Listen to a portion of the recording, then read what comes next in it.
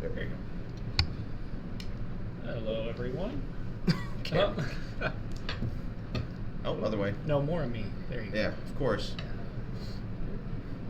Good morning, everyone. You can get comfy. My name is Curtis. This is Kyle, and we are your commentary team for the 6th Oklahoma Landrun. 6th annual. Yep. And today we are going to be covering the team trios, and our team trios today are going to be Vintage, Legacy, and Modern. And we're going to go ahead and cut you to coverage.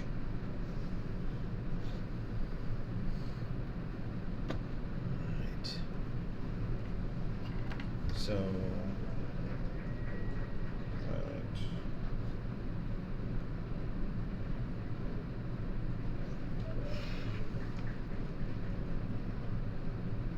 Okay, so we're looking at the Vintage seat right now. Correct. And those players are... I'm trying to find them.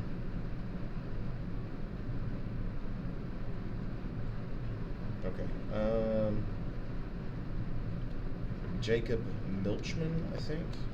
I don't. I'm gonna go ask. Okay.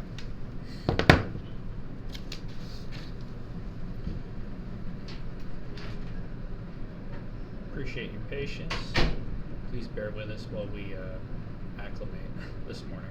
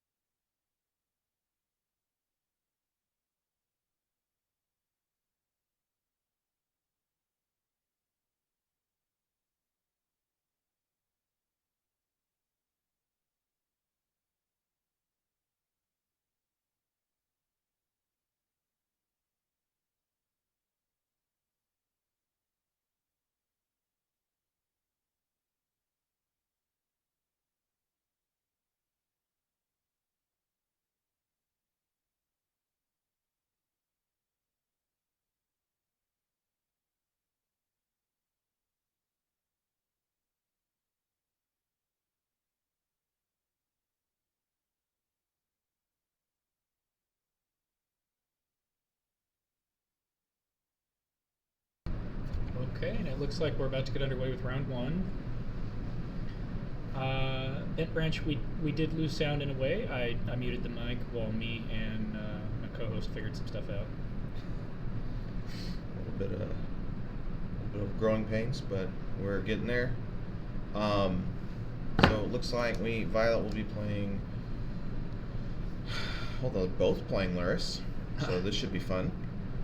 I guess the question is, since this is Vintage, is what flavor of Luris, right? And there's so many different flavors of Luris. And odds are good. What, they're on the most... said it's very quiet.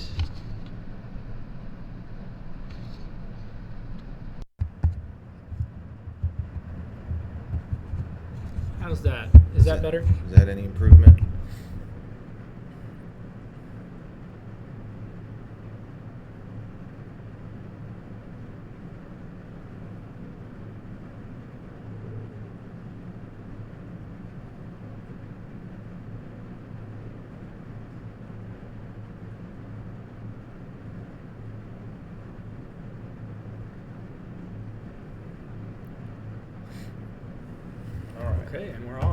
indeed. Off to the races. Right. Is that a turn 1 surveil land? Okay. Yep. Get strip mined. Oh man. All right. It's hard to see what they've got in their hand, but strip mine didn't. Is that an underground sea? Probably.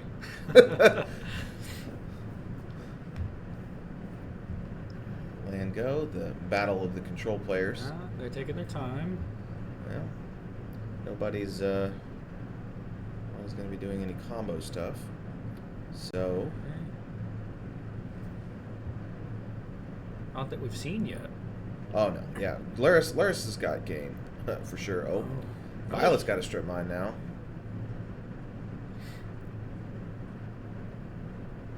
I have to wait to pull the trigger on that. Yeah. Strip mine puts a little bit of pressure on Austin to not get too hasty.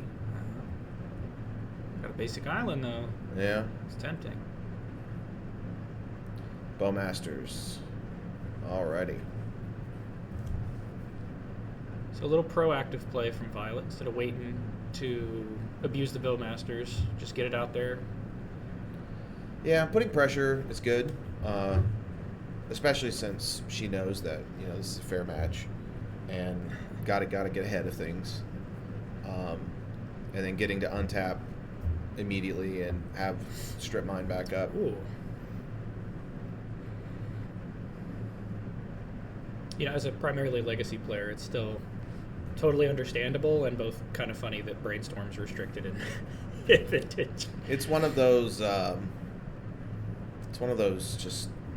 It's a bit too good at what it does combined with everything else. I mean, there's the age-old argument that is Brainstorm indeed too good for legacy, and the answer is probably. Who knows? Oh, Bowmaster in response. Ooh. Force pitch force. Okay.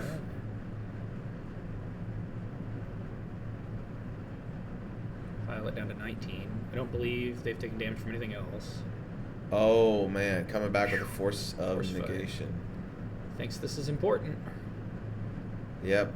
And that is the benefit of casting that on Violet's turn. Mm-hmm. One of the greatest things about Bowmasters is Flash. Yeah. Yeah.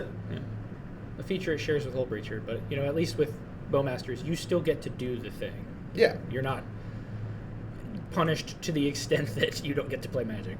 Yeah. So. And even better, it answers other Bowmasters. That's true. That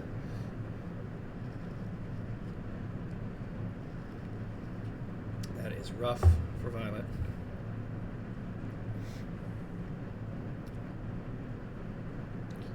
Yeah. Shoot off the whole Bowmaster and some damage. Another underground sea. Yeah. DT. What do we get? Violet says they're going to cantrip and they're going to draw the best card in their deck. Yep.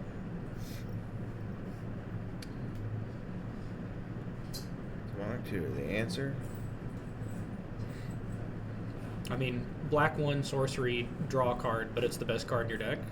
Yeah. Yeah. And then, I mean, what's her answer here? What do you think? For a Bowmaster? Oh, I don't know. Well, I don't even know if the Bowmaster is necessarily the biggest problem, but yeah, she doesn't have a white source, so going and getting a Swords of Plowshares to answer the Bowmasters, but I don't know if that's like the best play. So it's probably Recall or Bloatus. So maybe not Recall unless.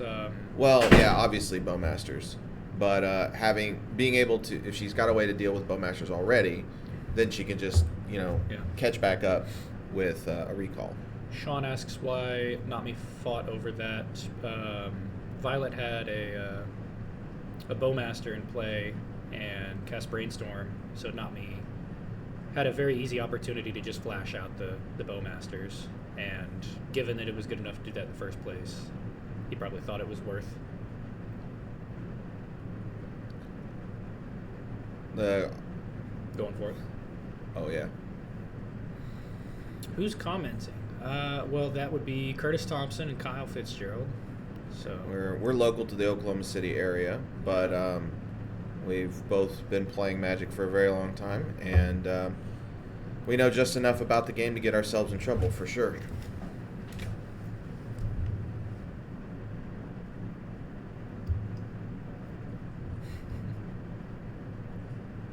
What's up,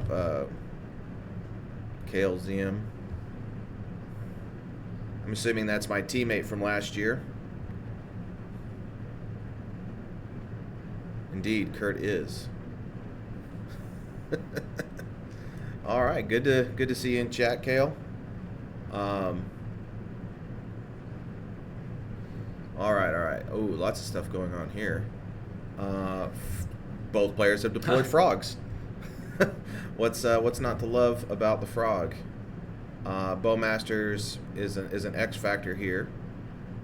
Get punished for every card that glorious frog draws for you. There is a brief delay. It's only a few seconds, though. Yeah.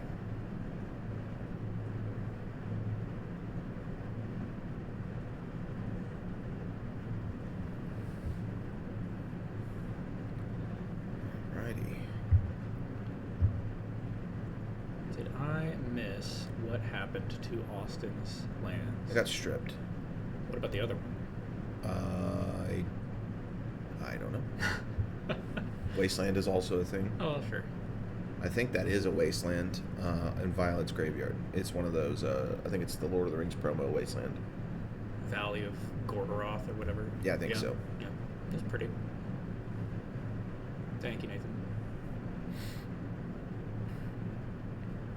It is kind of hard to see Violet's Graveyard with the glare, but it's... Yeah, it should be Nathan on. in chat says it was a Wasteland. Yeah.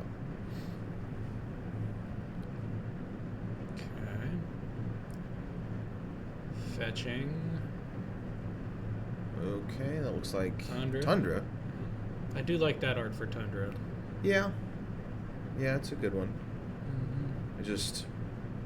I don't All know. of the like online only or the like vintage champs arts, the oversized ones they give people as like a poster. Yeah. Ooh, there's a swords for Violet's frog. Oh, frog down. Farmer frog. Yep. Frog goes farming. All right. Well, And it just went. Wow, that's rough. Yeah, Violet is definitely on the back foot, but anything can happen. Truly anything. yeah. I see Austin as at least Ooh. fatal push. Ooh, fatal Okay. push. It's not bad. Yeah. Bowmasters has to go down. Hopefully Violet's got recall, or is that Treasure Cruise? That was 2 mana, a 1 mana draw 3? some cards. Yeah. Yeah, it's probably recall. Probably recall. I thought I only saw 2 cards, but yeah, that doesn't make sense. Yeah. There's no 1 mana draw 2s. Yeah, and yes, Nathan, I don't think Violet's playing Esper. I think Violet's playing blue-black. Curtis hot takes. Well, stay tuned. As the day goes on, you will definitely see them. All right, Violet is definitely down, but not out for sure. Yeah, it's not looking great. True. That 4/4 Bowmaster says stuck around. Yes. There's It's a pearl. pretty good clock for sure, but Violet can definitely stabilize, especially since she got her recall.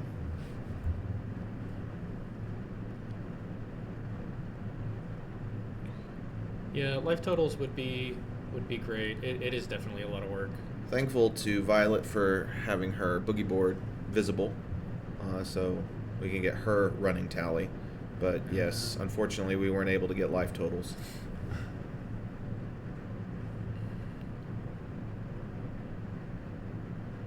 Alrighty.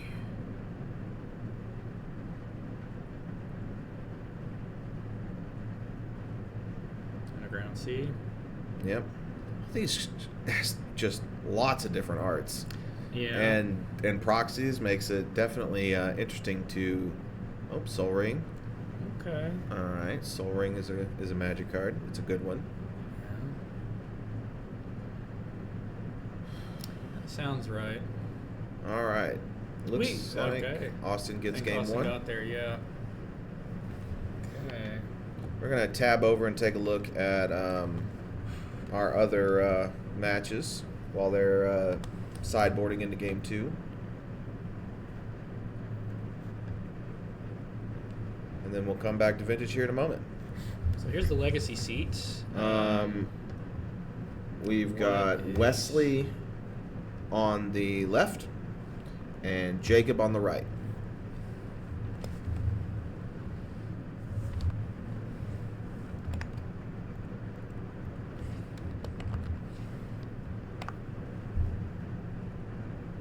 All right, we should have the names updated now. Well, this looks Like a lot of awfully glare. familiar. I see Entombs, Tamios, Murktides, a whole lot of underground seas, forces. This is bread and butter, blue magic for sure. Thinking this is possibly no. There's a reanimate in Jacob's graveyard, so this is definitely like blue-black Reanimator mirror mirror. match. Yeah. Oh yes, yes indeed. Fun.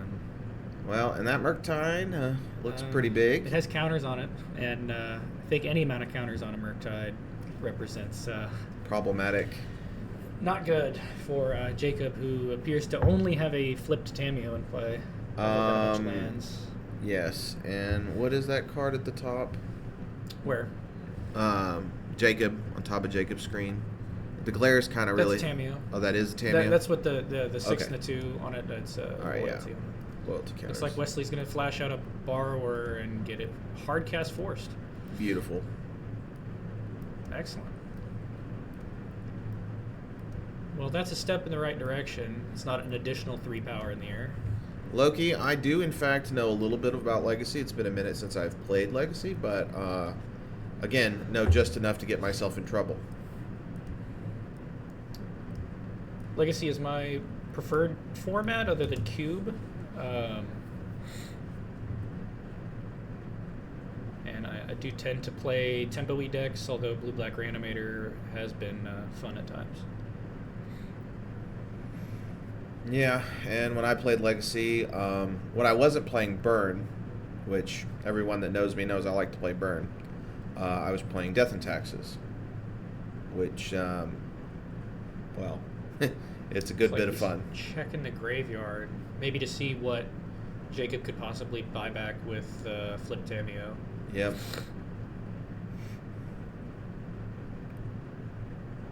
Yeah. Oh, turn 1 ult, but is now dying soon. Yeah. Yeah, that Tameo is not going to stick around if it actually presents a threat. Yeah. Wesley's got the board state to do a whole lot. Yep. And then looks like Thoughtseize.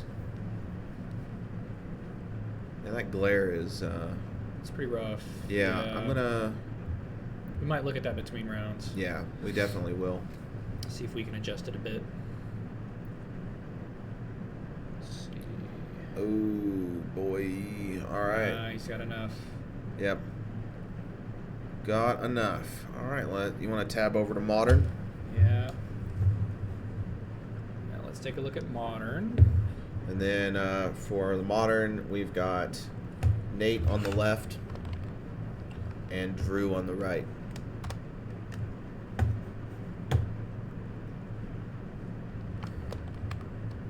Drew. There we go. All right. Okay. Nate and Drew, I see. Bowmaster. Oh, so the. Whew. Okay, so Drew is definitely on the modern black-white like flicker taxes. Yeah. I see Emperor Bones, Flicker Wisp. That looks like the one like plot bird that yanks a card. Yep. I forget what it's called. I see the flip critter that is the Reclamation Sage Bowmaster. Nate. Oh. Is that a Sire of 7 Deaths? That's a Grove of the Burn Willows and a no. That's Writhing Chrysalis and a Malevolent. Oh, okay, okay. All those Eldrazi's look the same to me. I wish I could see the 4 he flipped. I think that's Blade of the Bloodchief at the top. So he's probably on Brute Scale Bloodchief combo. Yeah. Yeah, that's definitely Blade of the Bloodchief. We were just talking about that the other day. Mm-hmm. So this deck was actually good enough in Pauper that it got Brute Scale banned. But it still very much exists in other formats and actually just has like better combo pieces. in Modern, Blade of the Bloodchief is certainly better than Sadistically. Okay. Glare's not as bad on this one.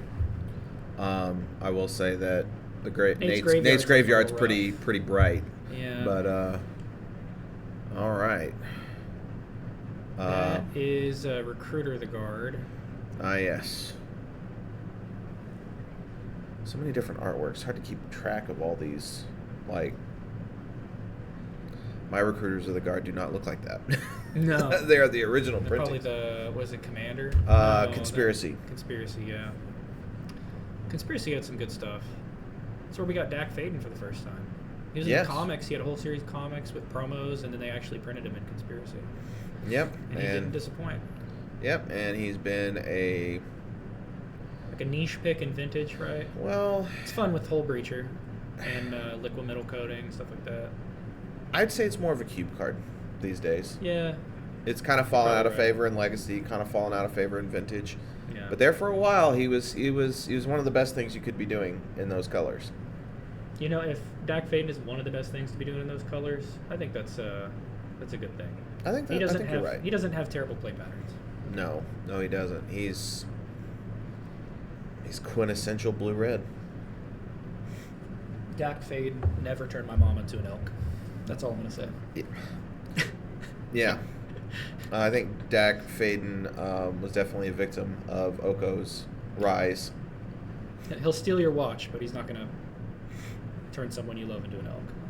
Well, thank goodness Oko got relegated to Vintage, where he belongs. Yeah. Agreed. Okay. Well, this is a hell of a board state. Very very complex. messy. So Writhing Chrysalis does have flying, or not flying, excuse me. It has reach. It blocks flyers. It's got the Blade of the Bloodchief, and there is a spawn in play, so it could theoretically gain 2 counters, I believe, because of its own ability and blade. It looks like it has 4 counters, and I believe it defaults to a 2/3. So it's got 6 power. It would jump to 8 power. It could probably tango with just about anything Drew wants to send out. Oh, here's Ophelia. That's Ophelia. It's going to get pretty nasty pretty quick now, since we know Drew has Solitude from Recruiter. Yep. And just Ophelia plus Recruiter, or any of those other fun enter the battlefield abilities is going to get real fun for Nate real quick.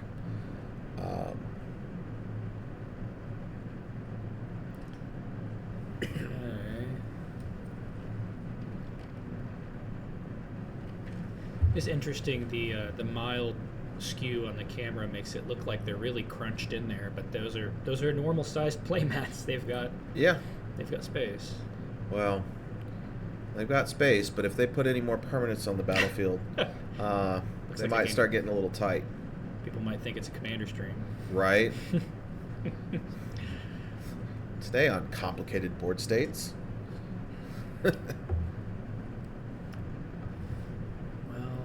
Let's go check in on the Vintage seat again.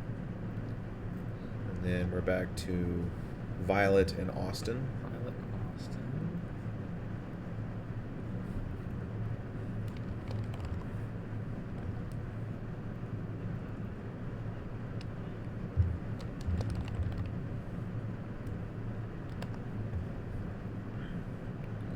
All right, and we're back to Vintage. Looks like we got the tit for tat that is expected of 2 control players. Force of will. Play a frog, play a bowmasters, get it forced. Yeah. So. There's a strip mine. Yep. Not stripping anything. Looks like a stock up. Yeah, that card is not Getting resolving. spell pierced. Oh, and there's the fluster. Fluster for spell pierce. Respect. All right. Okay. So stock up's resolving. Didn't realize Flusterstorm was one of those future sight printings from Mystery Booster 2. Yeah. Again, that's cool. so many different. I mean, Mystery Boosters brought crazy stuff. Printings for different things. Yeah. Yeah. I'm a big fan of the future sight printing on some cards, some arts. Yeah, a friend of mine showed me the future sight printing for Sensei's Divining Top. Yes. Looks very nice. That's the one I finally ponied up for another one for Cube so that I didn't have to steal from other stuff. I said I'm getting the future sight one. That's you can't now really the original Kamigawa. Yeah, mine is an original one. My one because why have more than one? So the stock up resolved. Yep. Stock up is a just very powerful Magic card. Still regretting that I didn't go ahead and pre-order them at like 50 cents or $1, whatever they were on Card Kingdom. And now they're like 12 to 15 bucks now they're each. Ridiculous. Yeah. All right, here's a frog. Frog time. Okay, that's pretty good for Violet actually on an empty board. But Austin is almost certainly got an answer or competing threat. I hope he does. Stock up. Yes. Stock up will get you solve many of your problems. Yeah, if Austin couldn't find a way to do it Swords with to the frog, Plowshares. the frog might be able to catch up. No. Yep, there it there's is. a sword, yeah. Ooh, spell. Get misstepped. Get misstepped. Ooh, Austin straight into the yard. It's not getting forced. We're not doing anything. Yes, indeed. Happily ready to pay 2 life to say no Swords to Plowshares.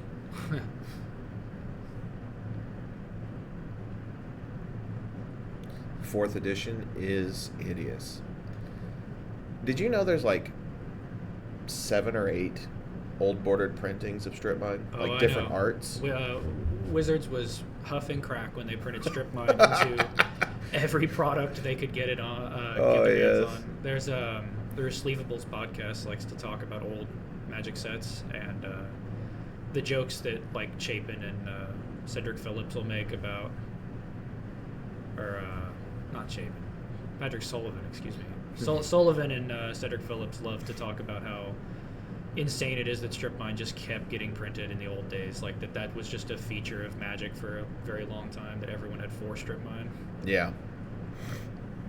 All right. Bowmaster. Bowmaster. Well, that puts a damper on the frog, but it certainly doesn't stop it.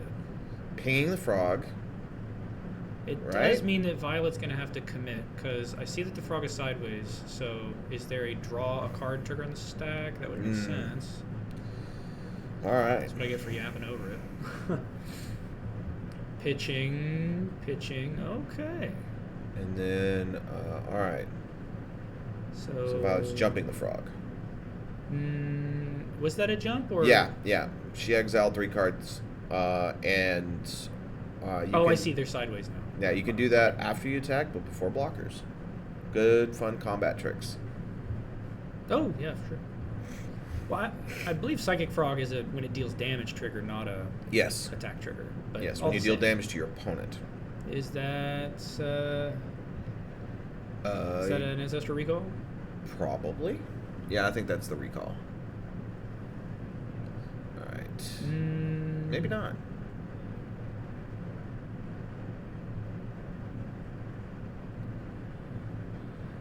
All right. It's a time walk. Time walk. Gotcha. Okay. Thank you. Well, that makes sense given that Violet is moving into an extra turn instead of Austin. Right?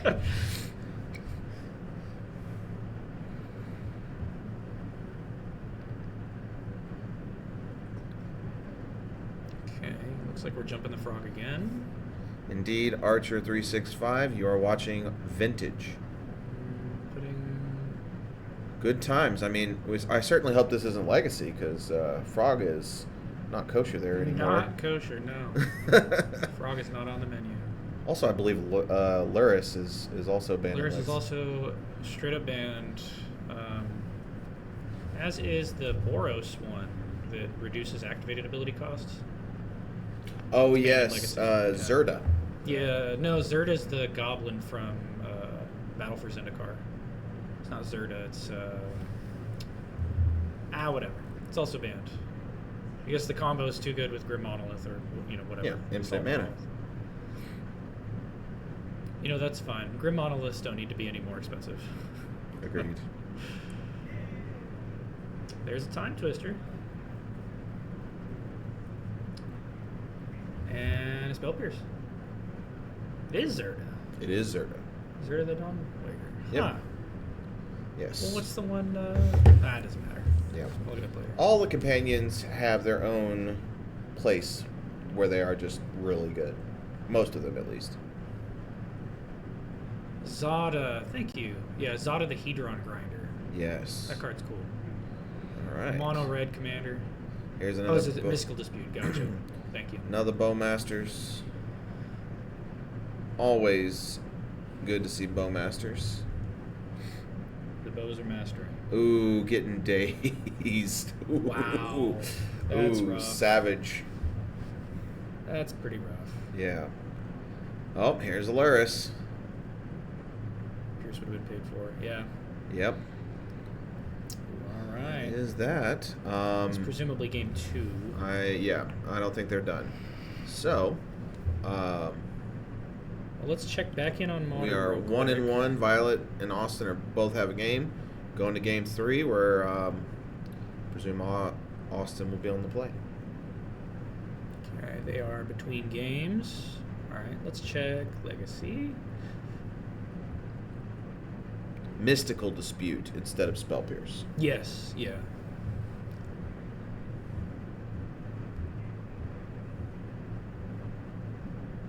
Okay, so looks like I believe that is Wesley on the left, not Violet.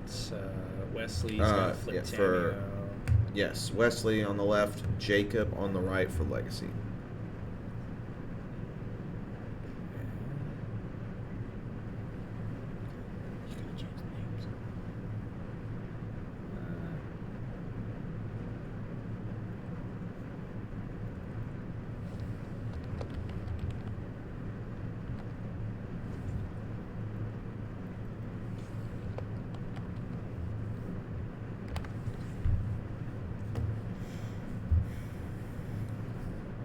Figured it'd be better to have you on the computer side of things with your IT background. It helps. Right? I know marginally more keyboard shortcuts than the average bear. Than the average bear, indeed. You're better than the average 2/2 creature that costs 2. I don't think I would even be a 2/2 creature. I don't think most people would be Yeah, most anything cheap. except like a 0/1 or a 1/1. Let's be real. Yeah, Like a 1/1 is like a trained soldier, yeah. with a sword. All right, let's. All right, Thoughtseize from Wesley, and the return of the infamous Glare monster. Dazes. Fairy Macabre and 2 Dazes. Beautiful. That's rough. Yep. Those do not stop Tamio. No, they do not. Tamio is. It's just one of those truly amazing cards. It's good in every phase of the game. I mean, it won't get you back if you're super far behind, but it's just a really strong Magic card. Is ulted already. Yes. Game is over. Oh, wow. Okay. Yeah, that, yeah. Yeah. Yes, indeed. No. Oh, no. Okay. Game is proceeding. Whoop. Oh, we're back to vintage, or I didn't intend to do that, but, yeah, we'll look at it. yeah, we'll just look at vintage for now. Yeah. That other game's That game's pretty- probably done. Yep. Jacob's gonna play to his outs. All right, this is Austin. Whoop. With a slash. Slash adds character. Right. Backslash. All right. What is the proxy card? The land? Yeah. It is a Does Black it- Lotus. It's a Black Lotus. Yes. That's definitely a unique artwork for the Black Lotus. All text Black Lotus. Yeah, all text Black Lotus. Yeah. That'd be pretty fun. I mean, obviously violates the reserve list, but days. Wow, Violet with these days is Dazed my and goodness. confused. That is rough. What? Recall. Oof. Or something. Recall or brainstorm.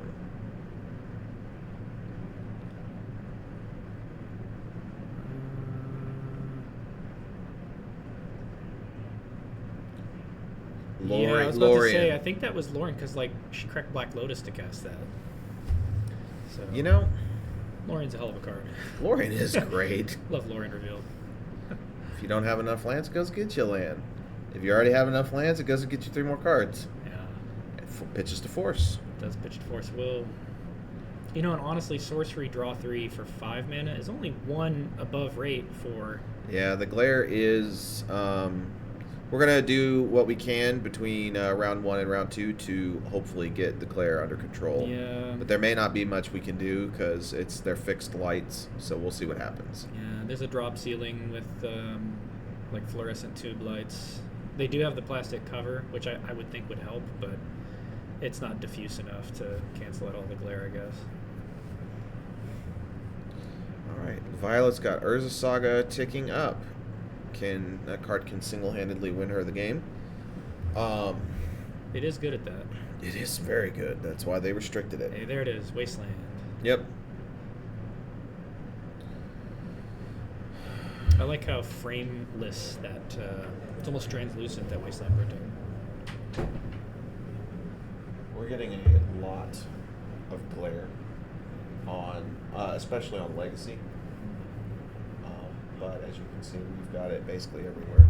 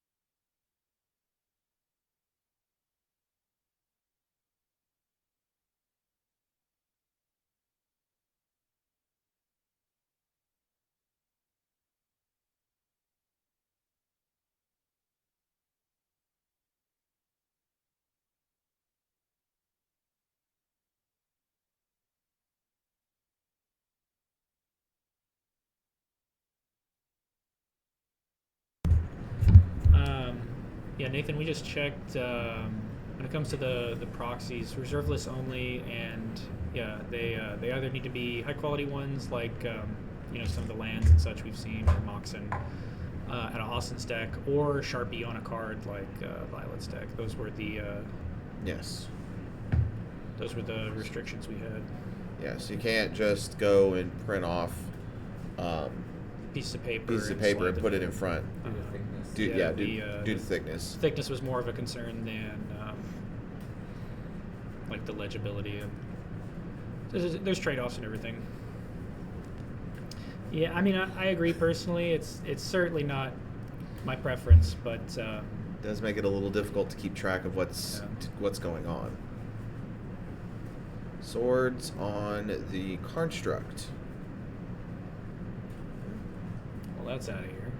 Indeed. Okay. Indeed.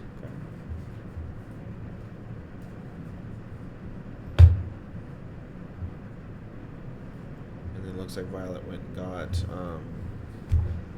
the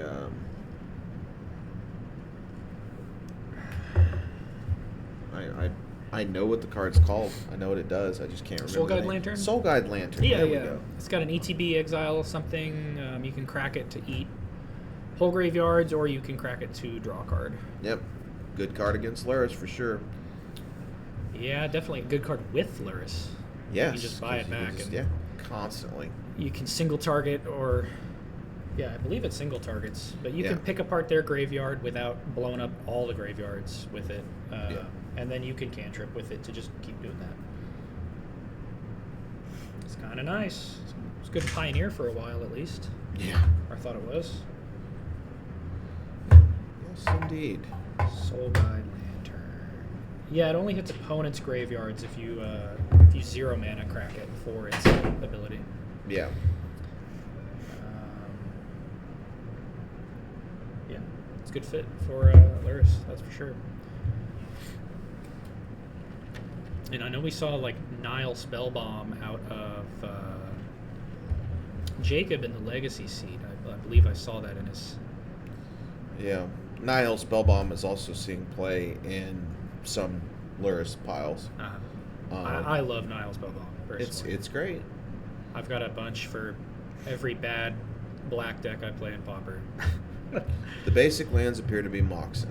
Yes, yeah, I agree. I think that swamp having the tap symbol and the 0. Mox Jet. Yeah, and I think that's a Mox Jet and a Sapphire. Yeah, I do think for the Sharpie proxies, it's probably best for them all to be facing with the back out, and so then there's more contrast.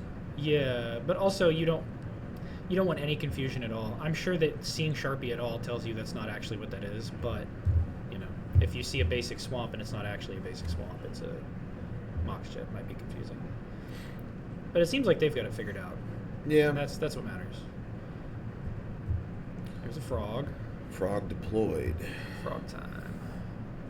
Okay. Is there going to be a fight over the frog? 4/4 Construct. Violet has 3 cards in hand for the frog.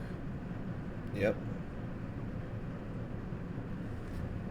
Harder to read on the backside. Yeah, I hear that. It'd be better for them to do a slip of paper to proxy instead of the cards. It would definitely come across better on the stream, at least for like legibility, Papa T.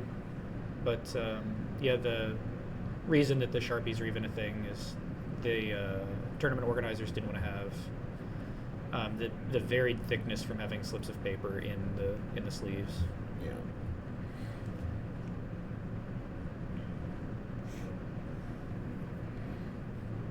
So this is looking pretty rough for Austin, I'm not going to lie. Yeah.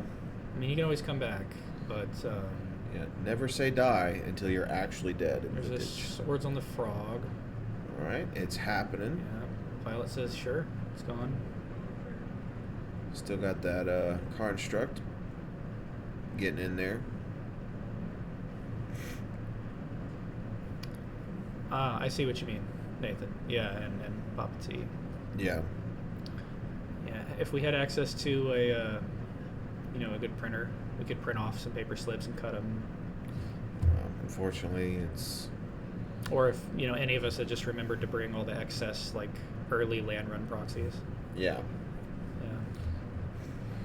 I think the players were responsible for sourcing the proxies. Yes, yep. Yeah. Yeah, the helper cards are fine.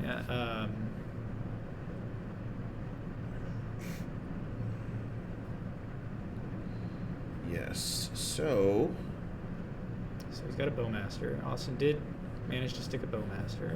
Yes, indeed. And immediately killed. Yeah. Instant death. All right. Ouch. Indeed. Austin is... End-step Bowmaster. Oh, cool. Yeah. Okay.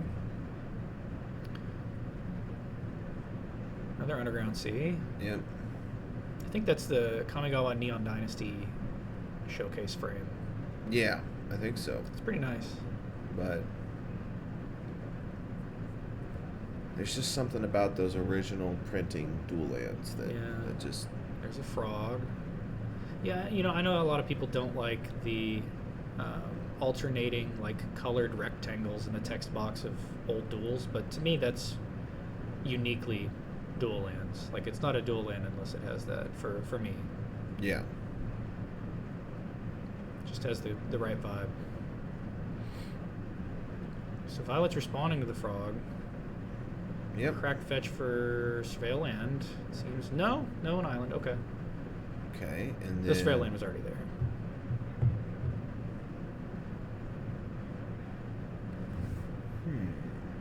So Violet has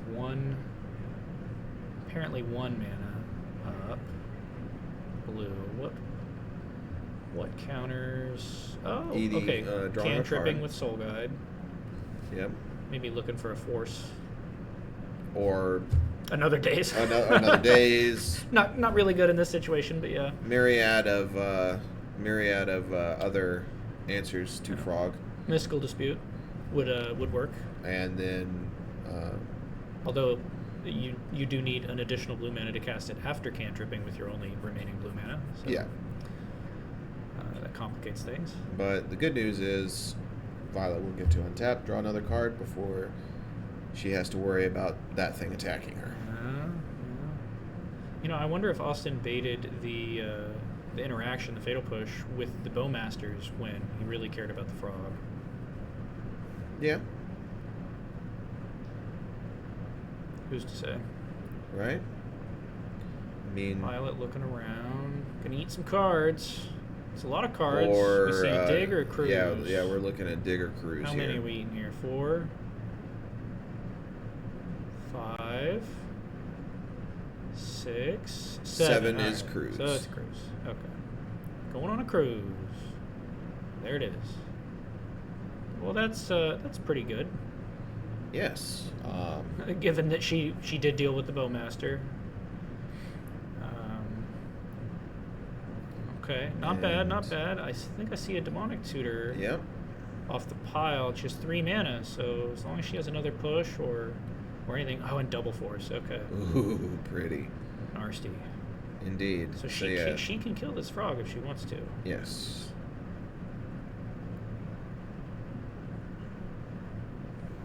Okay. Did have to shrink the construct to cantrip with the Soul Guide, so now it's only a 3/3. Which is still, bigger than anything else in play. Well, that frog, yeah. So she's going to see how Austin's going to deal with this attack. Yeah, Austin doesn't have enough cards to worry about the interaction of, like, block frog, buff it big enough to kill the construct. Yes. Frog of her own, okay. All right. Huh. Strip mine. What are we stripping? Ooh. White source. Get your white man out of here. Don't need you swords in my frog on the backswing. Right. All right. It's like Austin just drew a wasteland. Yeah. 2 wastelands. Let's see what he does. He's got a wasteland and something else. One of the glorious What's things blue? about Moxen, they cannot be wastelanded. Fortunately, they also can't be played into Lavinia, and they get turned off by a growing number of permanents.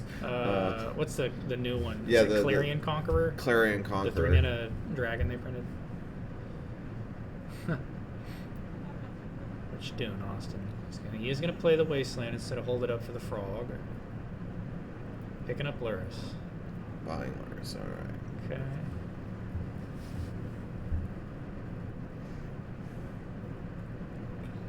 Alrighty. Okay, so I think Violet was that probe? Yep. Probe. Probe time. Ooh. Alright, so now Violet can play around that Flusterstorm. Yeah, I was gonna say that did look like a Future Sight frame card, but I couldn't quite tell what it was.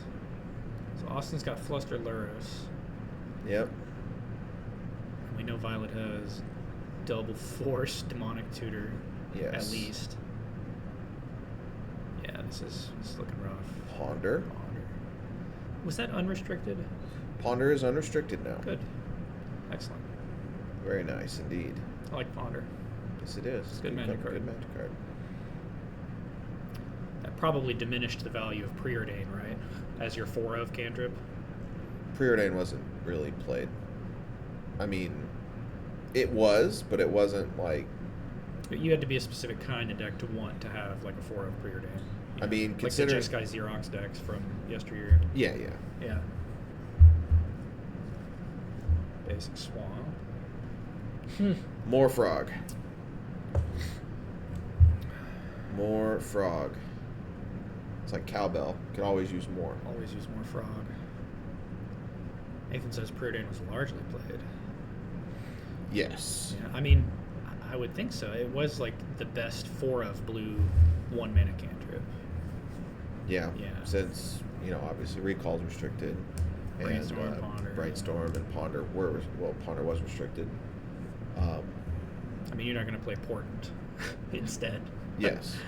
But now, I mean, even these days, now that Ponder is unrestricted, in my experience, I haven't seen many 4-ofs. Mm-hmm. Mainly because they're just the deck lists are so tight in Vintage these days. You have very few flex slots to fill with cantrips. Interesting. Okay. Doomsday's still off and on 4 Preordain, 4 Ponder, Nathan says. Yes. That's cool.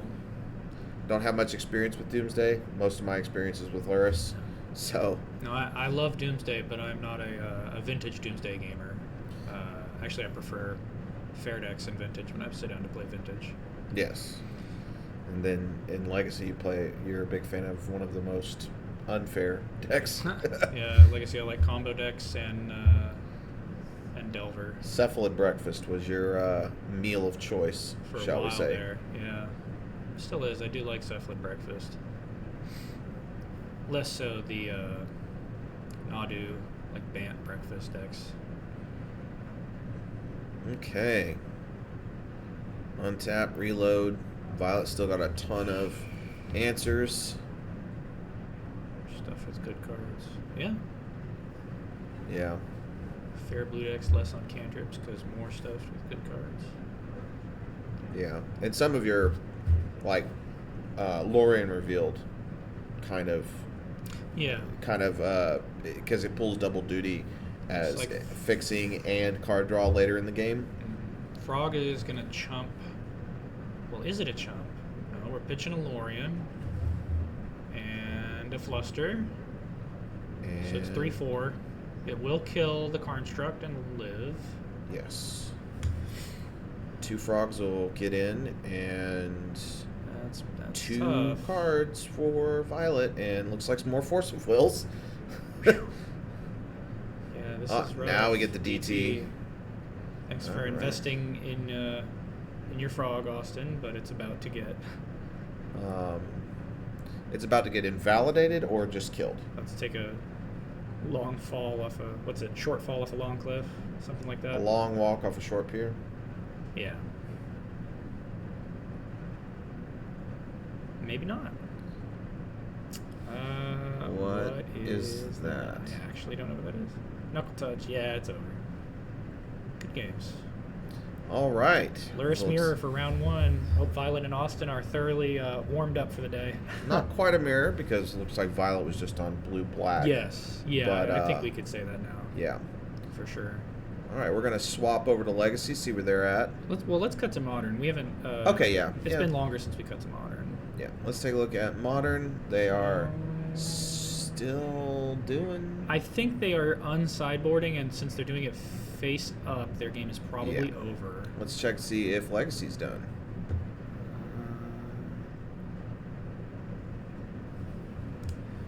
And Breeze. I think they are done. Okay. Yep, they're just chatting. All right, so looks like round 1. I'm gonna go see. Yeah, Curtis, go who see all won. how that's going.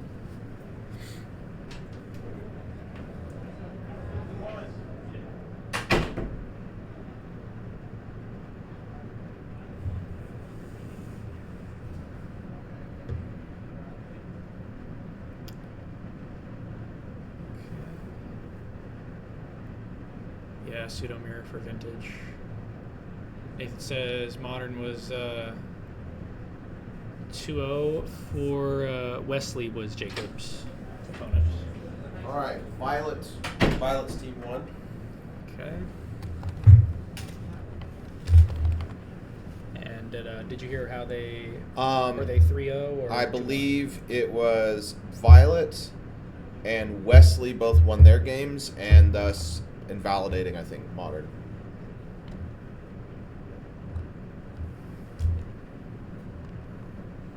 Yeah, and so it's 2-0 Okay. because the other match did not finish.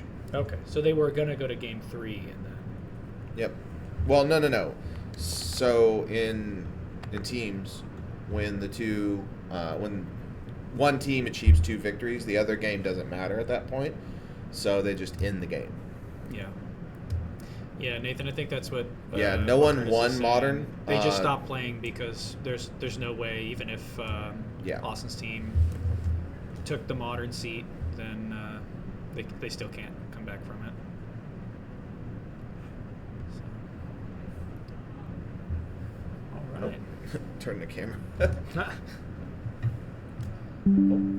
Always turning the camera the wrong way. It's tough, man. Yeah, I know. Turns the opposite way you think it would. Everything's backwards. So yes, that was round 1.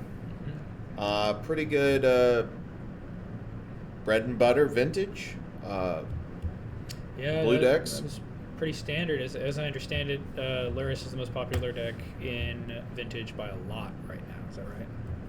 Okay, so that's kind of misleading because there are about 7 or 8 different variants of Luris right now. Well, I mean, there's Paradoxical Outcome Yeah. Luris, there's Esper Luris. I mean, we just saw Violet was on a Demir Luris. I mean, they share similarities, but I mean, the Paradoxical Outcome is much more of a combo deck. oh, for sure. And the other ones are I would say much closer to control or just your standard tempos. So, I mean, between those two decks, or like basic structures, yeah, it's very popular. yeah. 2 different types of Yeah. Luris combo controls. Control Pseudomir, yeah. Yeah, I mean, Luris is a hell of a drug. That card is wild, and Vintage's natural method of controlling power outliers doesn't really apply. So I can see why it's so prevalent, given how good it is. Yes. Yeah. So thank you to our round 1 competitors for giving us a good show. And we're going to take a short break before we get into our round 2 coverage. Yeah, we're going to take a look at that glare, see if we can figure something out, maybe talk about things we'll do in future rounds. If you have any anything you want to see or ask in the stream, let us know in chat, and we'll try to do it. So, Thank y'all, and we'll see y'all in a little bit. yeah, we'll be right back.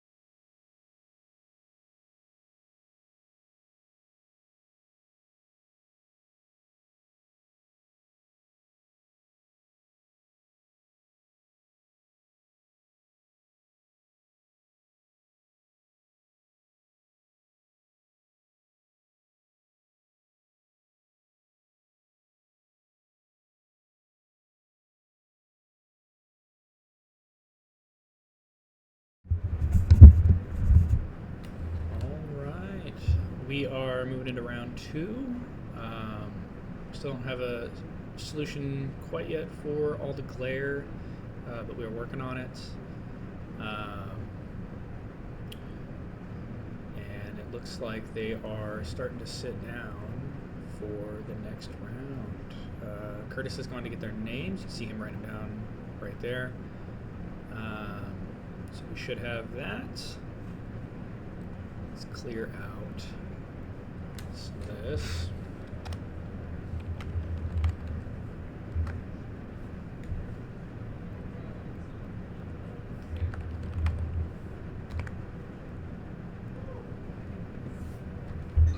Okay.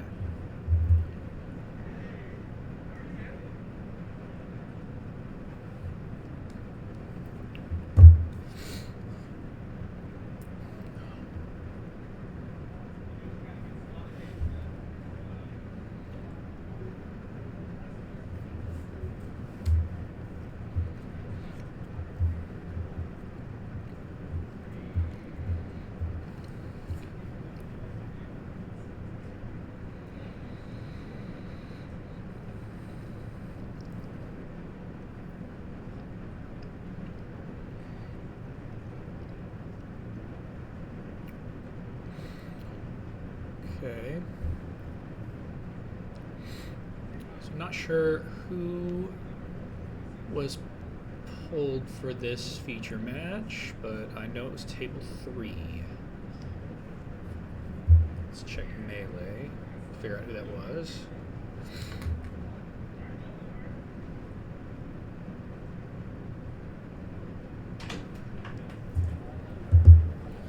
Curtis, you have the names? I do. All Wonderful. right, so we have Stephen, Nick, and David on the left side, and Lee, Tyler, and Joe on the right. Make sure I don't misspell And then Stephen is modern. Hold Nick- on. Lee. Lee is modern. Tyler. Tyler's legacy. Joe is vintage. Okay, well that's okay. The seatings are Backwards. oh Steven is no that's fine. Yeah.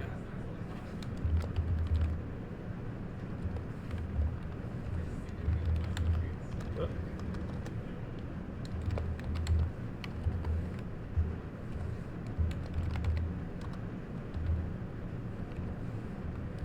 Okay, I'll probably only put that for one person's name. Looks like it does. It cuts off. Goes off the screen. All right. Well, Stephen, Nick, and David. see if we can do that. Have it not take up too much space. All right, that Excellent. looks less obstructive. Lee, Tyler, and Joe. Oh, sweet. Excellent. Awesome. All We'll right. have to arrange these fields or something at some point. Okay, and then All right. So this is we're So- looking at the legacy seat right now. People are shuffling up, going to go. let's take a look at vintage. Vintage players are also Yes. shuffling up, working on getting their openers together. Looks like Modern has started, so let's keep an eye on them for a little bit. Yep, and then we'll cut over to the other formats here in just a moment. Okay, so Do you want to make it big so we can see what they're doing? we should look up there if you want to do that. We need to be able to see both. Okay. Alright, what is that? What was surveilled there? Almost want to say a judge is familiar, but that does not. No, that's an air basic. Yeah, it's an air basic. basic. It's just Yeah. the glare makes it look not. Yeah. We may need to adjust this camera on the end as well. Yeah. This modern seat. Yeah. It's shaking a bit This is too. rough. I see a Philia in Lee's hand. Yep. Probably the Orzhov Blink. I'm thinking so. We can see. Or no, even that is Esper a, Blink. That is a Is Meticulous Archives. yeah, the white blue Surveil land. Yeah. Pretty standard opening place.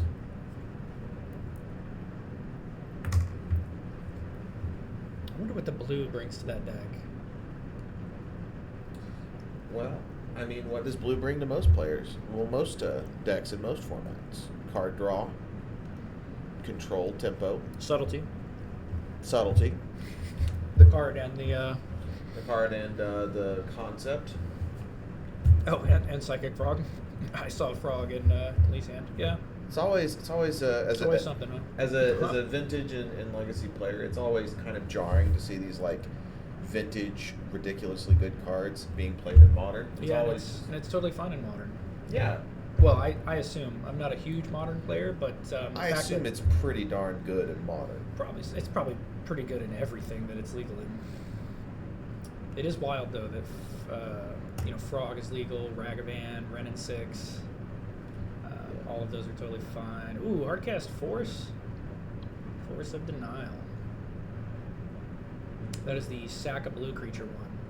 Yes. So I believe. Oh, what is this deck? You want to tab over and take a look and see if the other guys have got started?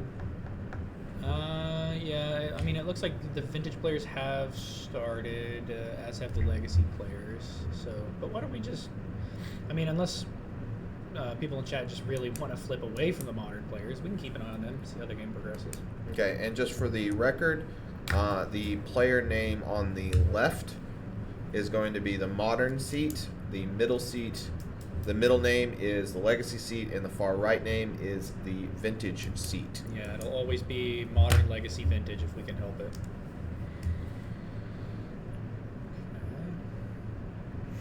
Okay. Oh, you know what? I think Steven is on that. It's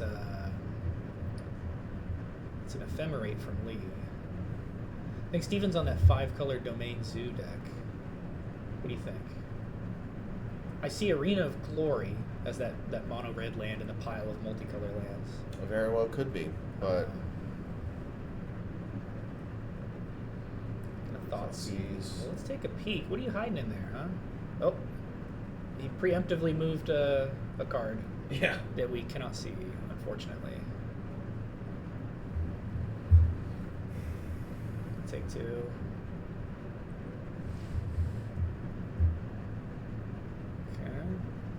Vintage looks pretty good. Oh, probably 2x Flames Van Or. Yeah, that makes sense. That would explain why it's an easy thoughtseize. There's a Teffers. 3 Fairy.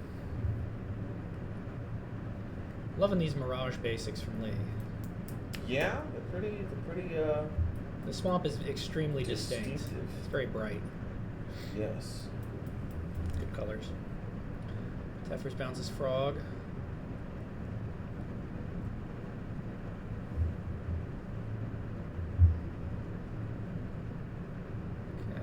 Overlord. Ooh, with a Felly in play. Oh yeah. So okay, Not we're in business. He is in. 4. Ooh, almost whiffed with Overlord. Yep, but Not quite. Looks like he gets Witch Enchanter. Or a second copy of Felia. Oh, you can get anything with Overlord. Yeah. Oh, gotcha. It's just got to be a creature or planeswalker. I thought it was from the 4 you milled. That's my mistake. Yep, and attacking, blinking the Overlord. It's Fairy down. Overlord's going to come back and do it all over again. There's the Frog that got bounced. Here comes Overlord. Philia gets countered. Overlord is not impending. Yeah. Yeah, it's Overlord just actually there. Is fully armed and It's a mess. operational. Don't forget your Overlord trigger. And then There's another Overlord, Emperor of Bones. He's got a Witch Enchanter still. I'll take the Emperor of Bones. Yeah. Target-rich environment for sure. Absolutely. It's hard not to when it mills 4. Yeah.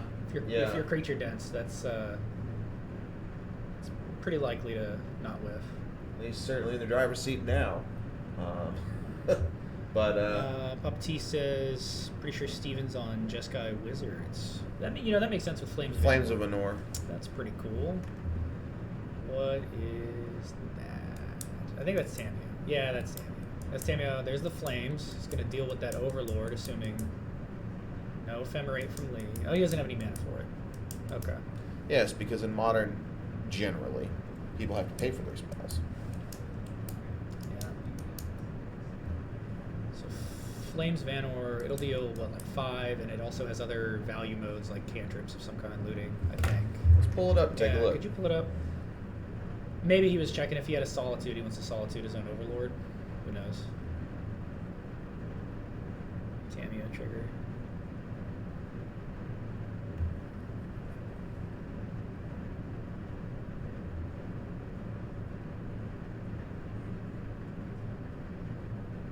Oh, Tamio trigger. So he did draw with the Flames Vanor. Flame of Anor, not Flames. Choose one. If you control a wizard, as you cast a spell, you may choose 2 instead. Draw 2 cards, destroy target artifact, or deals 5 damage to target creature, which is just enough to kill that Overlord. Okay. Let me.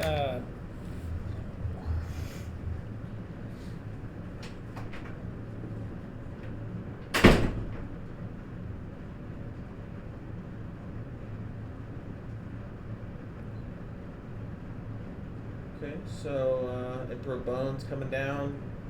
Lee looking pretty good.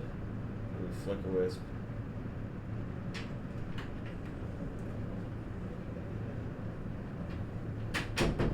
Flicker Wisp. Let's see. Yep. Flicking the Meticulous Archive, it looks like. Get another Surveil trigger. And then looks like we're moving to combat here pretty quick. What were you checking on?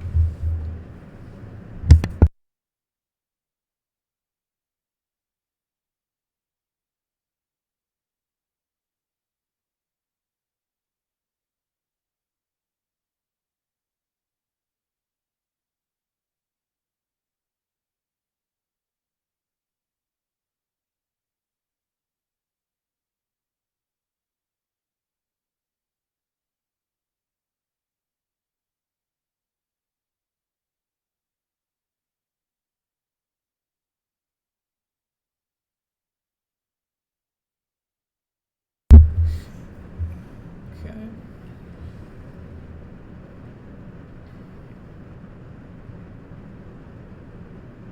Oh, looks like Lee dropped his cards. Uh-oh.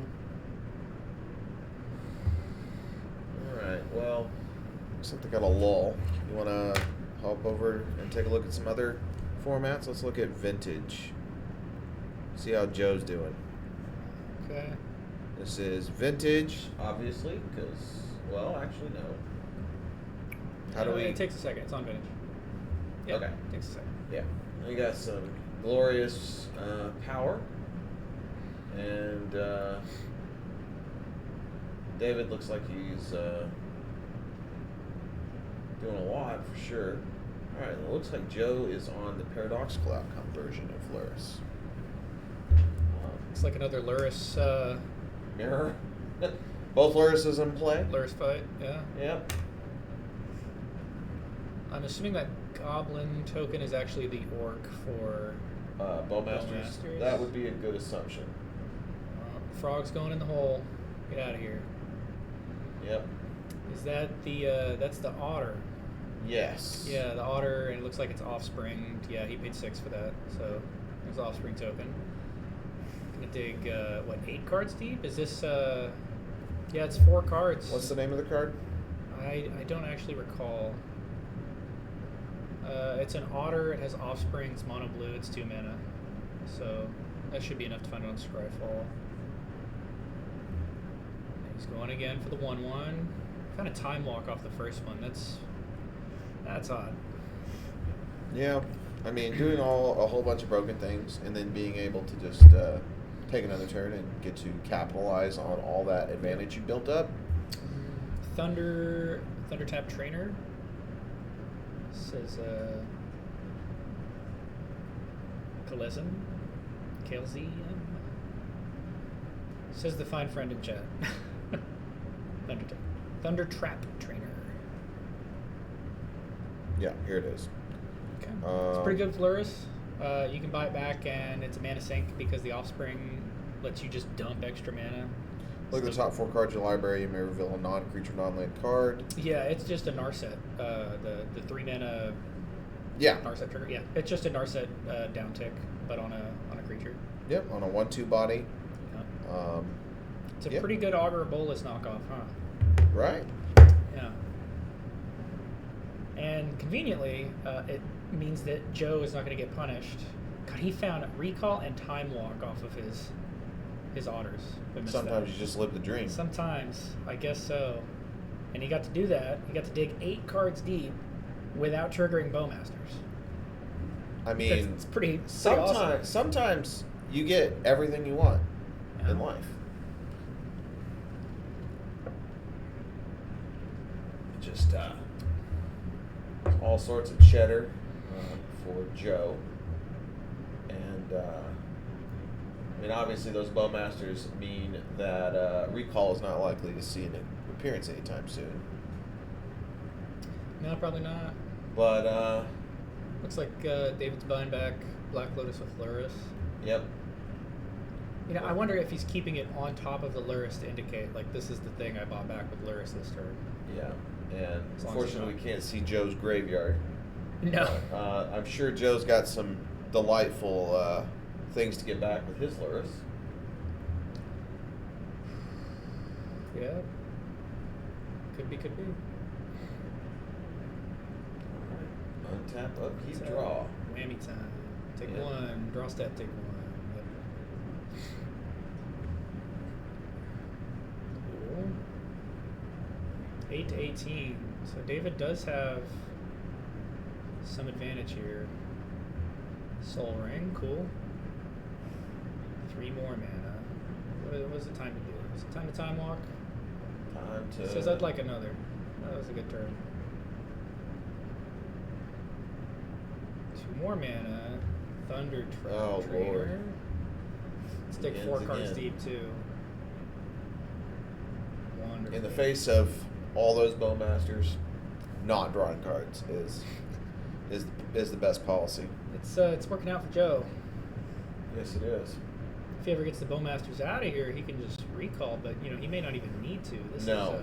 No, he's doing good. He's doing pretty solid. Picking up a misstep. Yeah.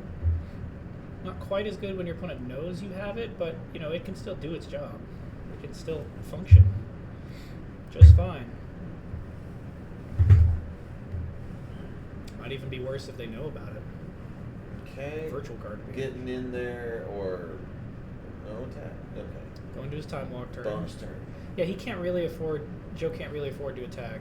Yeah, I was just wondering why he tapped. But who knows? He's gonna untap the vault. Yeah. It says, yeah, I'm at 8. Probably don't need to get pinged. Yeah. Don't want to get alpha striked. Yes.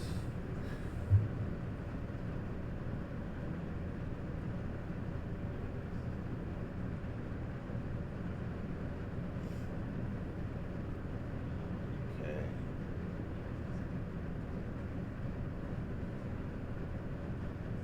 Just thinking. Yep. Going into the tank.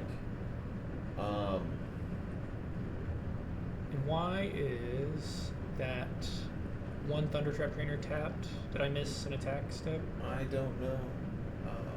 Yeah, I did. He's attacking. Okay. He attacked me. And David is not blocking. Now Thunder Trap is a 1/3, right? So there's a scroll. Okay, scroll. Love me emergent scroll. And Says spell no. pierce. You ooh. Paying for spell pierce. Ouch. 1 mana floating. That sucks. Indeed. Now, does Joe go get Paradox Cloud come here or something else? He's already got Recall and Or he might get a blue. Think of it. If he does PO, there's 2 Bowmasters in play. And he's at 8. So again, that is that a flames? Excuse me, a flame, flame of Anor. The Otter's a wizard, so you get the benefit of 2 modes. Yeah, that could be what we're doing here. And I believe one of the modes on it is destroy an artifact. Is that right? It's like destroy an artifact, draw 2, 5 damage to a creature. Should just pull this up.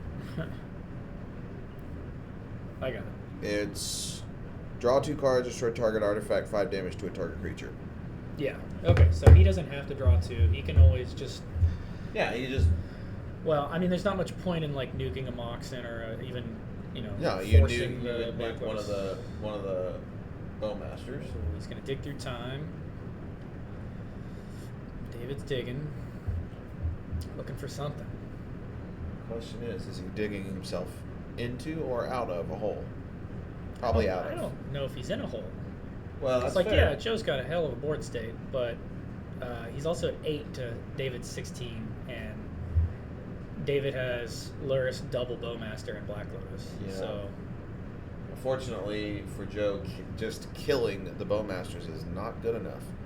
He has to exile it. Yeah, or get rid of Luris.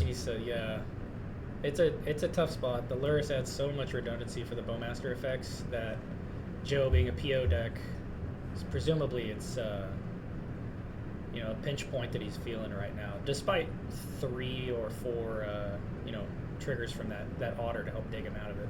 Yeah. I mean, from what we're looking at, really, he needs like 2 to 3 removal spells to tag Luris, then a Bowmaster, then maybe another Bowmaster. So maybe he just doesn't have a readily available density of removal to do that. Indeed. Let's see. But it's not like David can push back either, so they're in a bit of a weird stalemate. Yes, indeed. David just needs something to buy back with Luris to generate card advantage. If he can pick up a Soul Guide Lantern, or I don't know if they play balls. Or a Dress Down. Yeah, Dress Down would be... Well, maybe not a Dress Down, because that'll give Joe opportunities to instant speed draw cards with PO or Recall or Flame of Anor. While the Bowmasters are down. Pointing at Mana Vault. Why is David pointing at Mana Vault? I don't know. It is. This is quite a complicated board state for sure. So many different moving parts, but that is pretty typical. Oh, there's the Lotus. Are we still resolving dig through time? Yeah, it's still apparently on the stack. He looked at the pile of cards. I don't think he's still holding the pile to like make his choice. The pile goes in the bottom with dig through time, right? I believe so. I mean, it definitely doesn't go to the graveyard because it goes to the bottom in any order. I do not believe it is a random order. Not dog through time, dig through time. Thank you. Yeah, they were figuring something out. Yeah, bottom in any order. So, no, he's still got a fistful of cards just off screen. David does, that is. Well, while they're on a lull, you want to hop over to Legacy? Yeah, let's take a peek at what they're sideboarding right now, actually, so let's not. Let's jump over to Modern, then. Oh, we got some... looks like David's resolving his dig through time.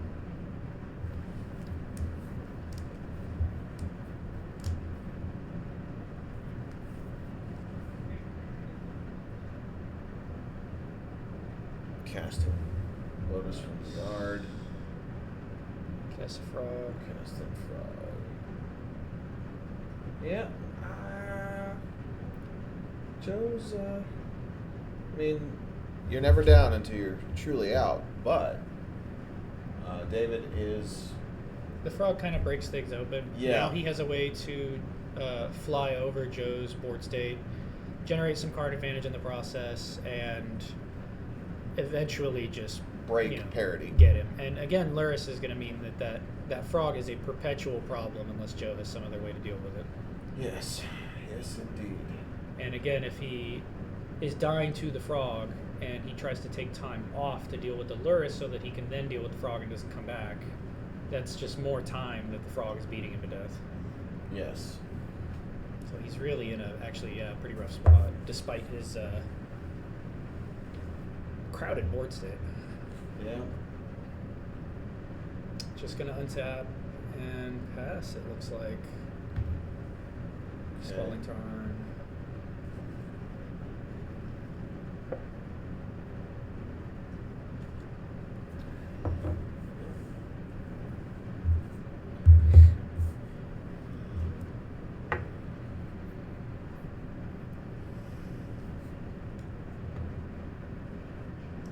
Time Joe puts his hand over his graveyard, we get a tantalizing glimpse of what those cards might be. Yeah.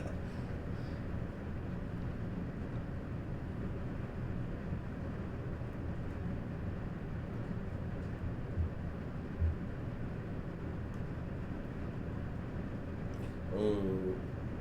That's actually looks like David's third frog, because as you can probably see, the first frog got portable hold. Yeah.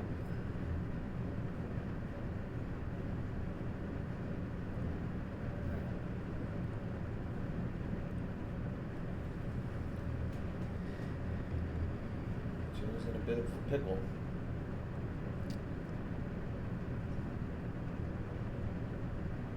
Alright, we got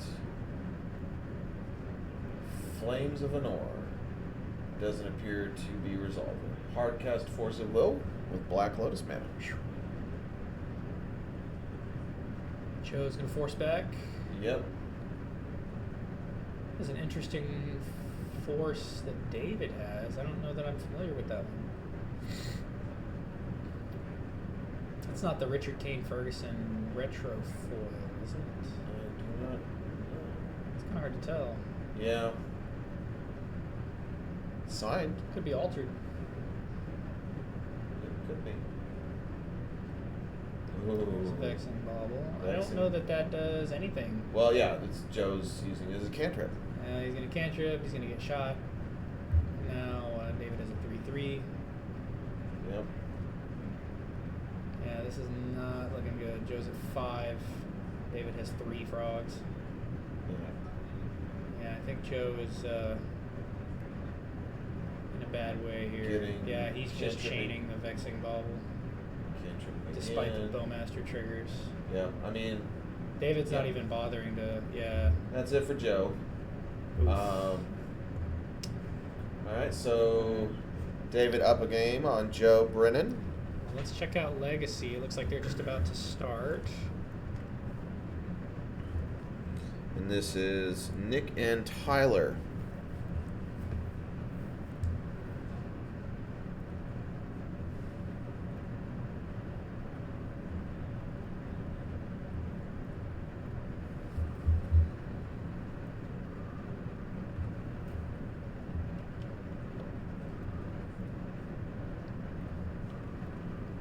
Move some stuff around a bit. Nice. The remote for this TV. Well, it looked like they were about to start. I guess they're probably doing mulligans. That's what I saw. You know, in Vintage, the mulligan is Half the game. half the game. Opening hands are mid-game. Yeah, and then turn 1 is usually, but not always. Turn 1 is late game. Turn 1's late game. And that was from, I believe, Combo Winter, the first one, back when Urza's Urza Block, when Talarian Academy and all those other Guy's Cradle, fun cards were in Spiral, Frantic Surge. Yeah, that was when they emergency banned. We are watching the Legacy seat, correct? Yes, we are. Beautiful. That's We an can tell Urza's because- Tower from Nick here. Nice. Urza's Tower into Key. All right, so it looks like we've got. He's definitely on Mystic Forge combo. Yup. There's Once Upon a Time from Tyler. Oh, that's some interesting stuff over there. I see a Malevolent Rumble. There's a Talongate Simidara. Is there a Bowmaster in that pile? Catch a Bowmaster. He's going to find the Talongates. The rest on the bottom. Probably wasn't a Bowmaster. That land, Talongates is. It's pretty cool. It is an Axis that when it first came out, I was just not expecting it to be as impactful as it ended up being. Yeah, I mean, it's not like, world shattering, but it's a cool card. Yes, for what it is. You can just. Ooh, Needle. Oh, wish we knew what he named.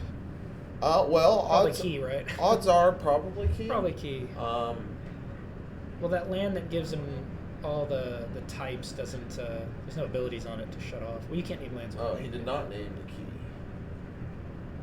Ooh, nice Force of Vigor.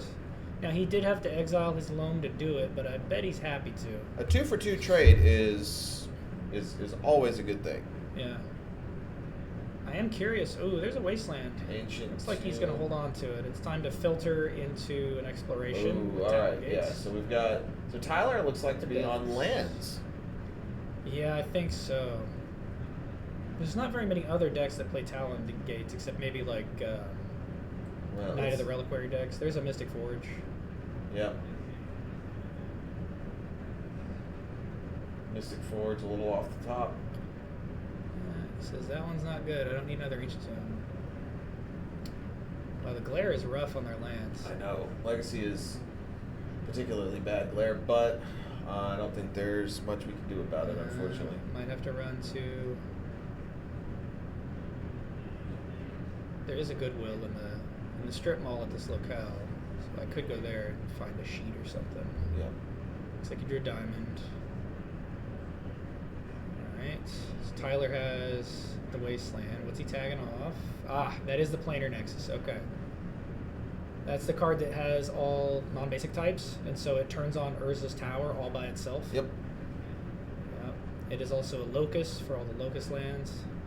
Yep. And it's a desert and all those other fun land types. Wow, he says I don't need that that One Ring right now. I need something else. Draw for turn. Urza Saga. One of those beautiful full art Urza Sagas. Those are pretty. I like that they look like the Nazca lines? Yeah, that's it. Thank you. Exactly.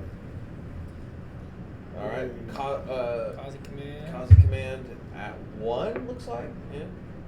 That's all he's got.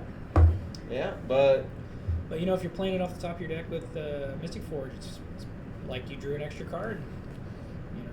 Drew an extra card and put mana for later on the battlefield. Made a spawn. It's also kind of like an index when you cast it, right? It's you look at the top X and pick one, right? We do not have to speculate. We have the internet. The power of the internet. There's a Mox Opal. Beautiful Mox Opal.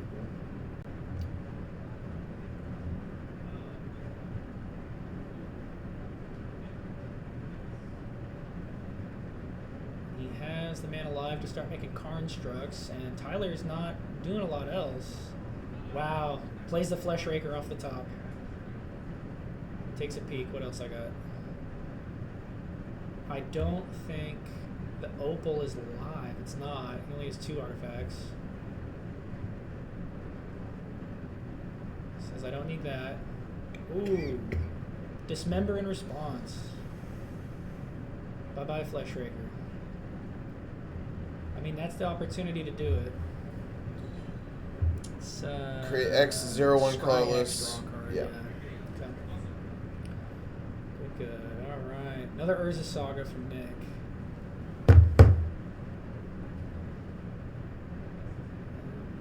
Tyler's not doing a lot, but he did interact in a meaningful way there with that Dismember. Yep. And there's a stage. All right. So excellent. He still doesn't have the mana to activate. He's parked on a Mox Diamond that he can't cast. He can't afford to cast. I can't see the other card in his hand. Might be another Dismember. Yeah. Now, Nick is going to lose a Saga this turn, so he needs to think about either floating mana or making a construct. Construct turns on the Mox Opal and presents like a credible attacker, but he may not care. He's not exactly under pressure from. No, but I mean there's always a possibility that Tyler draws another land and then just has a Merit Lage, which Yeah, will put that ground game. That's definitely scary. Yeah, maybe Nick feels like he has to go fast enough to respect the Merit Lage out of nowhere. So Yeah. he's gonna get a Soul Guide. Very nice Serialized blueprint printing. and tag off that wasteland so he doesn't get wasted out of the game. Lord Commander of the Night Watch, good to have you, and we'll try not to. Mox Opal's live now. Oh yes, You needed yes. that. There's another Opal. Oof. Okay. Stringing opals together. He floated a mana from it, then cast the one off the top. That's So what it that's does. 2 mana floating.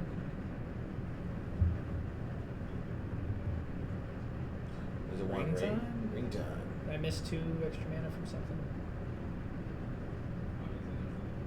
More cards. Probably floated a mana off the Saga. Oh, he has Metalcraft. The Urza's Workshop makes extra mana. All right. So Nick is looking to be in a. He's got some acceleration. Yeah, now. he's getting some wind in his sails for sure. The Forge was doing a lot of work, but now the ring on top of the Forge. Yeah. Yeah. Now the ring coming down when it did means that the protection will wear off by the time Tyler could theoretically make a Merit Lage. Merit Lage that can attack, right? But Yeah. Look, we've already seen 1 ring. That's the second ring. That means there's probably 2 more, or at least 1 more in the deck if he doesn't have a Karn to dig for. yes. It's like Karn upticked on something. Probably the ring. It's indestructible. I mean, it's a safe thing to target. The Karn represents a problem. If he down ticks and gets Mycosynth Lattice, it might be game over. Yes. I think he has the mana to do it too. Yeah, he's got Monolith. No, he used it last turn. Okay. So that Saga's going away. What is that? Is that a Karnstruct? Did he elect to make a Karnstruct? I think that's what he did. He's gonna get a key. Would love to know what the heck that pithing needle named. Right. Because I clearly not key, because he wouldn't have got it otherwise. Yeah.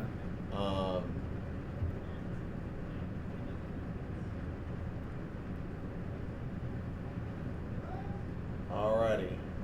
Looks like Tyler is conceding game. Yeah, you can see the writing on the wall. Yeah. It's getting messy. Did he draw step first, or did he just I didn't catch it? Yeah, I didn't catch it. All right. Well, let's go back to let's peek at. Vintage is between games. They might be done.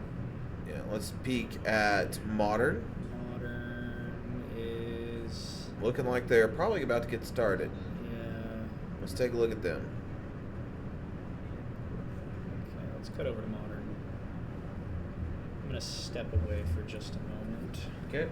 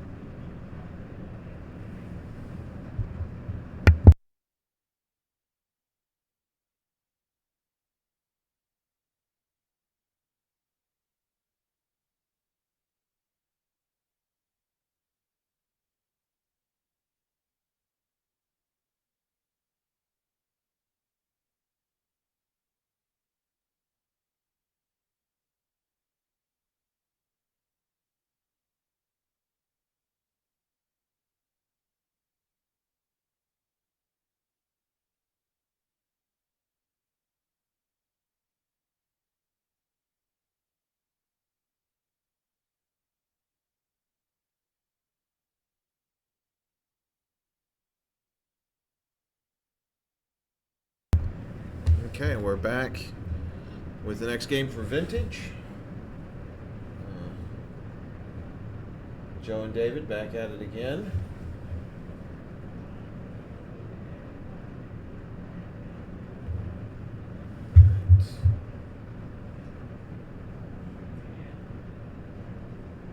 Brainstorm.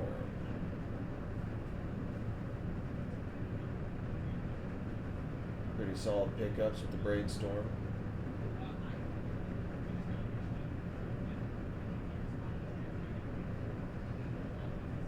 Putting back some lands, looks like. Keeping a grip full of just solid Magic cards. Alright. 3 mana, stock up from Joe. See if it resolves. It will probably not. We'll see if Joe's got a response. We're walking back the Force Negation. Okay, so we are force pitching first. Alright, so stock up not resolving. Wasteland. Nothing to Wasteland currently, but who knows? Looks like he's wanting to show, hey, I got a Bowmasters. Here's another stock up.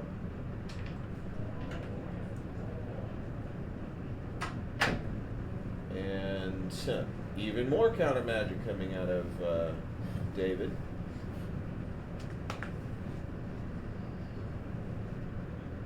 Another Wasteland.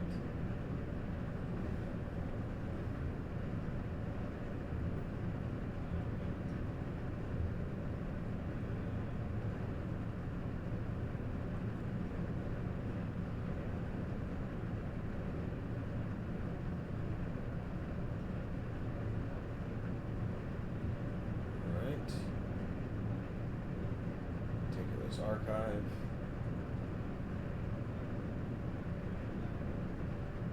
Is it a counter spell or a force spike that Joe cast? Oh no, that's not his graveyard. I don't know. What's on top of his Lurrus? I don't know. I mean, obviously that's Donald Trump, but like, what's the card? I don't know. I haven't the foggiest. Oh, that is Force of Will in David's graveyard, isn't it? So it's altered or sunbleached, maybe. I don't know. Yeah, that. The orange is very like faded yellow. 2 stock ups were cast pretty early, and then he countered them both. First one with fourth in negation, and second one with Force of Will. Okay.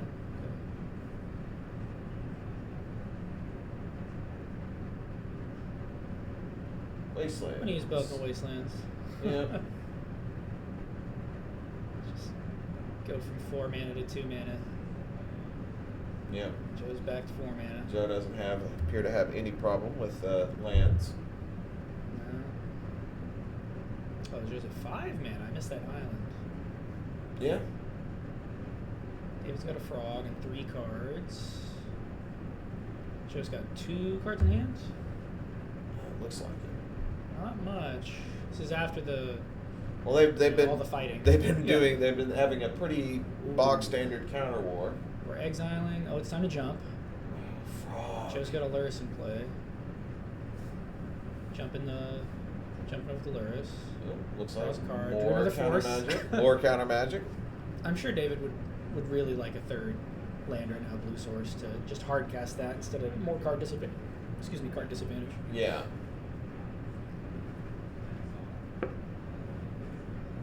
There's a Mana Vault. Very pretty. Mana Vault too. Very shiny. And a Volk. 5 mana. What are we doing for 5? Lorien. He needs a double blue for that. That's correct. What costs 5? Maybe he just wants to float that much. 6. 4th. Ooh. Big 4th. He's gonna have to pitch cast that force he drew. Yes. Ooh, hoo, hoo, hoo. 4th Aerolingus. Ooh, that's beautiful. He had to pitch dig through time to do it. Yeah. Oh well. Yeah. It stops the 4th. Yeah, that fourth would have been real hard to deal with. Yeah, Joe's deck, I think Brian Koval was playing on YouTube recently and talking about that fourth is a really good, maybe it wasn't Brian Koval. The fourth is a good like payoff for your combo deck while also being good otherwise. Is that an FBB Demonic Tutor? It is. Yeah, Gorgeous. and then he's going to go ahead and shortcut getting his fetch out of the way too at the same time. Decent of it. And And a recall. it doesn't even matter if Joe knows what he searched. It was recall. Yeah, it was recall. All right. I don't think Joe can say much about it. I don't think he has a hand right now. Yeah, Joe. They're both in that state that one gets after one does a lot of fighting. Yeah. I'm sure Joe would very much appreciate something to rebuy with. Ooh, see Lavinia in David's hand. Hopefully, we'll get to see Lavinia. Oh, Joseph. No damage, presumably, unless he's one of those Yeah. damage on even sickos. Sickos, indeed. All right, swinging to get some life gain and some stuff. It's a blast. And blast your frog. It says no. Actually, I drew the mental misstep. Ooh, poor Joe. Yeah, Joe's. Poor Joe. That's rough, man. He's gonna get another Tundra. Frog City. Frog coming. He's not attacking for damage. He's attacking to draw cards. Yep. Yeah, there's Lavinia. Yeah. That's rough. You could PO once. Yeah. He has 4 lands. He so does. If he POs, it still works. Damage to Joe from his mana crypt. Yeah. Joe needs some serious help here.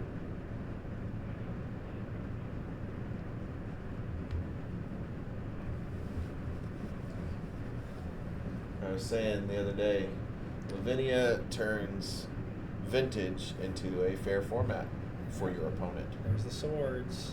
Get that frog out of here. Get forced. You got more mana for the spell Man. clears. Oh, all the forces. Joe looks to have no cards in hand again. Again. Certainly in a bad way. He's Yes. got more mana than he knows what to do with, but that's why he's hellbent right now. Guess that's one of the downsides of the PO strategy. Sometimes you draw air, Yes, draw the mana, not the payoffs. indeed. You get to play with all the trinkets, but okay. There's an underground sea. All right. This guy's own Luris now. No damage. No damage. No whammies. What do we got? Did you draw anything good, Joe? I think if it was a good card, he would have windmill slammed it. But who knows? Maybe if it was obviously good. Maybe he has to think about it. Or maybe. Now he says go. He's just I don't think David has anything to buy back with the Luris right now. No. But But it's a good thing to keep back to block potentially, the keep Joe's Luris. keep his Joe's Luris down. Oh no, there's Black Lotus. Wow, David just All right. coming in hot today. Yes, we've got I mean, definitely he does need something to do with it, but Tail of Two. it's pretty good with Luris, so I've been told. Yeah, rumors abound about it. Yeah, All right, Luris Luris trade. trades. Yeah, Joe says, yeah, that's where I want to be now that you have a Black Lotus. Yep. Frog connects. Draws David a strip mine. Yeah. Strip mine ain't gonna be doing much on this board state. It'll tag. He could tag Volk with it, and if he does, But Joe will still have access to red mana. well, through yes. his, But then purple. Joe doesn't have 4 lands with Lavinia and Paradoxical Outcome. Yeah. Oh, he is in Oh, fact he's, tagging the Volk. Get that Volk out of here. If you want to PO into my Lavinia, you're gonna have to find another land between now and then. Let's try to blast Lavinia. Seems correct, yeah. Hardcast Force. Oh, he linear got it. down. So if he gets done tap, he could theoretically PO, and we're back. More in. damage to Joe. Joe's down to, is that 13? 10 maybe? It's creeping off a little there, yeah. Kind of hard to Doesn't see look that good. second number, but Okay. alright. Looks like It's a bunch of mana. It's Thunder Chop, Trainer, It's Weak Otter Offspring.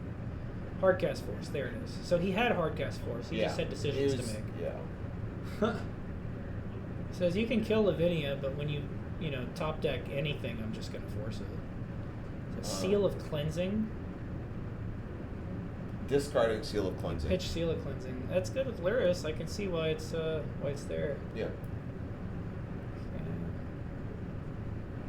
And I believe the modern players are finished because they haven't done anything in a while. Legacy's still going. Yep, so we're... The Still issue in is the game. still in question. Joe's gonna time walk. Explore, but I might take 3 damage. Oof. Explore, but he's going to definitely take 3 damage. Yeah, he was at 10, so now he's at 7. Reminds me of that time that I lost 7 mana crypt triggers in a row, and went from 20 life to 0 life, and my opponent really didn't interact with me. It was my own mana crypt that killed me. There's swords. All right. Swords on the frog. You're not gonna have anything. You would hope, because if my tally is correct, David's cast 3 Force of Wills and 2 Force of Negations. David so needs to draw more heat. Oof. Yeah, there's that. No more threats. no more threats. Both players with more mana than any player ought to have. David's up 3 cards to Joe's 0 right now. He's got an island. No whammies damage. off the mana crypt. Pass. Joe passes back. And Bowmasters. end of turn Bowmasters. Wow. All right. Rough. Joe's at 5. And now he's on a 3-turn clock. Maybe less. Oh, he's at 4. Oh, 2-turn clock. 2-turn clock. And Even that's better. Assuming the mana crypt doesn't just auto kill him after this attack. Yep. So getting in there. Joe goes to 2. Can't really fetch anymore. And dies on his And upkeep. dead to mana crypt. All right. Good game. Good games. All right. Well, All right. David over Joe. Joe losing to his mana crypt trigger, as one does in Vintage. So Let's- that was game 2 for Vintage. Yeah, Let's go to Legacy. Vintage is done. Now we're going to Legacy. I think Modern is also Modern done. is totally finished. I'm not sure who won there. I assume that Lee won, because otherwise Legacy would be done. They'd be packing it in. Why is that? Because Oh, is if Vintage totally done? Vintage is done. David Oh. 1 and 2. David 1 and 2, because I know David won the first game, and he obviously just won that game. And then had Lee not won, had if Steven won, then then the Legacy game would be irrelevant and over. Yeah. So they're still playing, so I can assume that Lee won. And now we're going to see what happens. We have just a grindhouse here, man. Tons of different moving parts here. Looks I see a tower, maybe 2, and then something at the front of the pack there. Yeah, we got to get something to do with this glare. Yeah. So I might leave early from this round and just pop over to the Goodwill, see if we can find a sheet or something to diffuse this light a little bit.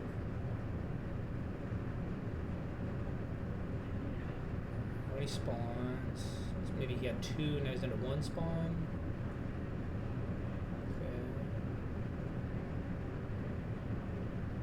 oof. Oh, what is that? Needle down. Escape Battle Mage, right? Yeah, we don't know what needle was on. Presumably it was doing work if it was worth targeting. Yeah. There's a Glaring Flesh Raker. Tap a tower. Cast a key. Yep, but Looks like it's got Tyler's got a response, it looks like. It's gonna bait out a Dismember. Dismember. Fleshraker down. Fleshraker can't live. Well, it's problematic if it does live. Certainly. Yeah.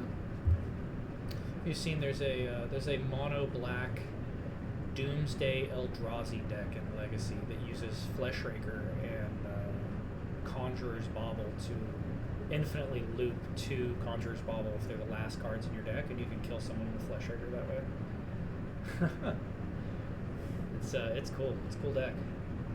I mean, most Doomsday decks are an exercise in creativity. Oh, for sure. Yeah, you have to figure out how to lose half your life, go down to 5 cards, and then win consistently. I mean, it is both the best thing about the deck and for some people the worst thing about the deck, because a lot of people feel like you need a PhD in advanced mathematical studies in order to correctly play the darn thing. I think it definitely gets that reputation because of the extreme highs and lows of fumbling the pile and dying pitifully. Yes. Doing your opponent's job for them. I believe that's a Dismember that's and a a Force of forge. Negation. Is that a Mystic Forge? No, I was looking at Tyler's hand. Sorry. When I said Force of Negation, I meant Force of Vigor. Did Tyler show his hand? Briefly. Very briefly. Oh, you mean to the camera? Yeah, not to the camera. His opponent. Okay. And then, regrettably, Force of Vigor cannot kill the One Ring. Maybe I missed something. I thought he already activated his ring this turn. I don't know. Oh, he untapped it with a key. Duh. He's going to do it again. Okay. Well, that makes sense. Time to Kozilek's command. He says, get that crap out of here. Kill your guy. Tyler. Tyler's like, yeah, I guess that really does everything. Huh? Reading the good news. Yep. And debating how best to proceed. You just compare Kozilek's command to the good news. Yes. Kozilek's command is, in fact, the good news.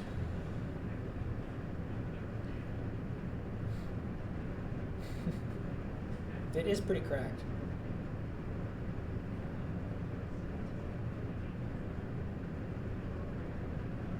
Okay.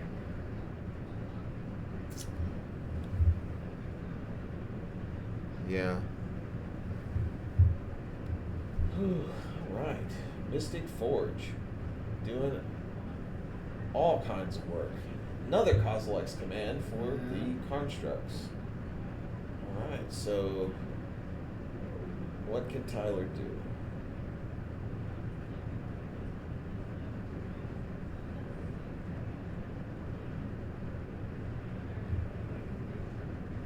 Well, he can make a Merit Lage and kill Nick. Could try. That's one out. if that card that we can't quite see because of the glare is Thespian Stage, but I don't. Doesn't look like Thespian Stage. I believe that's a Lotus Petal. Did he just? Oh. Yeah, I don't think he had finished sacrificing it, but Tyler. Yeah. Tyler's had enough. Yep.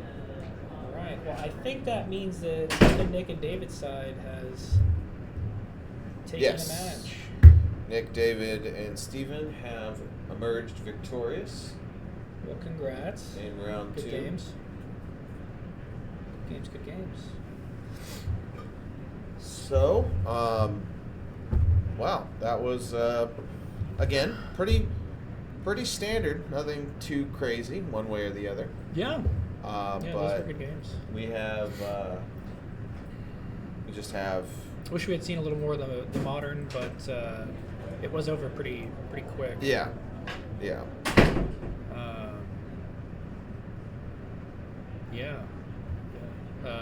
Here's to say, betting that round 3 will have another Luris v. Luris mirror.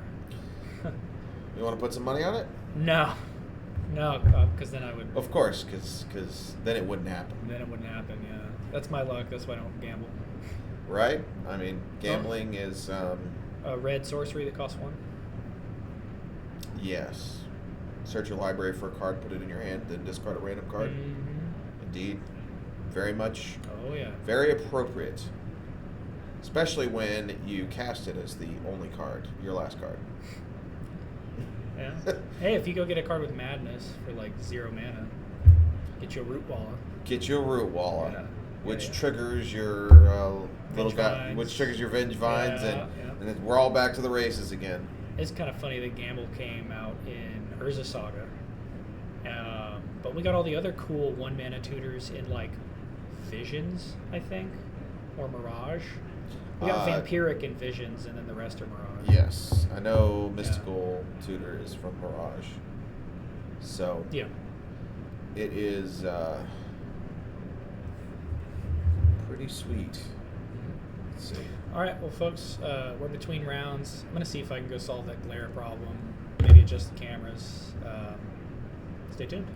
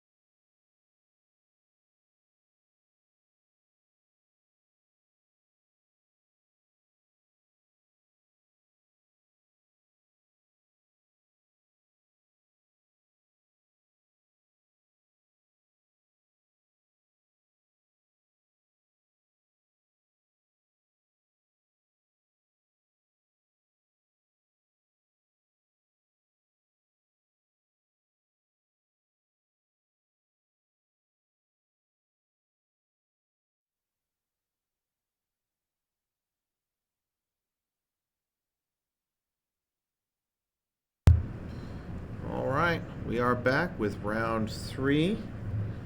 On our left, we have Xavier, Luke, and Dustin. And on the right, we have Mo, Jet, and Hayden. Sorry, Hayden, your name's going to be cut off a little bit. Right now, we're watching Vintage.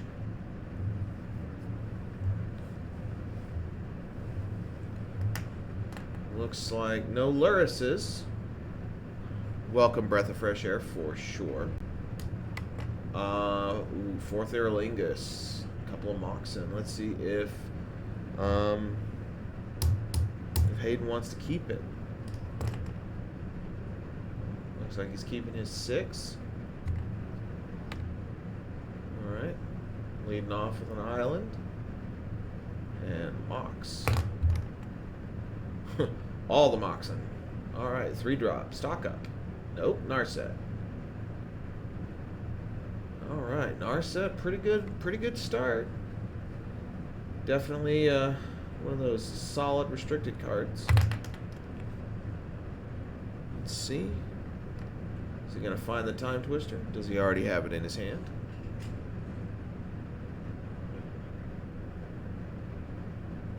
And top 4.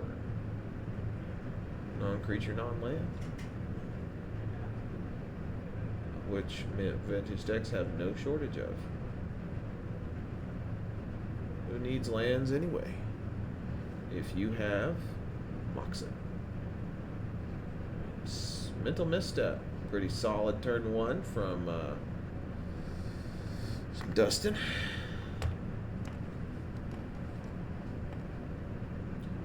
Alright. Coming out of the gate with the Moxen.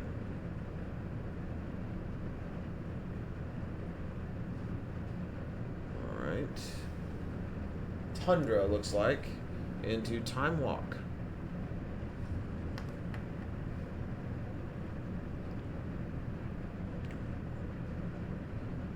Alright, Urza Saga on the bonus turn. Pretty solid, pretty solid.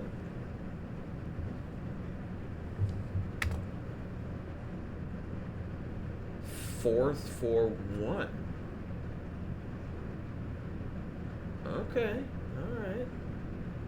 I am assuming that the 2/2 is going to go after Narset because that's actively damping down the Monarch. Alright. No extra card draw. Yet. But, Hayden does have the Monarch. Ooh, we got Time Twister. We have a Time Twister on the stack. Not today, says Hayden. Unfortunately, Flusterstorm says, actually, I think we are going to be doing some Time Twisting.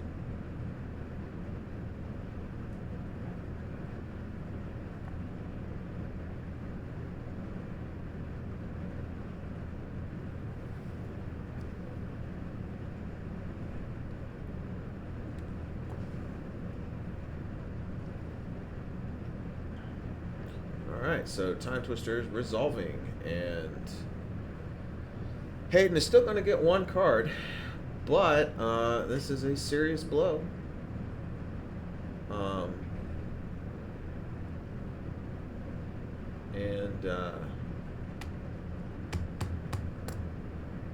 Definitely going to put Dustin in the driver's seat going forward. I guess we should be fortunate that it wasn't Hull Breacher in play, because otherwise Hayden would have gotten nothing.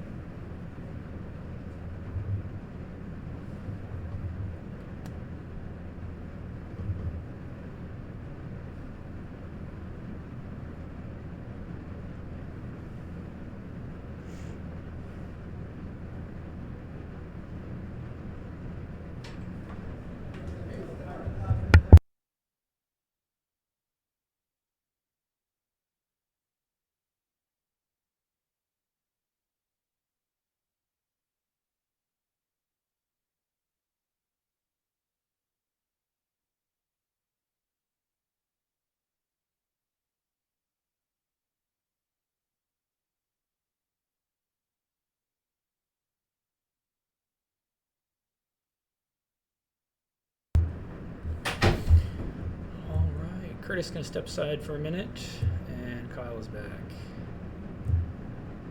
So hopefully we've got a solution for the glare. I found a sheet at the Goodwill next door. See if we can cover up some of those lights, diffuse them a little. Probably wait till after round 3 to try that. I'm not gonna want to climb over a bunch of people while they're trying to play.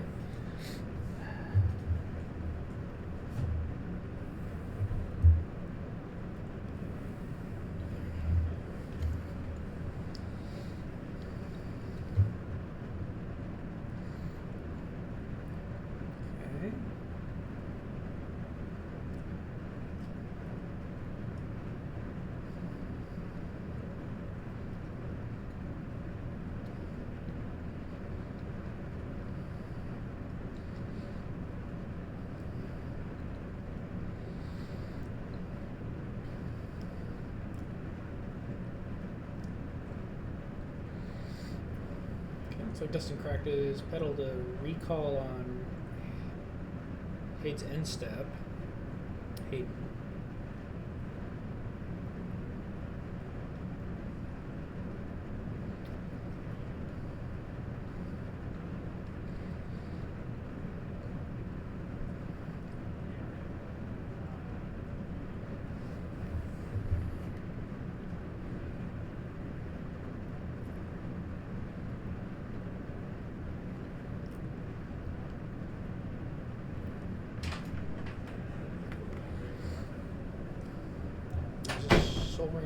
Academy.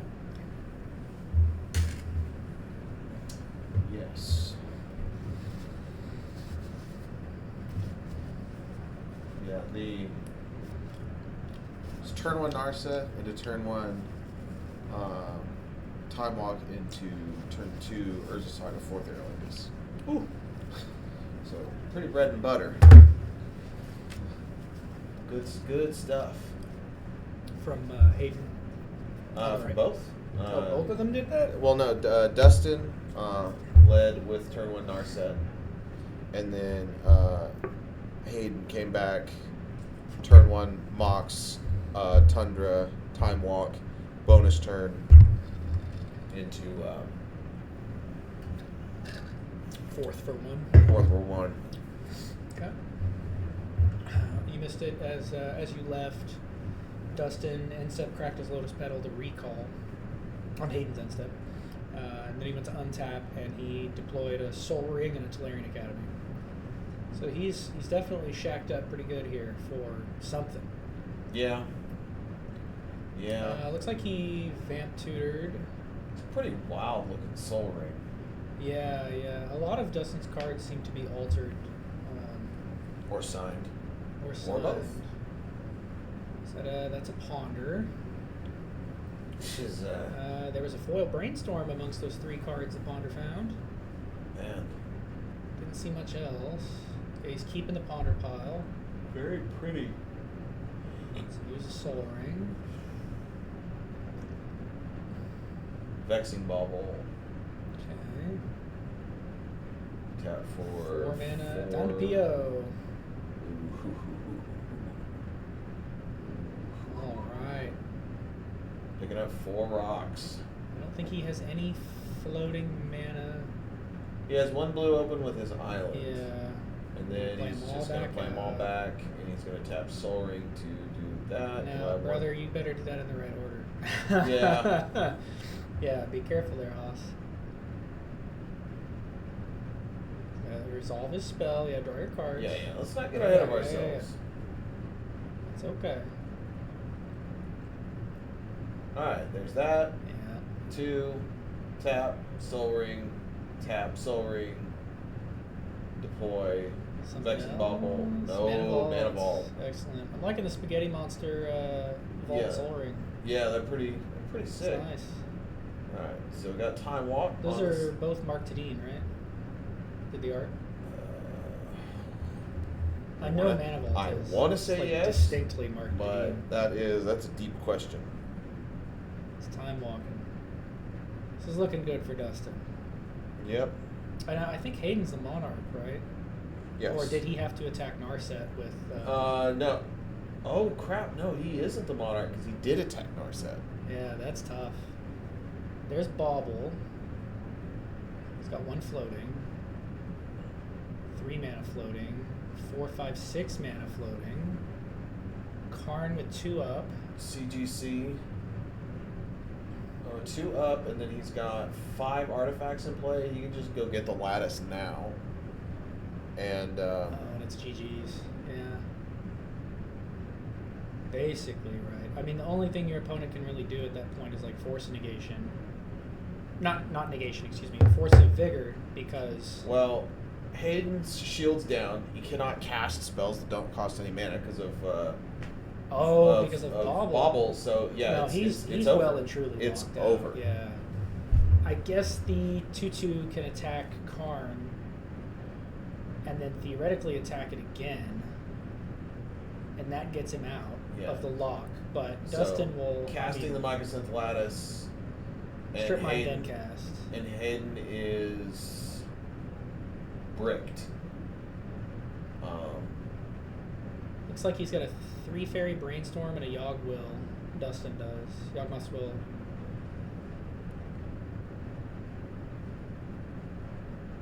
And looks like he's got a way to.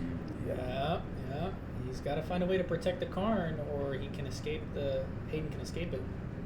And you only get 1 Karn. What did he just? What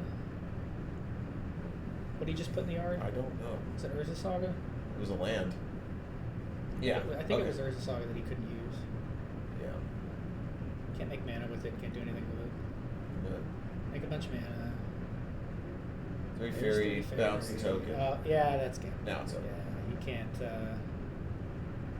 get out of that, unfortunately. Yeah.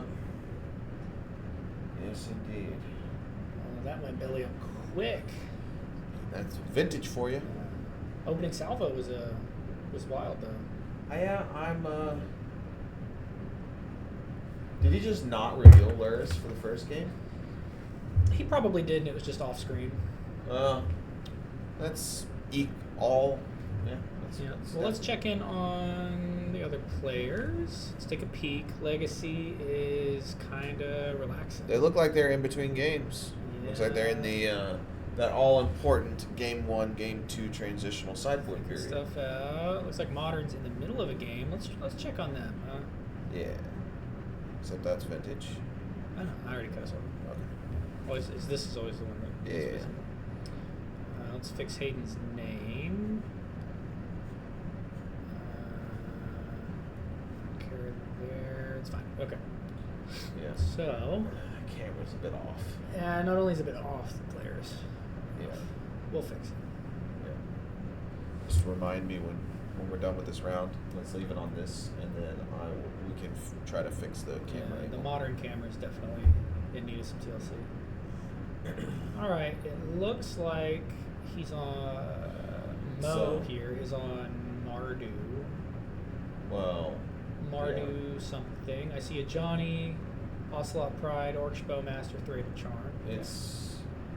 His opponent's got a bunch of lands in the graveyard and an exile and a Philology Archaeologist, which is just it's an Augur of Bolus, but it puts them in the graveyard.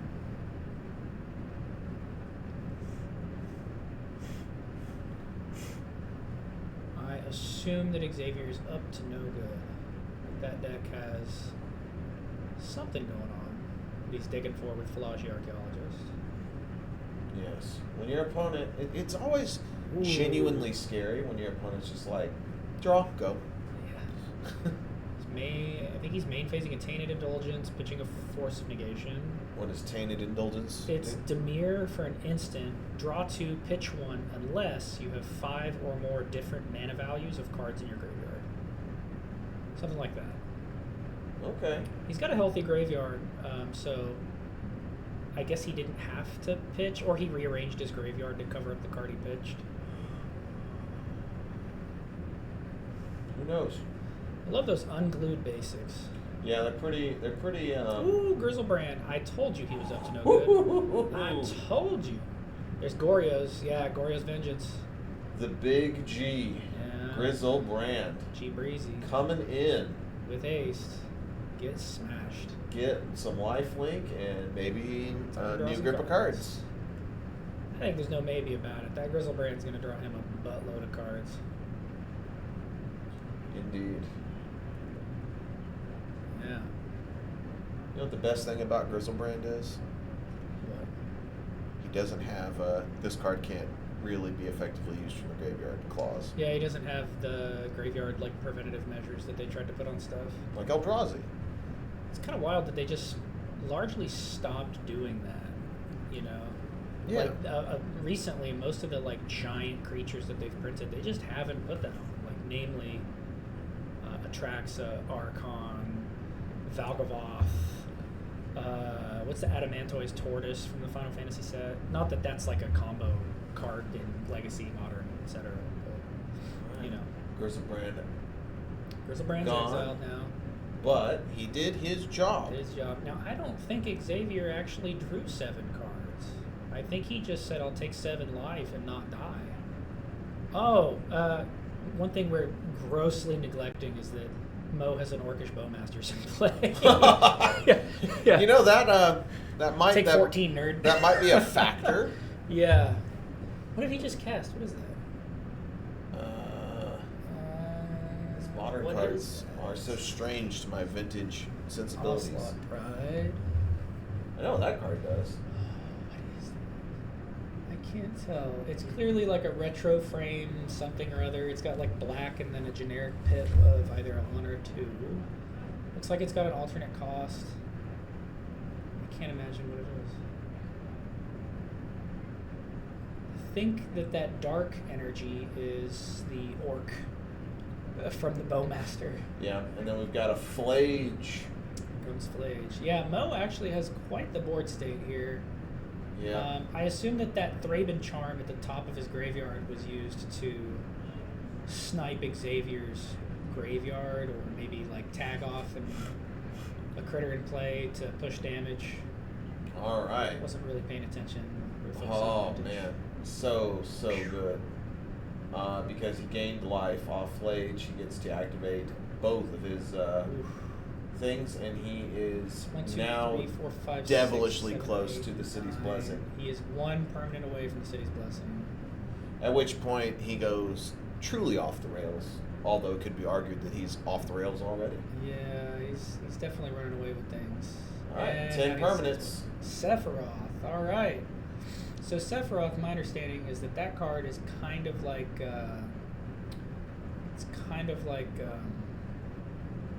Blood Artist, right? Like it rewards you for sacking things. You Okay, so he's counting. what's he figuring out? Yeah. So once he gets some more tokens, he's gonna. Yeah, I think have to Xavier's see- doing the math. Yeah. See, he's not looking. Now, great. now it's City's Blessing. What? So you make 6 guys? Oh man. Alright, so what does Sephiroth do? I am looking him up. Just a sec. Well, it's over though.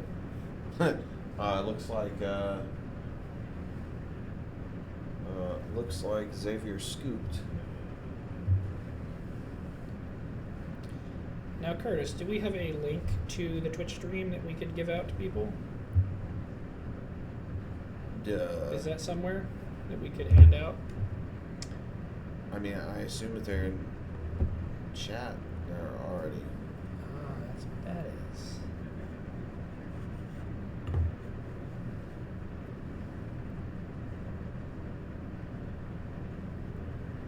Twitch.tv, Red Dirt Gaming.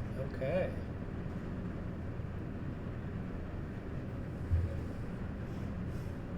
Mardu Sacrifice. Yep. Yeah, that's a pretty cool deck. The Sephiroth fits really nicely into that. Yeah. And Um, which version of Sephiroth is that? Is that EX Soldier?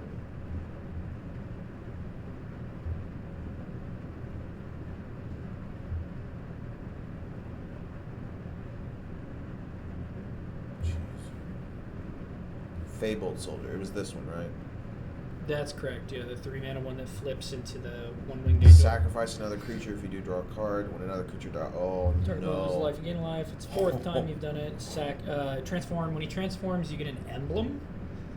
So he's one of the few cards that isn't like a Planeswalker ultimate that gives you an emblem. Well, that really just doesn't want to flip over for you, does it? Huh? No. That button does not work. How decent of them. That's okay. I've got Scryfall. I'll check on Scryfall. Let's check in with one of our other matches while we're at it. Yeah. Let's see. There's some legacy going on. Let's go back to vintage. Boom. All right. So we're in the thick of it here. Looks like 3 Fury ticking up to Destiny. There's that Otter. Tundras. Volks. Ancestor Recalls, oh my.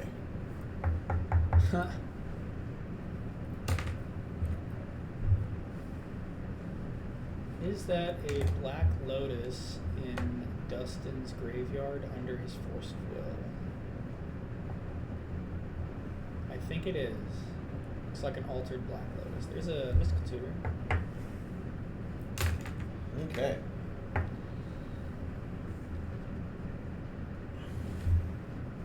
What could Mystical Tutor be going to get?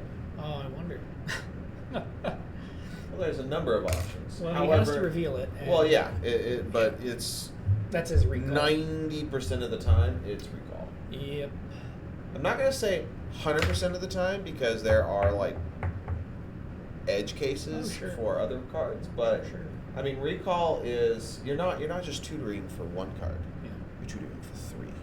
It could be anything. Could be anything. You Even- could just completely brick your 3 cards, which I mean most vintage players who've played long enough will have experienced that particular sorrow. But What is that? What is that? I feel like I should know what that card is. Oh, it's a Pithing Needle.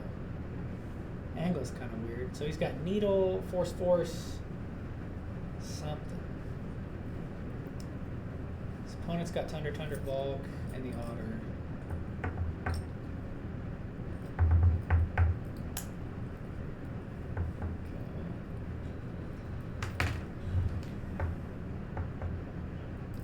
and then well, And then Hayden's got a Otter, grip stock full up. of It's a stock up. That's grip it. full of problematic cards. Yeah. He can deal with that.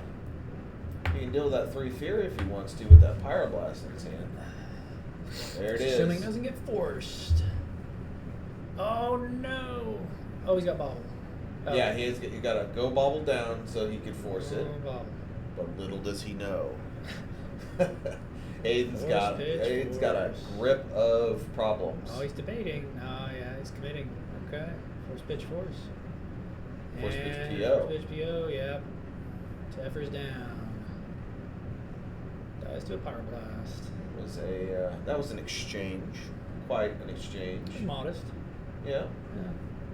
Yeah. And what do we got going on here? Oh. Hayden cannot force because Dustin has Teferi in play. Hayden can only cast spells at sorcery speed. This is a good undo. Yes, yes. It does not need to sack Bauble, however, you have already drawn a card off your Bauble. You can, successfully force. Yeah, that seems fair. Yeah. Alright, Yeah, so they seems just fair. rewind a little bit and Some harm, no foul. yeah. It's okay. I'm sure Dustin would have preferred to. Well, no, he has to crack Bauble to force back to force the Pyroblast. So 3 mana. What do we got? Stock. Okay. Yeah, we knew he had that. Get Probe, Yogg. Oh, there's a Twister. Time Twister. Doesn't do much with Teferi. Oh no, but You love a Time I Twister. love to see it. You love to see it. Yeah. Time Twister, unique among the power is it's not standalone good. You need other cards to work with it. Yeah, I mean, it is good, like, in a vacuum. I don't think you could just put it standard, right? No, obviously. But, yeah, it's definitely nowhere near as just, like, vacuum amazing as every other piece of power. Yeah. For sure. It's just like every other card is just, it is good. Yeah. It stands alone, whereas Time Twister needs a little extra, something. but Yeah. it doesn't need much to No. be great. Yeah. Also unique among power in that it is legal in Commander, which is why it is the second most expensive piece of power, if memory serves. That is correct. Kind of crazy to think about. Yeah, pretty wild. And Wild. now Hayden has no mana problems. All right, we're gonna blast it, and it's gonna die this time. All right, and now looks like the instants and sorceries are open for Hayden Open for again. business. Yeah. The fire bending is back on, as they like to say. Huh. And he's got 5 mana cut out. What is he going to cast? He's got 6 mana. Well, he's got 6 mana, but he's separated 5 mana. I wonder what he's queuing up for. It's it looks like hardcast force in his hand. He's got PO force. He wants to show his opponent, here's the 5 mana for that hardcast force. Well, I mean, you already know that I have because we had that interaction. Oh earlier. yes, yeah. There's no need to be coy about it. Oh, Mentor. not resolving. Yeah, I don't think so. Don't think so. Hayden's not exactly doing a whole lot else. I don't know. Yeah, just thinking about it. I mean, it's pretty. You let it happen. Oh, letting it happen. Okay. Must be scared of the follow-up. I don't know. Maybe he'd rather use his mana to like end step PO for 1. I will say this: they restricted Monastery Mentor for a reason. Yeah. The card is. It's pretty wild. It is an army in a can, and it will very quickly bring games to a definitive conclusion. I am amazed that we're not seeing more Corey Steelcutter as the second coming of Mentor in Vintage. Well, again,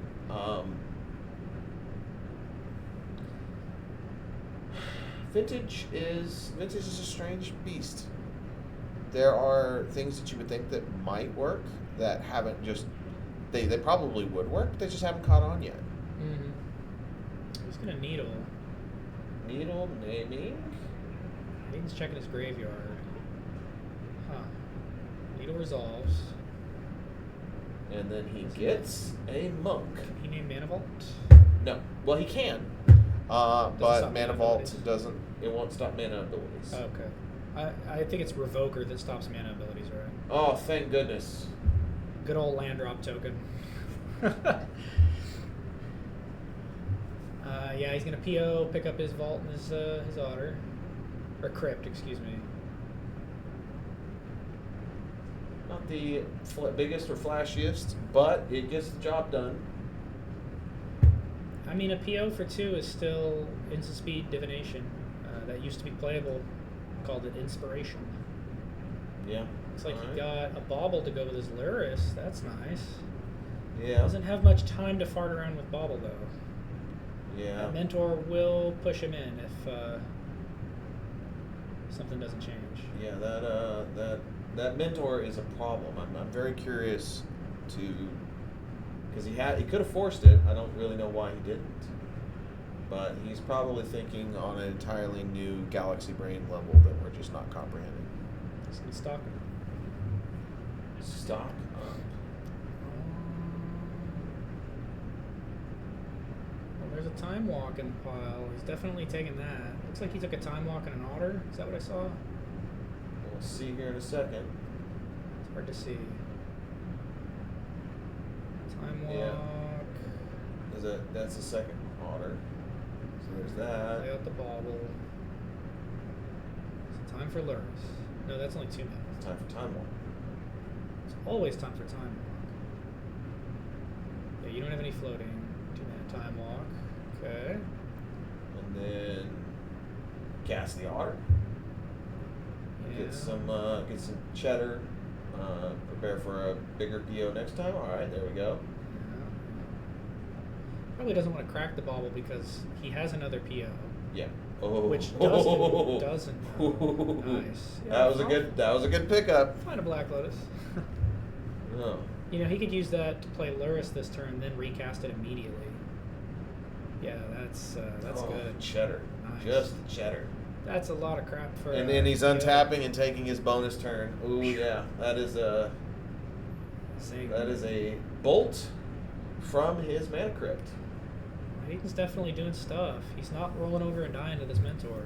No, he isn't. No, sir. And you know the best part about having Luris in play now is he can crack his Black Lotus, sack it for some blue mana to cast PO, and before he casts it, replay it, and then pick it up. He gets to check the coast is clear. Dustin just has stock up. Yawgmoth's will. And now here comes the airplane. Crack for blue. Bring it back.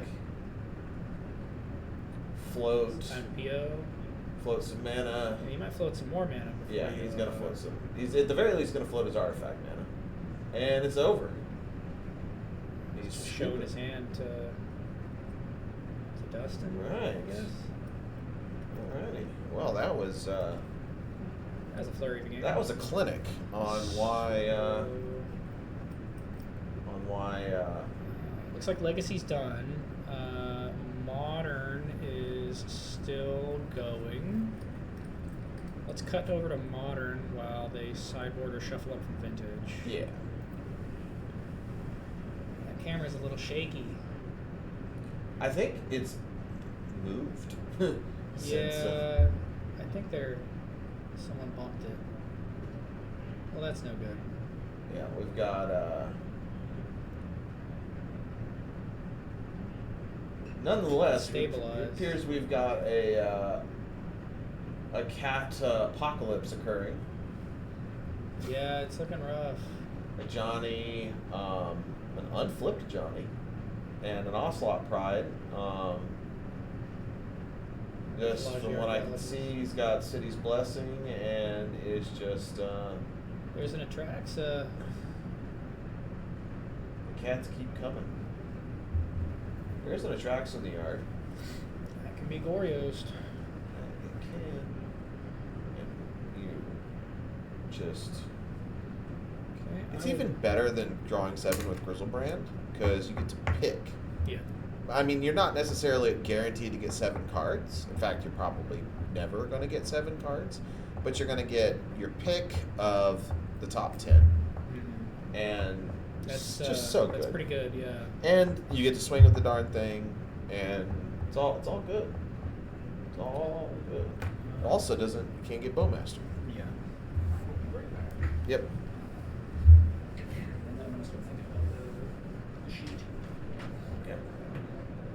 All right. So looks like the cat apocalypse is coming.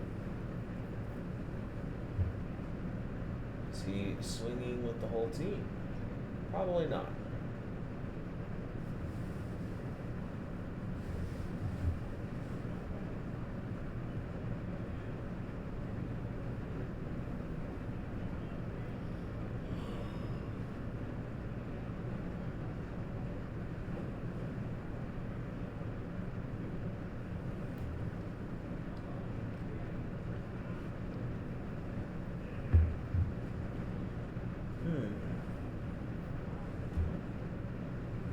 Pondering. Wondering what he's going to be doing here.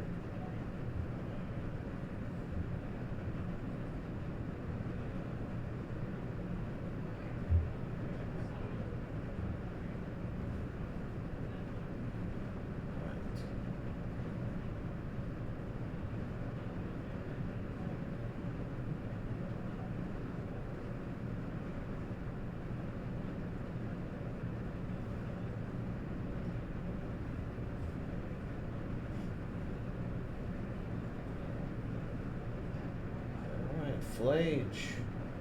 Zappin. Do we have counter? Oh, we're ephemerating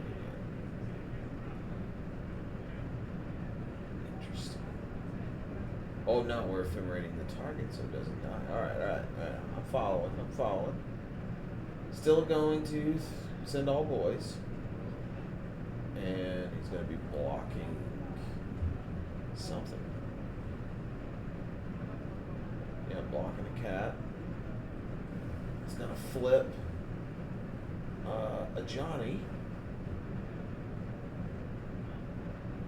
And then, or maybe not. Oh, okay. We're still in the combat step. Oh. Getting ahead of myself.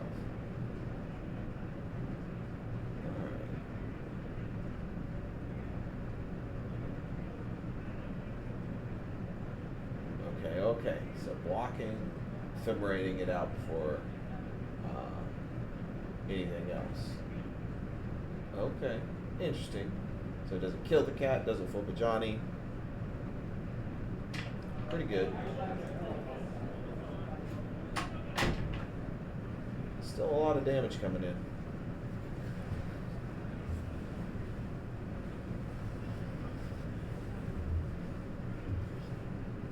Well, Dustin's board state has not improved substantially, unless he Gorios between. No, he didn't. When I left him now. Yeah, that's rough.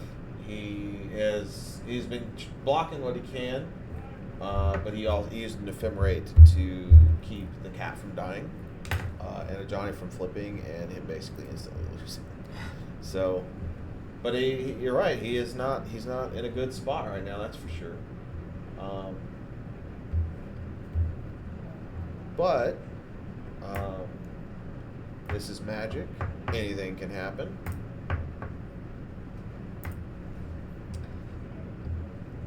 You are not down until your life total reaches 0. Unless you're playing. A deck that doesn't win by putting your life points to 0. I meant make an Angel's Grace and Phyrexian Unlife joke. Well, Thassa's Oracle, I'm looking at you. I guess that particular combo I described doesn't actually put you to 0 life and then live. Lich combo, God knows. Lich combo in 2025. There is quite a few ways to win a game of Magic. Just play Lich, go to 0 life. Play Repay in Kind, set everyone else's life total to the player with the lowest. Yeah. All right. Well, they look a little. Looks a little slowed down, so I think we'll go back to let's check on Legacy. See how Legacy's done. I think they're Legacy's they're done. actually done. So Let's take a look at Vintage. All right, we are back to Vintage. Looks like Probe's on the stack. Is the shields up or shields down? Looks like double stock up at Otter. Are gone. Revealed from Probe, Yeah, maybe? from Probe. Okay. The Saga with 1 is Soul Ring. Yeah, so he Probably just cast. Yeah, he probably just cast Soul Ring. Okay. So Dustin took the previous game, or did he? No, Hayden did, right? Yeah. Hayden came back, yeah. Hayden made an Okay. excellent So comeback to win. Hayden's on the draw. Snap. So he snap Probe? Is that what he tried to do? I don't know. Well, Hayden revealed a force in his hand that That he didn't reveal before? Yeah. So maybe he probe, snap probe? But where'd the probe go? Probably 'Cause I exile. can see now. it's still on top of his graveyard. It's glared, but like that's what that card is. You can see the Phyrexian symbol in the text box, the watermark. Yeah. Yeah. It would be exiled if you flashed it back. Maybe he didn't. Maybe he just cast the Snapcaster for a 2-1 body. Yeah. I mean, Something. Or no? well, here's Construct. That's the first one. Is it time to make a second one? Probably. I mean, you have the Soul Ring. It's good stuff. I was thinking about it. He did miss his land drop on turn 2. Yeah, and presumably he'll go find a quote-unquote land with the Urza Saga. He'll go grab a box. Yeah. Probably a blue one. He could find a Black Lotus just to stock up. He floated the mana though. Hey, look at that. He did float the mana. Okay, so he's got 4 mana possible this turn. So he can stock up with 1 extra. He's got Well, 6. He's stock got up with 3 he's got extra. 6 total mana available. He to can him. stock up and pay. Oh, he's got a Luris. He's buying Luris and then casting it and then bringing Lotus back. And sometimes that's all you need to do, cast Luris. Except that Black Lotus is getting countered. On the backswing. Yeah, but not today. Yeah, and that was all face up, so he knew that could happen. Yep. And then Flusterstorm. It's really good for Hayden it didn't get exiled with a Force Negation. Right. Guess it's time to stock up and find some lands.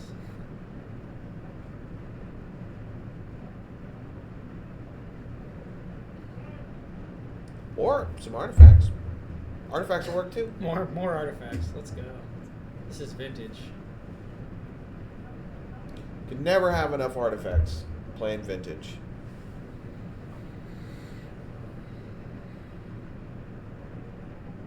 What is going on here?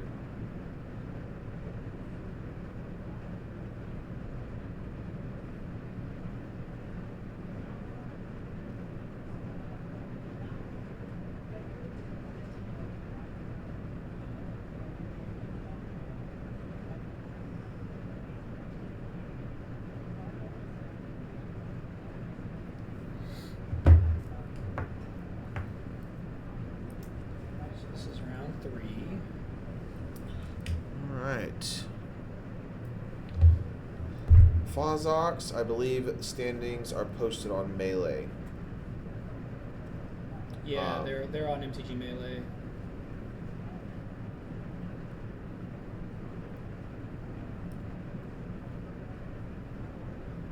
Xavier Luke Dustin, Jet Hayden. What seat is this? Or what table? This is table 5. 5. So this is Luke Tucker Yep. and Mo Fidel. Yep. Cool. Unfortunately, one of the idiosyncrasies of the way we're doing it on Melee is that only one of the team members is visible. Yeah. So it's just what we've got. All right, so we're finishing resolving stock up. I had to think about it. Did he find some lands or found an artifact? Wow. Hot dog. Hey, look, he Hey. can cast another stock Oh up. my goodness. What's not to love? Yeah, Hayden's he's in great shape now. Yeah. This has worked out substantially in his favor. He's got the best 4 cards, the top 10 cards of his deck. So What's not to love? Is Urza Saga restricted in Vintage? Yes. Okay. And I dare say that was a good call. Good call. Yeah. Because That's basically, there for a while, not every deck, but most decks were running 4 of. Yeah. And don't get me wrong, I mean, like, Wastelands are still pretty prevalent in the Vintage format right now. But you basically needed to run a full suite of Wastelands to be able to deal with an Urza Saga, because it was harder to deal with it in other ways. It's like Probe reveals Dustin's got a Crypt and a Jason the Mind Sculptor. That feels a little slow given what he's staring down, but Yeah. But Hayden has definitely Construct coming in for 4. Dustin's gonna take. Yep. Gotta. Can't do a whole lot about that. It's not gonna sacrifice a Snapcaster yet. Now the JTMS is going to be able to bounce that token Yeah, and Maybe buy him some turns. maybe Snapcaster blocks Luris to protect Jace after that. Yeah. Well, He's got stock up of his own. Hayden is not going to be swinging in with Luris until he No. knows shields are down. Yeah, for sure. Because Luris now, I mean, he's online with Luris and Black Yeah. Lotus. He does not want to risk that. He wants to definitely keep up the pressure Yeah, for sure. and having access to just. Wow, Hayden has Oh, Time Walk, man. Force of Will, and the Otter in his hand. So. Goodness gracious. So he's going to get to do some more Loaded. card selection. Force Pitch, Time Walk. Yeah. That's cool. Because here comes the otter. I guess so. Don't forget the flip. Yeah, there you go. Good job, Dustin. Odds Bolton. Whammies? He's I touching think life totals. I think he got whammied. We didn't He quite got see it. what he rolled, but I think it was a 5. Yep.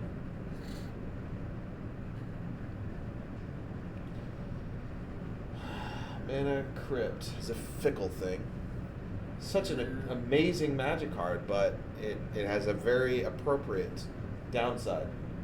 Blowed us back, and now he has all of the mana. Noodles. 1, 2, 3, 4, 5, 6, 7, 8, 9 mana if he doesn't land drop. Yep.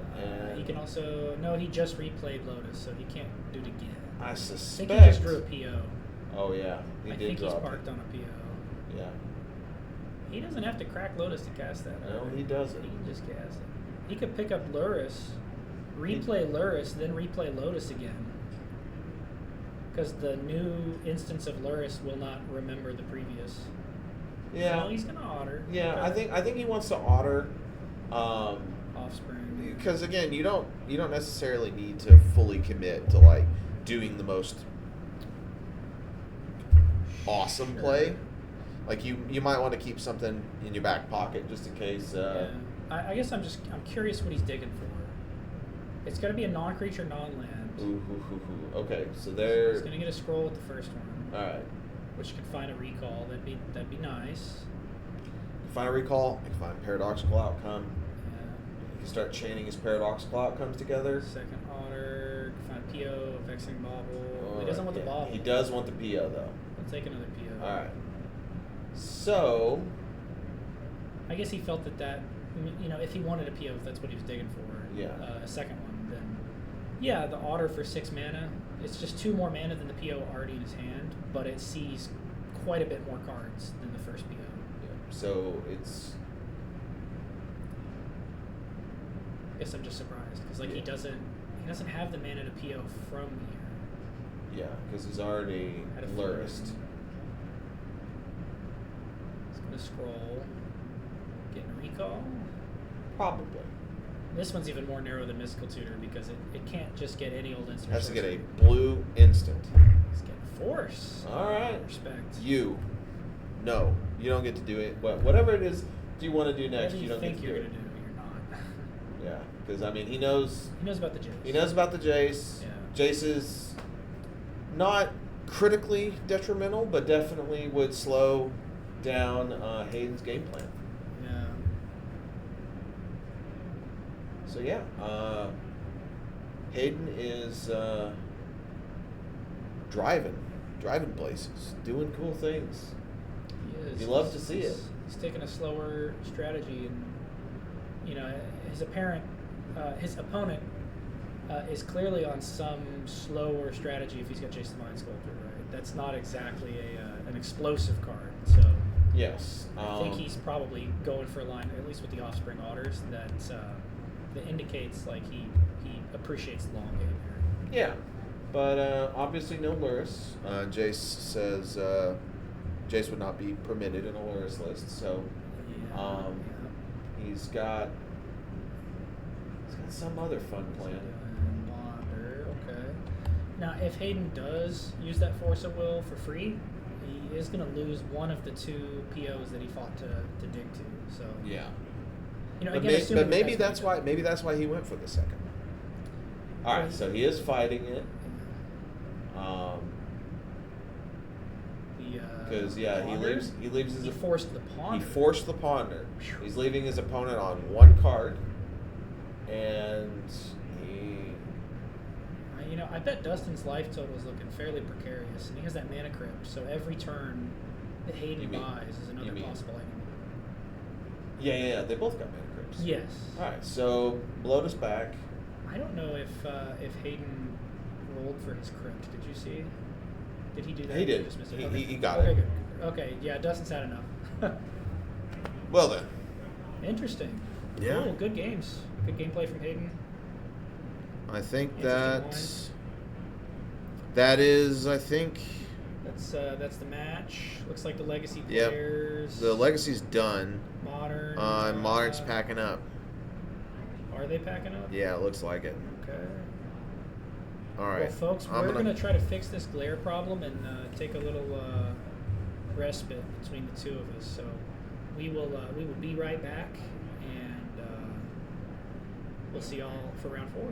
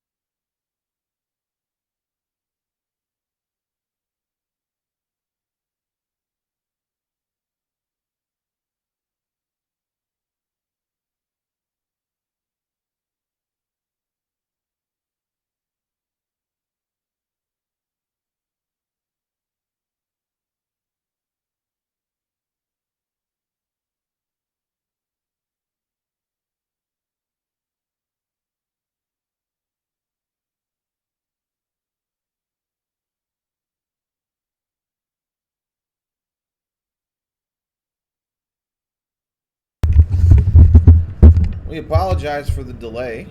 We were fixing glare and other issues that came about when we tried to fix the glare. Yeah.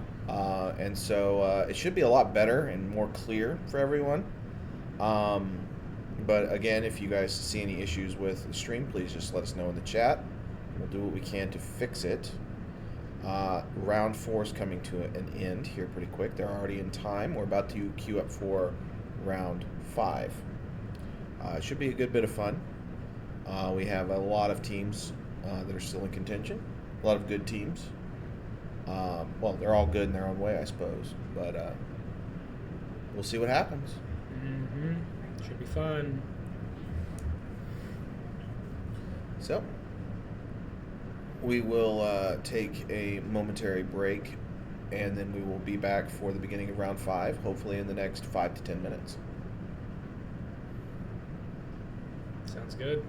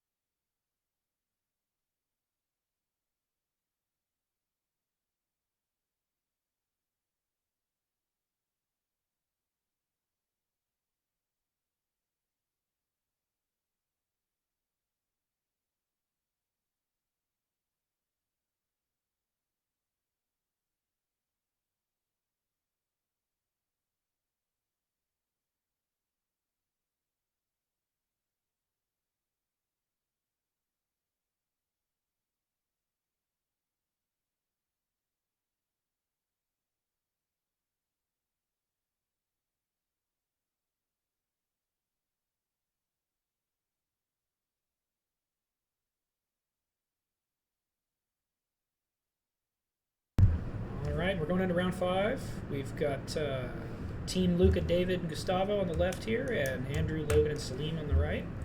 Currently watching Legacy. And, it should be an exciting round 5.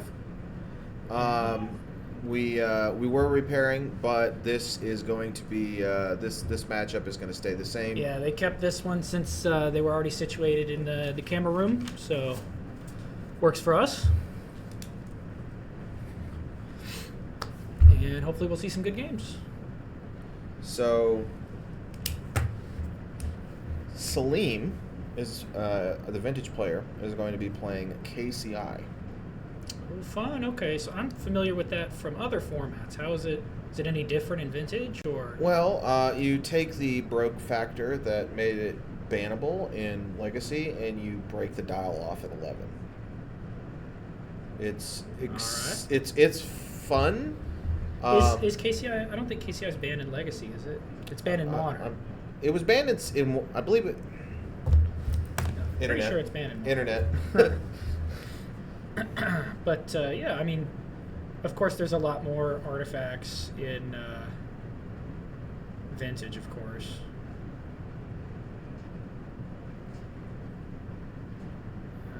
Yeah, Clan Ironworks is banned in Modern, but it's legal in all the other formats you would expect, which is Legacy, Vintage, Commander. Okay. So yeah, there for a while. I mean, obviously, it was just doing some egregious things in Modern, so that needed to be taken care of.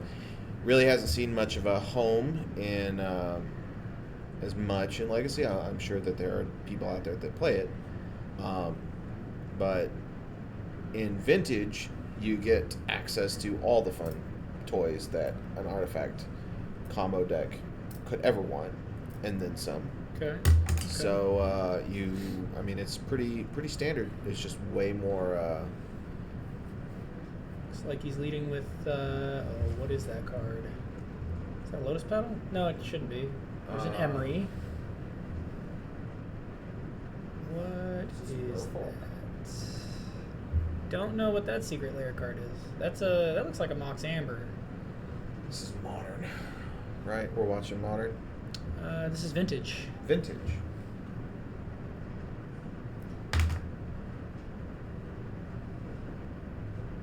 Well, yeah, his cards are. Is this Vintage? This is supposed to be the Vintage seat. Is it? This is not the Vintage game. This is the Modern game. Are you sure? He just played Guide of Souls. Yeah, here's the Moxen and stuff. How did we get backwards? Oh, because the people are sitting in the other seats. It's okay. Okay. Doesn't hurt anyone. Just means our cameras are labeled wrong for this match. We can fix that next time.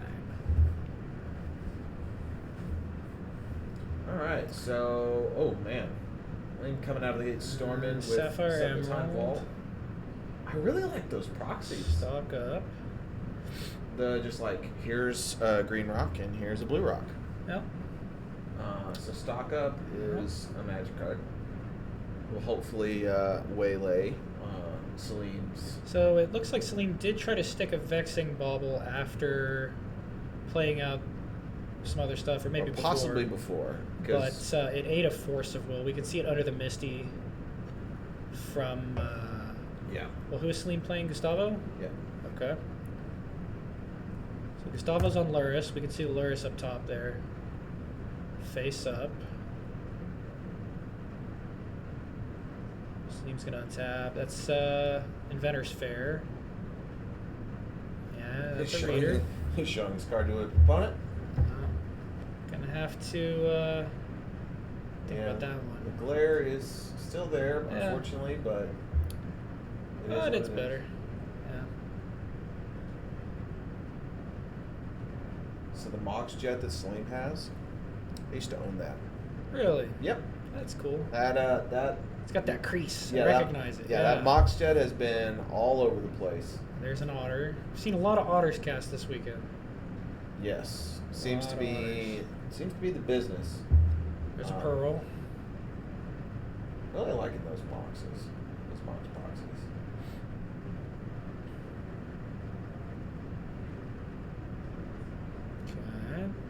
go ahead and play the Pearl. He's got 2 more mana. What could he do with that? An Archive first. Surveil 1 doesn't like the basic island he found. Yep. Pearl, and that's a Time Walk. Interesting. It's the Vintage Champs art. I think that only exists like non-proxy as a poster sized print. Yeah. It's a good thing they've got awesome art if they're going to be poster sized. Okay.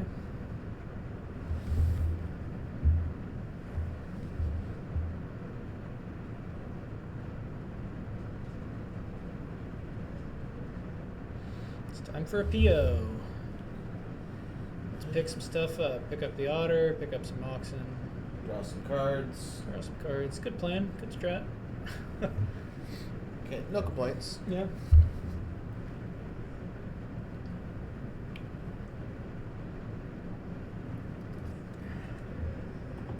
But how will obviously it's time to play all the jewelry back out again. And even some new ones. Yep. Led with that Mishra's Ball. We haven't seen that yet. Yep. He's got anything else he drew into? Let's see. Doesn't seem so yet. But he could, in theory, cast another PO. He's got the mana to Yeah, he does. replay his Otter, and then some. He's got plenty of options to go from here. For sure. Um, For sure. I think it's Otter time. Yeah, I think it's Otter time. Yeah. It's Otter time. Let's go find some more jewelry to complete the Infinity Gauntlet.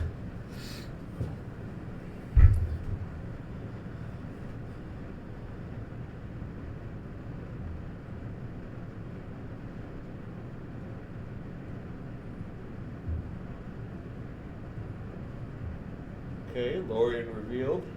Not bad. Lorien revealed. Yeah. And he hasn't played a land this turn. This is his Time Walk turn. Yes. So he could cycle it. But he also has the mana to just cast it if he waits. Okay, so he is brainstorming. Oh. Well, see, now that Lorien gets to act as a shuffle for the brainstorm. In theory, yes.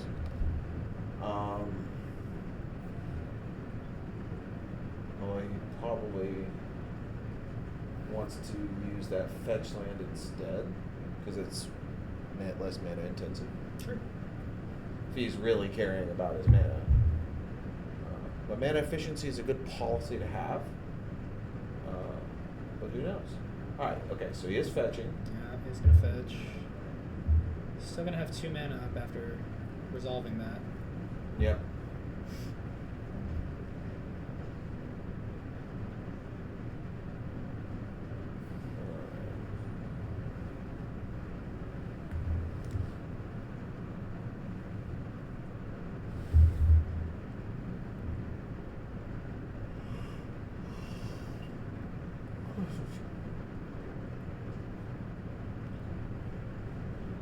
That is Black Lotus. Heard that card's good. Yeah, typically. And he's Flames of Anoring. Looks like he's trying to kill the Time Vault. Inventor's Fair.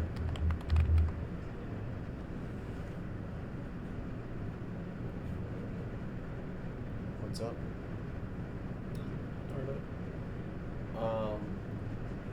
So what is the Inventor's Fair?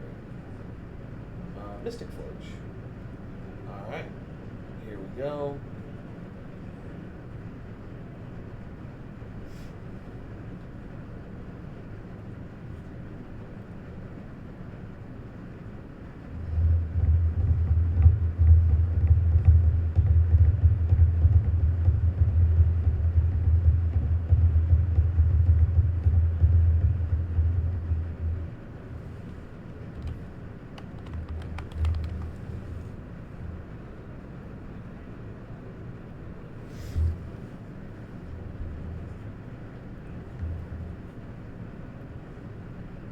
bobbling saloon.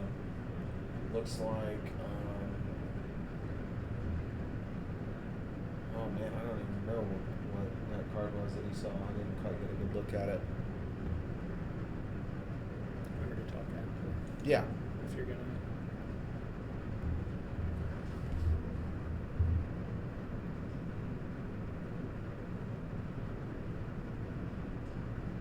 Salim isn't doing much of anything, but it doesn't mean that he doesn't have a plan.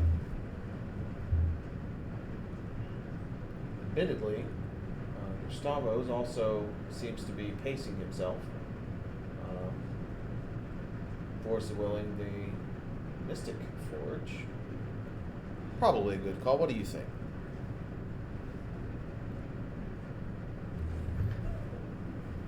He is.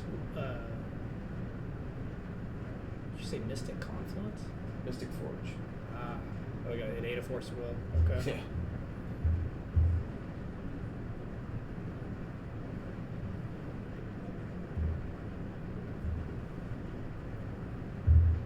It's an Ichor Wellspring. Excuse me, an Ichor Wellspring? I heard recently that's how it's pronounced.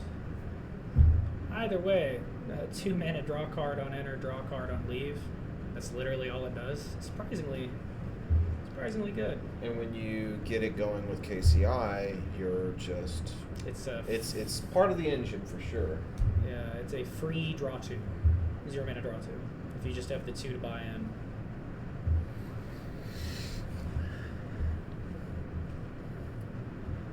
And then KCI also uses the cost reducers. Like Foundry Inspector and I'm not entirely sure if 2 mana ones. If that is exactly what's in here, but I do know that that was, one of the things that made KCI was particularly dangerous. Was it's just like you play these extremely recursive artifacts, chain them one right into another, and then all you need is one of them and cost reducers to really just you start making mana and generating stupid card advantage. We are post stock up on Gustavo's side. He found a Soul Ring, maybe. Yeah. So Soul Ring. It's probably not something he would sandbag. No. So he's leading out with. Oh. We lost the stream. We cut out for a second there. Okay. Don't know what that was. Nothing's happened though, except Scalding Tarn from Gustavo. You miss out for like 5 seconds on a normal vintage game. It could be over. Game's already over. Yeah, that was a whole match. This is take 1 from my otter. That's all. That's a workshop. All right. One of the all-time fun. Okay, so we have It's one ring ring. time. He says, "Stop hitting me with that thing." Well, no more otter beats. That ring is going to definitely. It's going to definitely help Salim draw out of this pickle that he finds himself in. Yeah, he needs something. But hopefully he doesn't run into Bowmasters or any of those other pesky cards that don't play nice with card draw. Yeah. I believe that is a Scrap Trawler. Yes. It's a 3-drop. When it dies, you can get an artifact back that costs less. So that's part of a loop. Yep. It and Mere Retriever make a pretty good loop. Yep. It's actually a pauper deck that's dedicated to getting Mere Retriever 2 copies and sacking it to Ashnod's Altar as a form of KCI combo. Since Ashnod's Altar is actually legal in Bobber.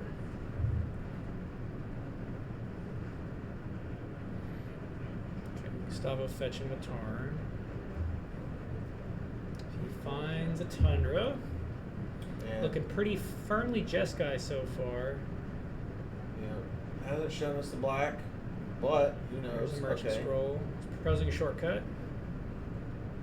Oof. Sleem says, "Yeah, we're done." Oof. All right, let's jump over to something else. Yeah. Let's take a look at Legacy. That shouldn't be changed.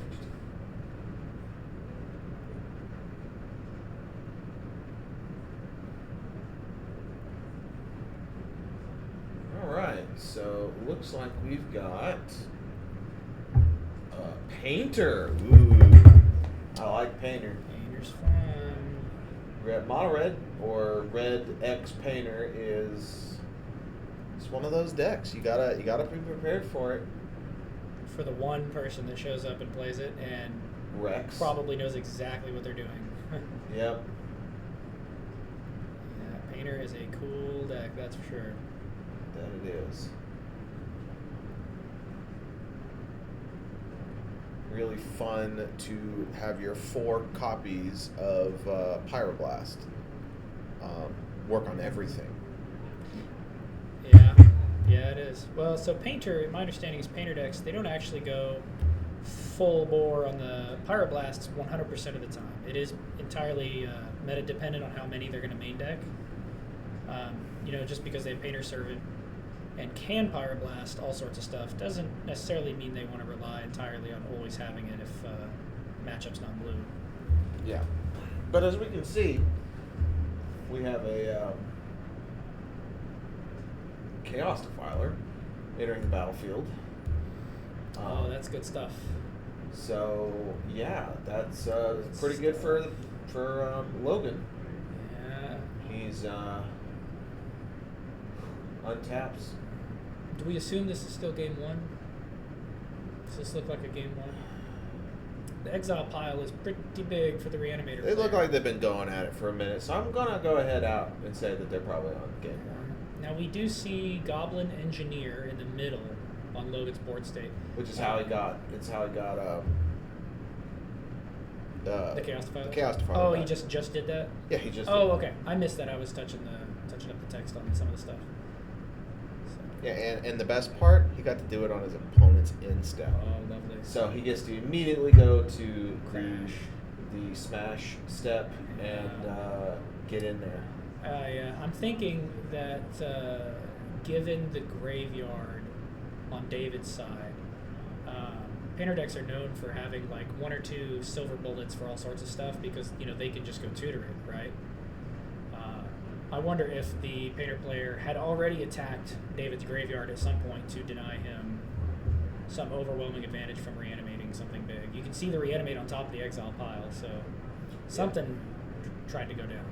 Yeah. So, and the best part is that with he says that's with it. Engineer, with Engineer and Chaos Wow. Defiler, that's a lot of good cheddar for Logan. Chaos Defiler is a very cool card. It's worded a bit weird, but it is a cool card. Well, let's check in. Again, this is the vintage seat, not the modern This is the seats. legacy seat. And then this is we're back. No, that's those are Moxon. Yeah, those are definitely Mox. Now that's a chromatic star. How is he? Oh, he cast it with the Mox Ruby. Okay, Yeah. there's an ancient tomb. Says ouch. How All about right. a top with 1 floating? That was the Sensei's Divining Top I was telling you about. Yeah, the future sight. Yep. Yeah, it's pretty cool. Yeah.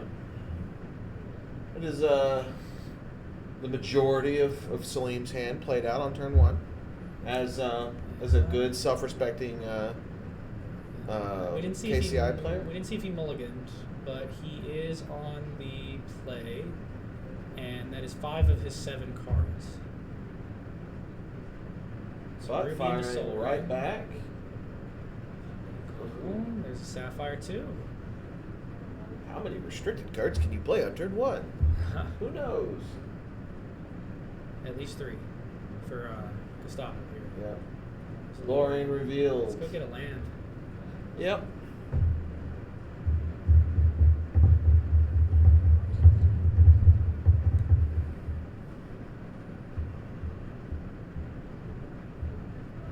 Finds an island. Getting a basic. Interesting. I mean, he already has access to red mana, so he doesn't necessarily need to go get a Volk. Doesn't have white mana though. He could have got a Tundra. He could have.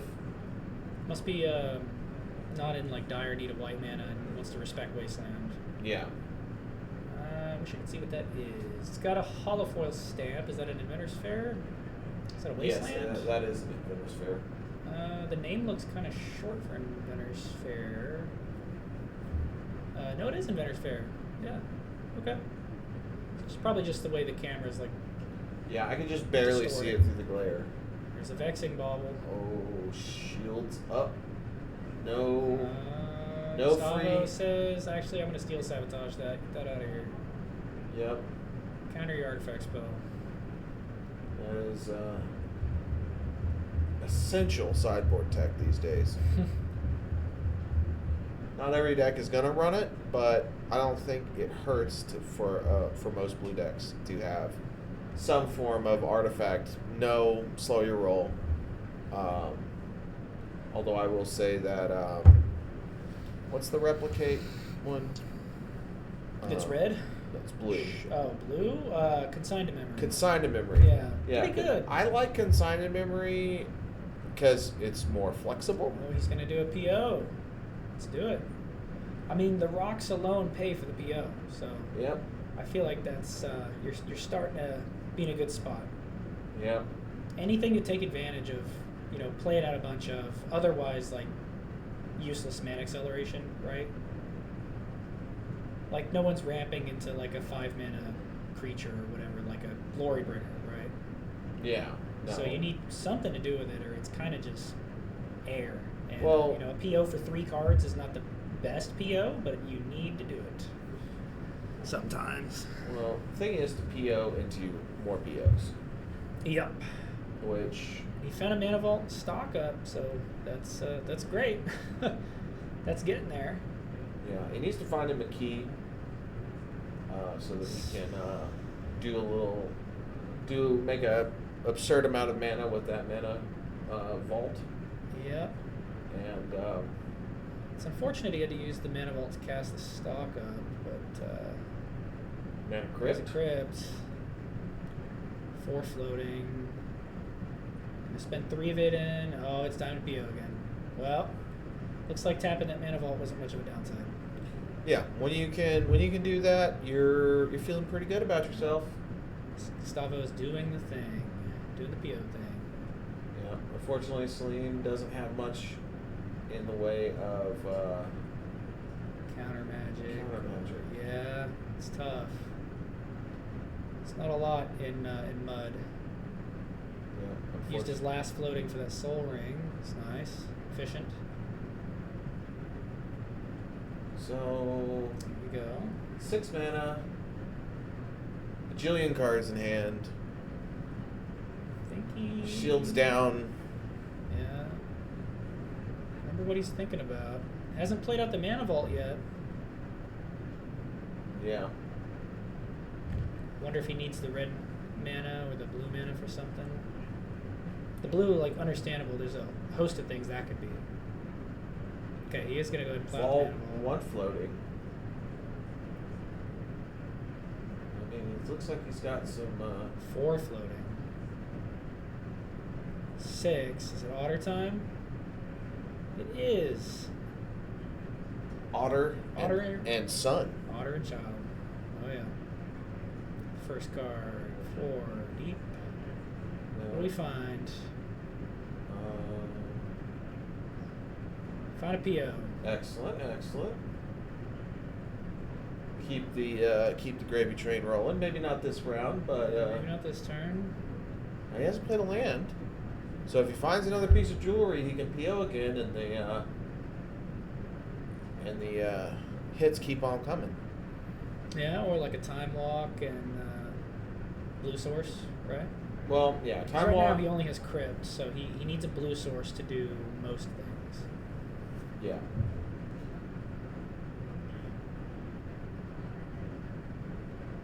But he does have the land to play, so that's good for him. Salim, on the other hand, has probably got to be wondering what he did to deserve such a fate. Yeah, at this point, I mean, he really needed that vexing bauble to resolve. yeah, Unfortunately, he didn't have a lot of other things to like bait out the force. yeah.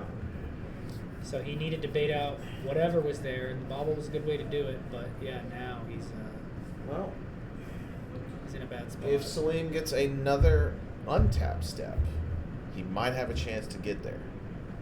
Yeah. I missed what he found with the offspring token. Did you catch? I didn't. I wasn't. I was. He fetched with a Misty to get a Tundra, but that couldn't be what he got off the Offspring. He might have gotten a stock up. We'll see. He could cast a stock up, yeah. That'd be a good hit. What do we got? We got another Otter.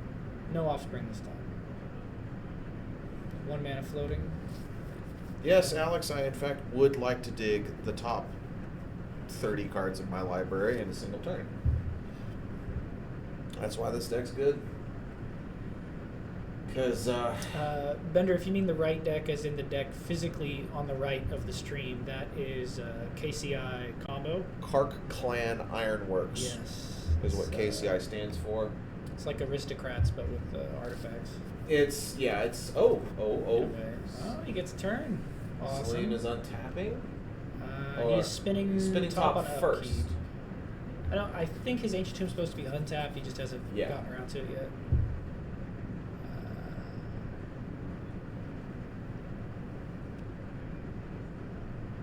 Okay. Let's go to draw. Ouch. What do we got, Salim? 4 mana. There's a KCI. Okay, there's Clark. There's the Ironworks. And let's see. Eating a It's force. probably not resolving, but Yeah, the misstep's not doing a whole lot against this deck. Not quite. Yeah, Salim's had enough. Yep, So we're good. That's the match. Well, Comes and goes. it does it. It comes and it goes. Let's take a look at Modern first. Alright, I believe this is the Modern seat. Okay, this is a heck of a board state here. I didn't know that those are the there was like an best 8-cast tokens deck. Those are the best cat tokens. Oh yeah. ever. So it looks like We have a flip to Johnny. We red have white energy. Ocelot Pride doing Functioning cat. as intended. One cat has a spear. yeah. So on the right hand side, Andrew there, I didn't know that there was like an 8-cast style deck in Modern. That's pretty cool. Yeah. And it looks like he tags something off with a portable hole. Can you tell what that is? What is that? It looks like an equipment or something. That is the Vexing Bauble. Ah, that is disastrous for an 8-cast style deck. So yeah.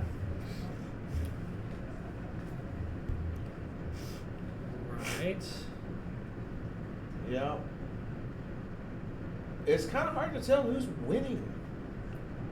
Because Well, Andrew has a big, he's got a kappa. scary kappa, Yeah. and other things to do, and no shortage of mana, but he is staring down a lot of stuff. I mean, that kappa is going to get in there, There's a Ragavan. It is dashed. right? Dashed right into the kappa's Maw. Yeah. Yeah. Great minds and all that. However, if he didn't already have it, he has the city's blessing now. 3, 4, 5, 6, 7, 8. Yep, exactly. And then Okay. if he hasn't activated Johnny's ability, he can activate Johnny's ability and ping Andrew. They are figuring it out.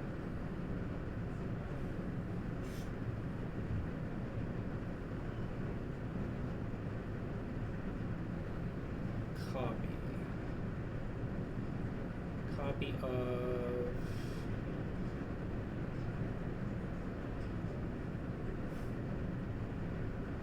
Did I misunderstand something? What's the copy? That might just be a token of something that City's Blessing. Okay. It's probably a copy of one cat tokens. Look, you think he's out of cat tokens? I mean, yeah, probably. But you have to. Is it an end step trigger off Ocelot? He hasn't attacked yet. So we're still in the pre-combat main phase. And now we're going to the Smush City. Split the smush phase. Yeah, time for that turtle to eat the monkey. Bye bye. Yeah. Right in the graveyard. But he wanted to get City's Blessing. He's got another one. Beautiful. Nice. Shut Got the it. City's Blessing, and you made the best out of drawing a second copy of his Legendary. Good stuff. Right. Ragavan 1 was sacrificed on the altar of getting another one out. Uh-huh. But yeah. Are those counters on Emery? Is that what we're seeing? Up there? Yes, but I don't know how they could have done Yeah, I'm not sure what's equipped to Emery. I assume that card is equipped to her. Or enchanted by. Oh, Planisphere. Okay. What does Planisphere do? It's a new card. Let me look it up.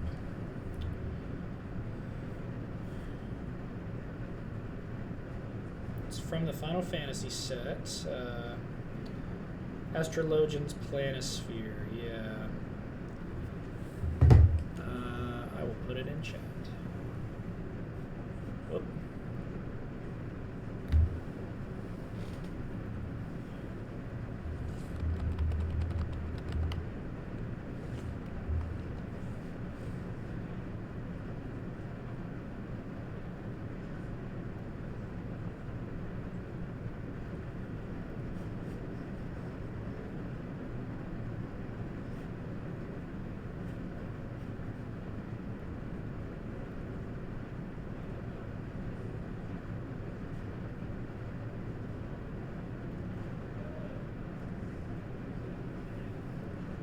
Job select. When this equipment enters, create a 1/1 colorless hero and attach this to it. Each equipped creature is a wizard and gains whenever you cast a non-creature spell, whenever you draw your third card each turn. Put a +1/+1 counter on this creature. Huh. Interesting. So, yeah. Seems like that makes a lot of sense with Emery. I mean, you're going to cast a non-creature artifact. Now the game's over. Ha! Well, this is what happens. You take 2 seconds to try to look up a card, and the match is over. well, let's cut to the Legacy game. Yep. See how that's going. Everyone loves to see pain, or at least I do. Oof. Looks like David's got an Archon in play. That is rough. Yeah. That is gamed pretty quickly if not responded to. Painter has ways to deal with that. Plenty of ways. Just need to draw it.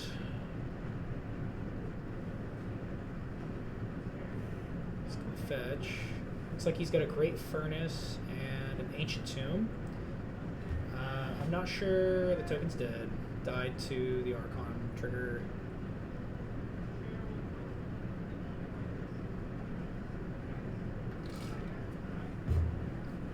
What happened with the Bloodstained? Failed to find? That would be a tragedy if that's the case. He's getting Thought Seized. That's tough. Thought Seized is tough. On top of everything else going on. Yeah. Got something at instant speed, huh? Taking 2 more, getting dangerous. That card is from Duskmourn, right? Oh man. Why did David pitch? What is that card? Huh. You got me, man. That is interesting. Yeah, unfortunately, still took a pretty big wallop from that. This It's is over. red card from Duskmourn. Well, that game's over.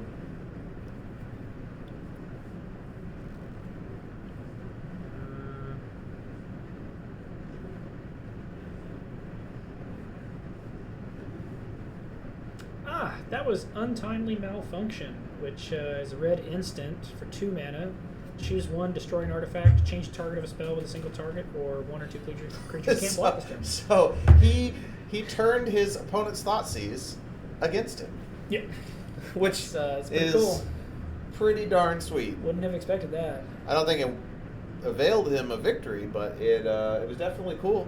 It's definitely the swag play, that's for sure. Yeah. If you've got to lose with style.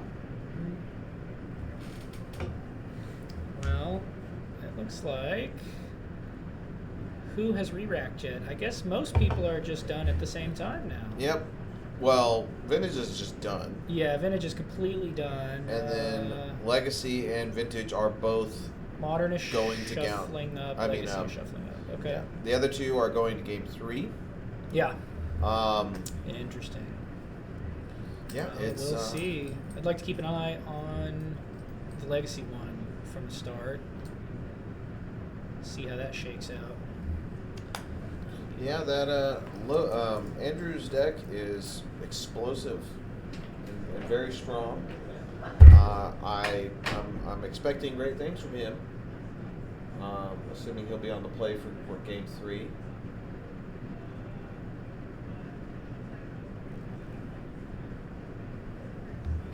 Where?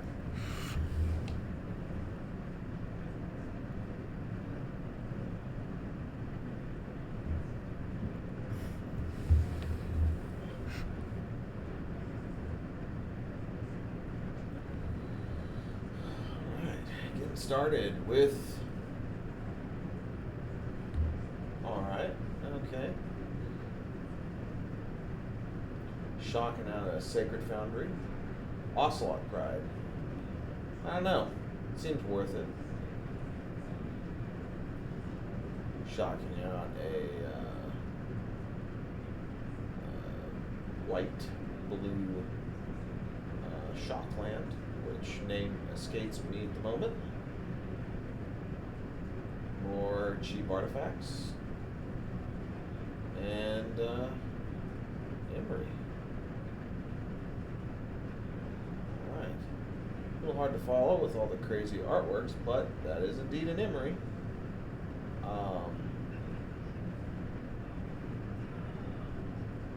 So we have some good stuff put in the graveyard. We'll see what happens. Alright, Galvanic Blast.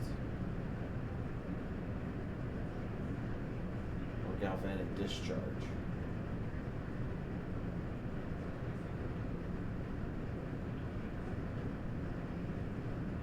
Zapping Emery. So we can get in with Ocelot. Gain a life. Make a cat. On end step, of course.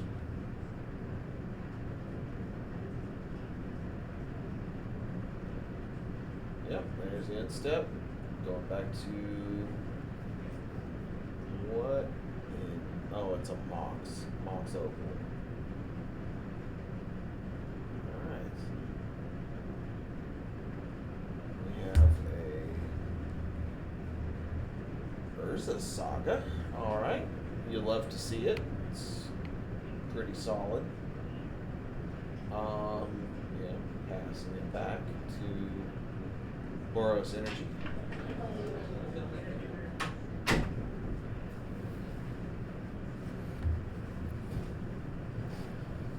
I'm a big fan of that cat token.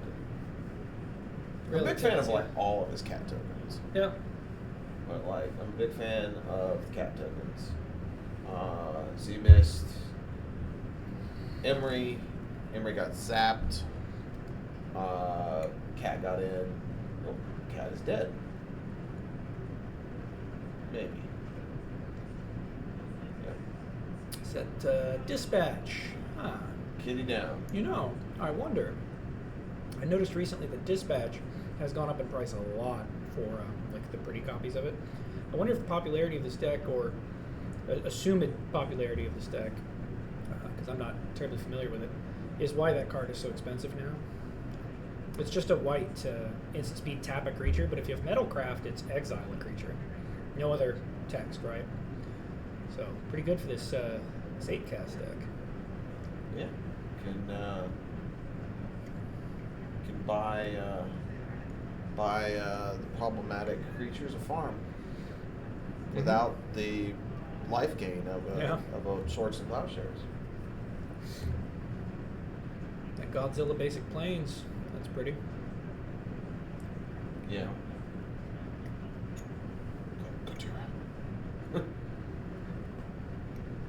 All right. Yeah, Modern got started up before Legacy, so Cut over to that. Okay. Yeah, I figured we'd just cut over to Totally that. fine.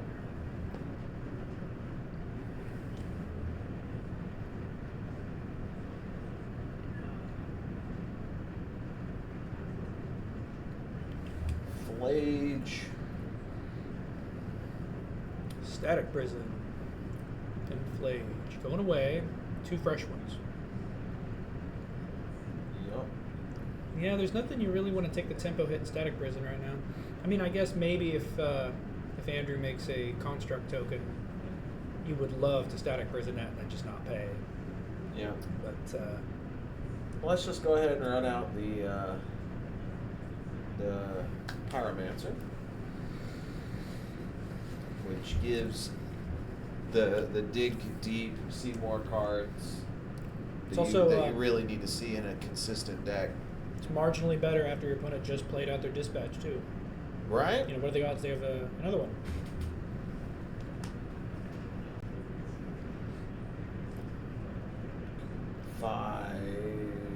Bunch He's of mana. improvising a Kappa. Yep, There it here is. it comes. Hello, turtle.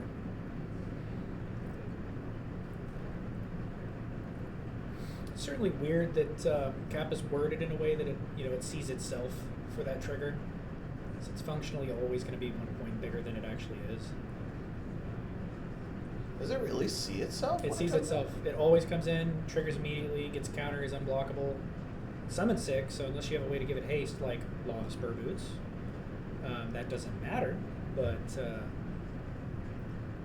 Interesting. He could have improvised one more, kept the mana back to equip Law of Spur Boots, or his Law of Spur Boots. no, it's equip 1. He could have. I'm not sure why he didn't. Maybe because he values it more as a blocker, and so the extra mana is not really worth it. Maybe he wanted to keep Soul Guide Lantern up as graveyard hate, given that David did just pitch a Flage to Season Pyromancer and has the colors to escape it with haste because of Arena of Glory. Yeah, Flage is a problem that I did not consider. So thank you for pointing that out. Yeah. Flage would be not good. No, it's pretty rough in this position, yeah. Because Andrew doesn't exactly have like a whole lot going on right now. Ooh, Oh, nice. Here comes another Pyromancer. Wonderful. Fill that graveyard up so that Flage can get exiled with the Soul Guide Lantern. Uh-huh. It's gonna make you do it.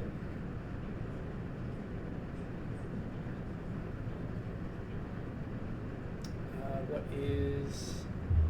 Oh, that is more elemental tokens. Got it. So only one of the cards he pitched was non-land. So there's a Guide of Souls. Must have just picked that up, otherwise I can't see him not running that out first. Yeah, I saw him draw that with the Season Pyromancer.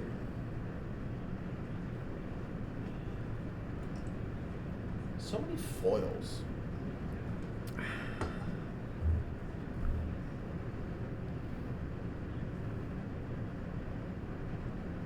What is that? Is that card? Doesn't even look like a magic card. No, it really doesn't. What, is that a construct token? I think he made a construct token. That's I do not probably know. a card from another game. I'm gonna go find out what it is. Okay. We're just gonna go break into the room, accost Andrew, and ask him what the heck he's doing.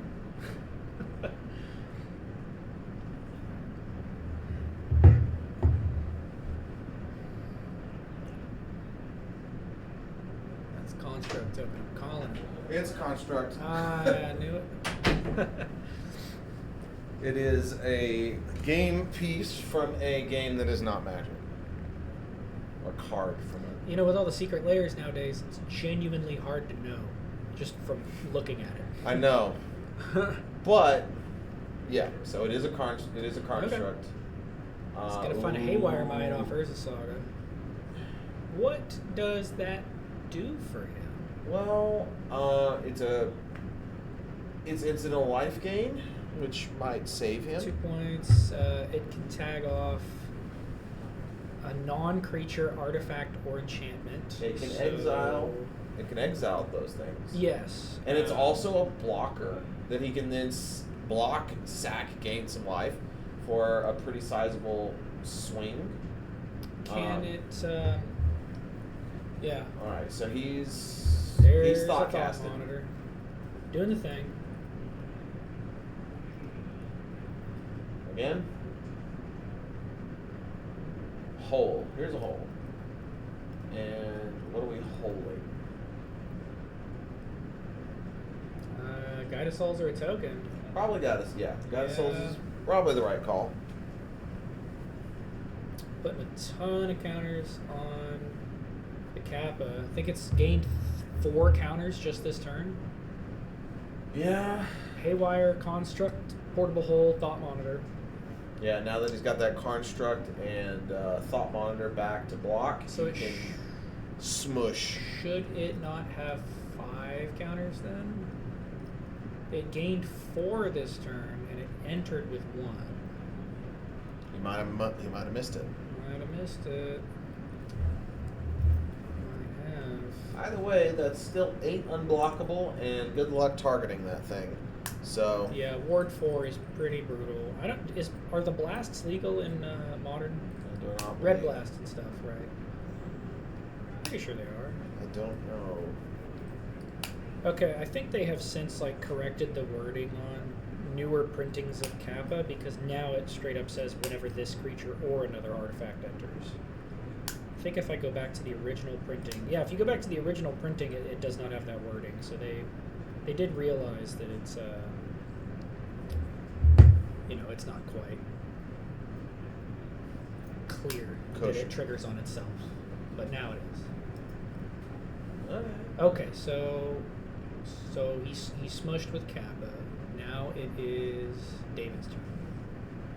Yeah, and David's gonna have to. Haywire Might does gain 2 life when it dies for any reason. You don't have to sack it to gain 2 life. Yeah, and it looks like graveyard was taken out. There's a cat. Uh, Yeah, I don't see the Soul Guide Lantern. I think he went ahead and popped yeah, it he before went ahead and David's got turn. rid of it. Okay, so we got Cat and Johnny, and Little kitty, big kitty. 1, 2, 3, 4, 5, 6, 7, 8, 9, 10. He has the City's Blessing. City's Blessing, and Does he realize it? yeah, I hope so. Cool. Good. All right, so he's got the City's Blessing. Now it's just a matter of starting to gain some life. Good thing that Andrew took care of that Guide of Souls, because otherwise this is going to get out of hand real fast. Yeah, now that David doesn't have any way to gain life, he's in a really bad position. Yeah. I'm not sure exactly what his life total is, but at a minimum, he has taken a hit for 8 from a Kappa. Yeah, he's got minimum 2 turns to deal with the Kappa, Yeah. and I do not see him dealing with it this turn. I would say he has a maximum of 2 turns. Realistically, if Andrew doesn't... Oh, I think this is Luca, not David. Okay, sure. Apologies. I've been saying David this whole time. I yeah, think that's Luca. Yeah. So my bad. Luca, a really good way to get out of this is to have another land and a Path to Exile. That would be a good solution. Yeah, he needs to get rid of the Kappa. Yeah, unfortunately, Kappa came out of the box with does not care about your removal. So at a minimum, Andrew can equip Kappa with Lava Spur to give it +1. That puts it at 9. It dealt 8 last turn, presumably. So if he can give it +1 and then 1 additional point from literally any artifact in his deck, then it's lethal unblocked. But you also got to remember that Luca has been gaining life. Had gained at least a few points of life off of the Flage and off of the Guide of Souls. He cast the Flage. I thought he discarded the Flage to a Seasoned Pyromancer, and then it got eaten by Soul Guide before it mattered. I thought, okay, well, There's a Vex. I could be wrong. But either way, he's in deep trouble if he doesn't deal with the Kappa. He definitely could have gained some life from an Ocelot Pride that I missed, for sure. But, point being, that Kappa is dangerously close to unblockable lethal, despite the fact that Luca has a small army in play. That Vexing Bob ought to do some work, though, because if I remember correctly, it says he can't even cast. What is that? Is that... looks like a fire magic? Oh, yeah. Yeah, it is. From Final Fantasy? Yes. I think that he's probably casting it for the Pyroclasm mode to just nuke all of the board. Yeah. So it's like 1 mana for 1 to everything, 2 for 2 to everything, or 3 for 3 to everything, something like that. Yeah. I'll look it up and just double check, but I think he just nuked. Yeah, Luca Knuckle Touch. It's over. Yeah. All because right. now he doesn't have to buff the Kappa, he can just swing in and the construct that's enormous. Well then, that was It's a heck of a game. That was a heck of a game. Yeah. And I think we can go to. I think looks like Legacy is done, so I think this round. I think that goes to. I'm gonna go verify, but I think that was Andrew, Logan, and Celine victory. Andrew got it. Well, Celine. I don't think Celine won. Okay.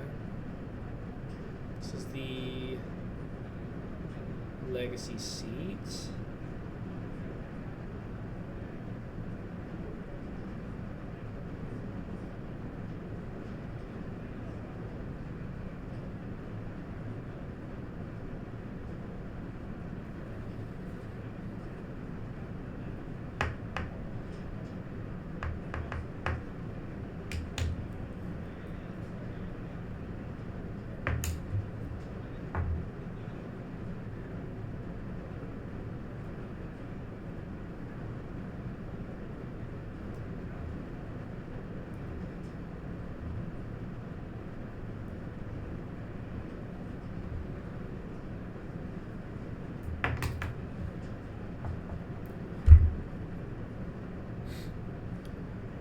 Those were certainly interesting games. For sure. And maybe it shows how out of touch I am with Modern, but yeah, I've never seen that 8-cast list that Andrew has. That's pretty cool. I'm a big fan of affinity type blue X strategies, and it just looks fun. It's fun casting Emery and Kappa and Thought Monitor especially. Kappa's a little uninteractive in the grand scheme of things. It's probably not the most fun card to be on the receiving end of, but it is a giant Blastoise looking thing, and that's worth something, right?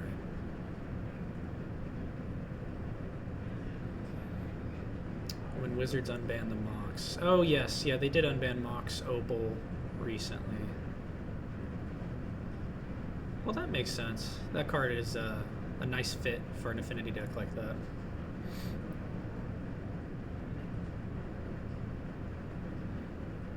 I've been a bit out of touch with Modern. The last time I really invested some time into that format was when the One Ring was still legal, and I played Mono Green Tron with the One Ring as a 4-of across the 75.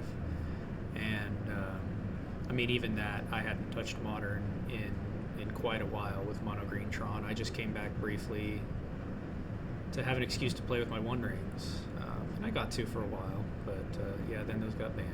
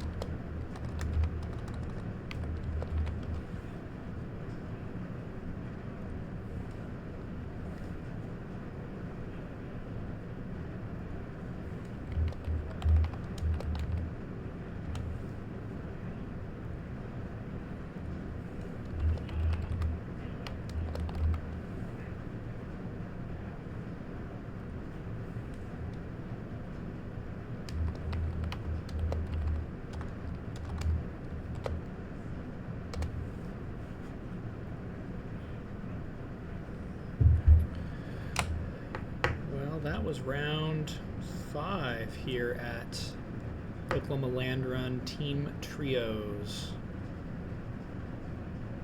It is about 3:30 in the afternoon, Central Time here in Oklahoma. And it's been a good day so far. Good day so far. Woke up and went to take a shower before this event and rudely discovered that the either my water heater is kaput or the pilot light went out when my son toggled the gas valve again. Gas valve is accessible from the back porch, and it's red and very grippable with baby hands and turnable. So he might have done that. Honestly, I'd prefer that to the water heater being in need of replacement. But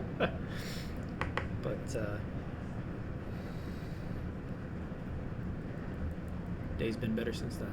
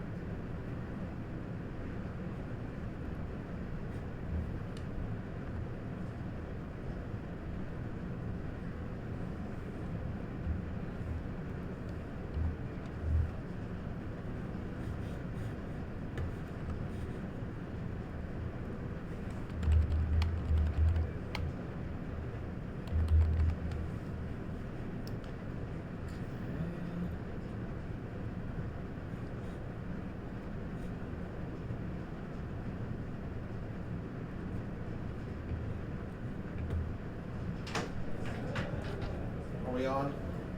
Yeah, we are still on. How did that go? Was it the right team or the left team? It was Andrew, Logan, and Salim won. Andrew, Logan, Salim, got it. Okay, so Andrew, we saw him take that game. Yeah. Logan must have won with Yep. Welder. That's great. Yep. Cool stuff. Cool stuff. Well, admittedly, had Logan lost, they would have stopped that game. Yeah. Because Andrew was the last one done. Yeah, that's true. That's certainly true. Woo-wee. Yeah. We got one more round, and then cut the top 8. And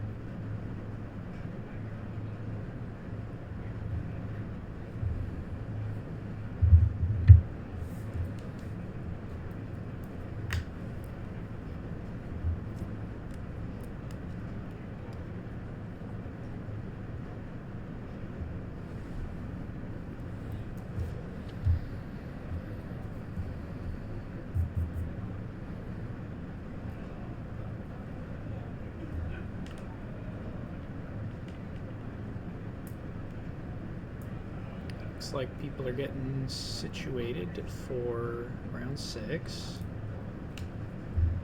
Curtis is getting their names so that we can have that on screen for everyone.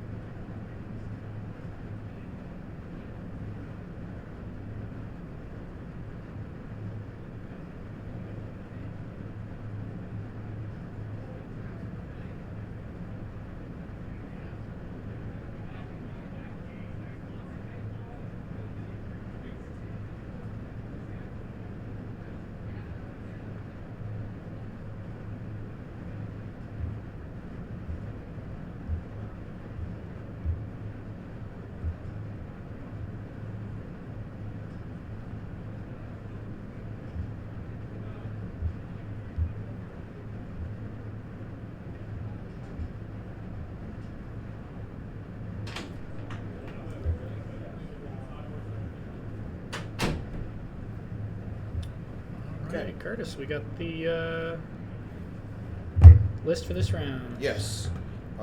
So On the here, left. On the left, we've got Wilder, Wilder, Okay. Daniel, and Josh. Okay. And And then on the right. we have Matthew, Fletcher, Fletcher's here. Cool. and Devin. Dev with an O. I. With an I. It's not Holloway, is it? No, Okay. I don't know. I know the other two. And who are we on right now? We are currently on the legacy seat, which would be Daniel and Fletcher. Right. I thought.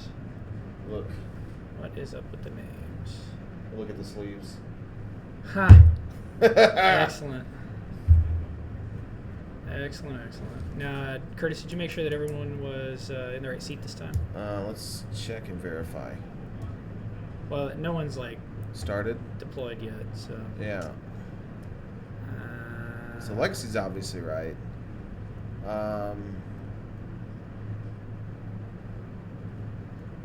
Is that supposed to be modern? Yeah. I think they're right.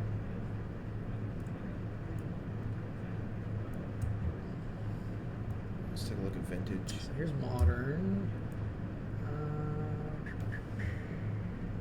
Is that a mystical tutor or first well? Chromox? What is it? So this is supposed to be the modern seat, but you have to see a card that indicates clearly that that is what we were looking at. How did it get flipped? Because people are just sitting in weird No, they're spots. not. I made sure that they sat in the right spots. Well, this is supposed to be modern, and that's clearly the edge of the table. Like you can see it on the right-hand side. Okay. That's the modern seat, is the far end of the table. Far right side. From the end of the door, yeah. Or from the door. So,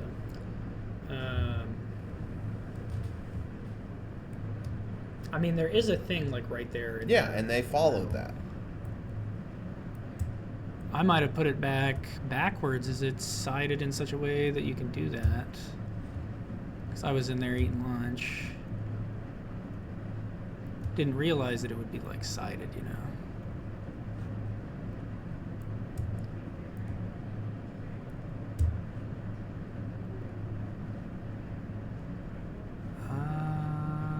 So this is going to be flipped again.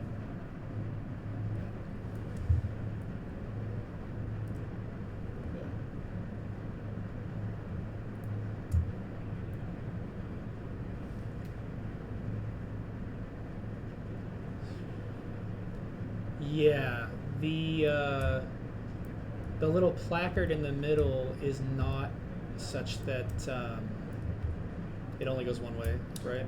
Yeah. That's probably why everyone is doing what they were supposed to. Yeah, they did what I told them, Uh-huh. but it is wrong for some reason. All right, so Oops. let's just remember that modern is vintage and vintage is modern for Deal. this round, and then we'll fix it All right. before top 8. We can do it. Everyone is Figuring it out. sitting happy. Looks like some people are conferring with their teammates about their opening hands. A wise precaution in a You team. are allowed to do that. You Yep. are totally allowed to do that for a team event.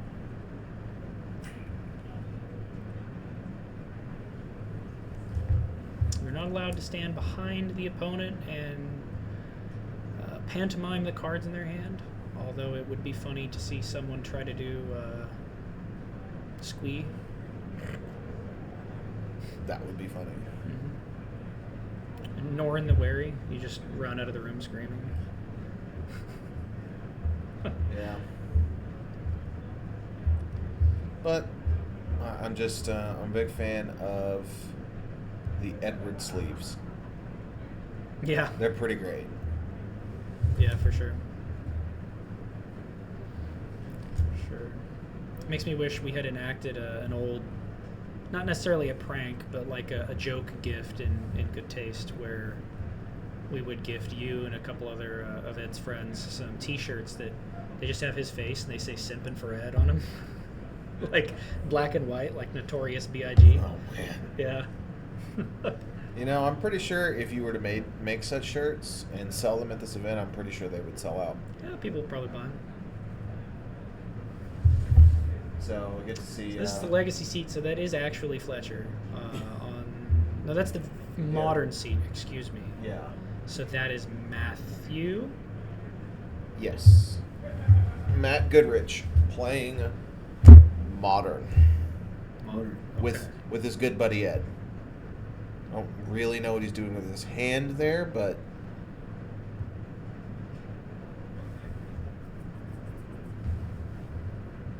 we got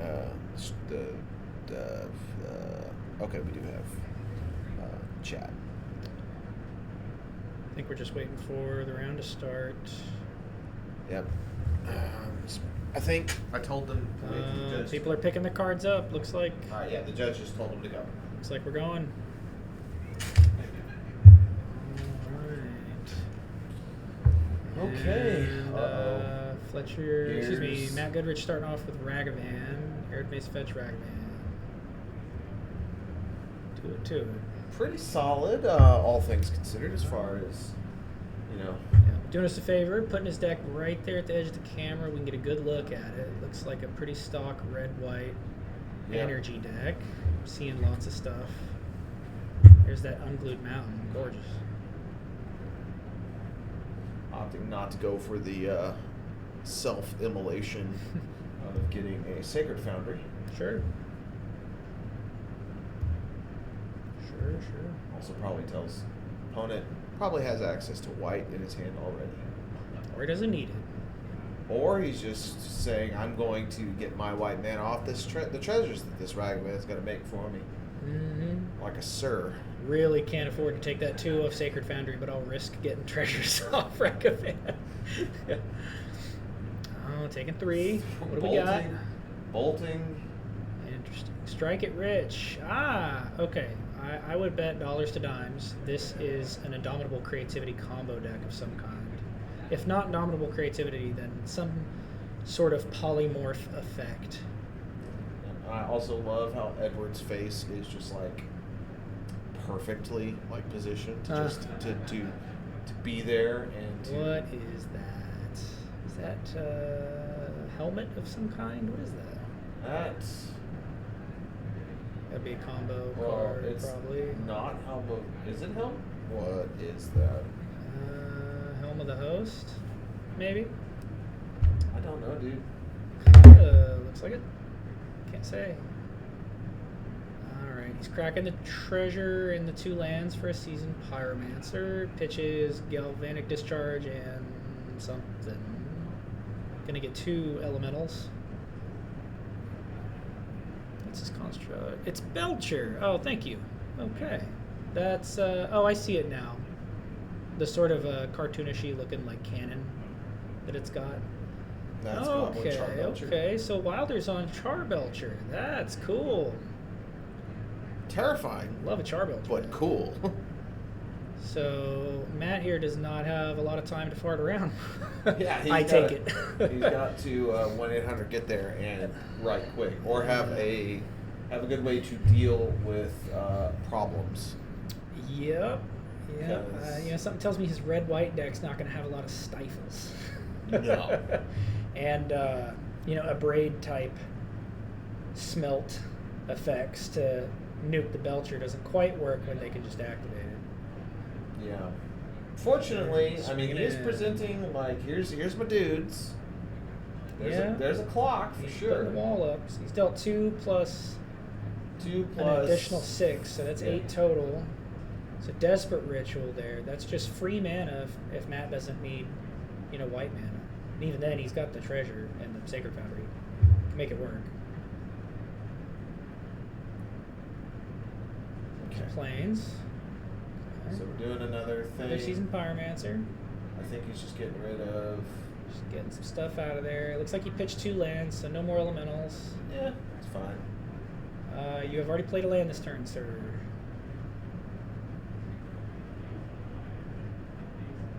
Yeah.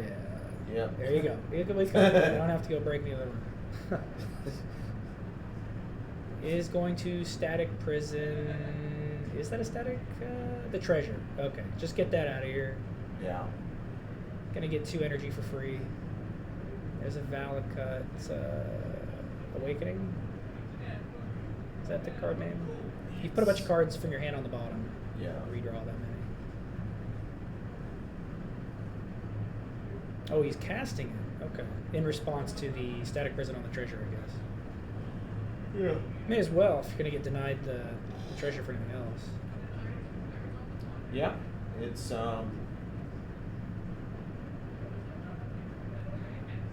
if nothing else, it's getting him one step closer to critical mass. I mean, it's like a little slightly clunky mulligan engine. Sure. I mean, it's better than nothing, and that card's already doing double duty as functioning as your land, your mana source, and your otherwise landless combo deck. Yeah. And of course, Belcher being able to not run lands effectively because of all the dual face lands. He's getting the tokens out to count stuff. Thinks something's going to happen this turn. Yeah, not to knock like oops all spells or anything, but Belcher is a very cool landless combo deck. Belcher is. I've heard a nickname for Goblin Charbelcher, the People's Cannon. The People's Cannon. The People's Cannon. We're gonna show up and we're gonna fire the People's Cannon. Oh, he's got Ruby Medallion. Wow, the medallions really were a bigger hit than I would have thought in Modern. Because there's even a medallion combo deck with like he's Rouser. just going to Make mana time. make a bajillion mana, and we'll see what happens. Medallion says all his rituals are just dark ritual but red. It's pretty good. Pretty cheddar. It's nice. Well, you've got 5 mana. Storm count is 4. What's going on? What is that? Why is he pitching a card? Oh, is that March? Is that the red March? It's got the frame for it. What does that even do? This is a con. That's a. Make a bunch of tokens, yeah. Yeah, maybe. I think it makes a bunch of tokens and then like they die later on. Yeah, I'll just look it up, but He is explaining. it's definitely the March. The stuff to Matt. March. Okay. March of Reckless Joy has the March text of additional cost. You can exile that color a card from your hand. It costs 2 less for each you exile that way. Exile the top X cards of your library. You can play up to 2 of them until your next turn. So that's a tiny like galvanic relay. Oh. He Okay. gets to pay any amount and dig pretty deep to try and find some more action. So he found a Manamorphose as well. Found a Manamorphose. He only gets to cast 2 of them despite digging, looks like 4 cards deep. Yeah. Looks like he's decided it's definitely not Strike It Rich. So it's Manamorphose and what? Well, I guess the card is worded you could play up to 2 of them this turn. So, oh, I think he chose Ironcrag. Here's the Belcher. Get belched. And Can you deal? the cannon has been fired. Firing the people's cannon. Is it?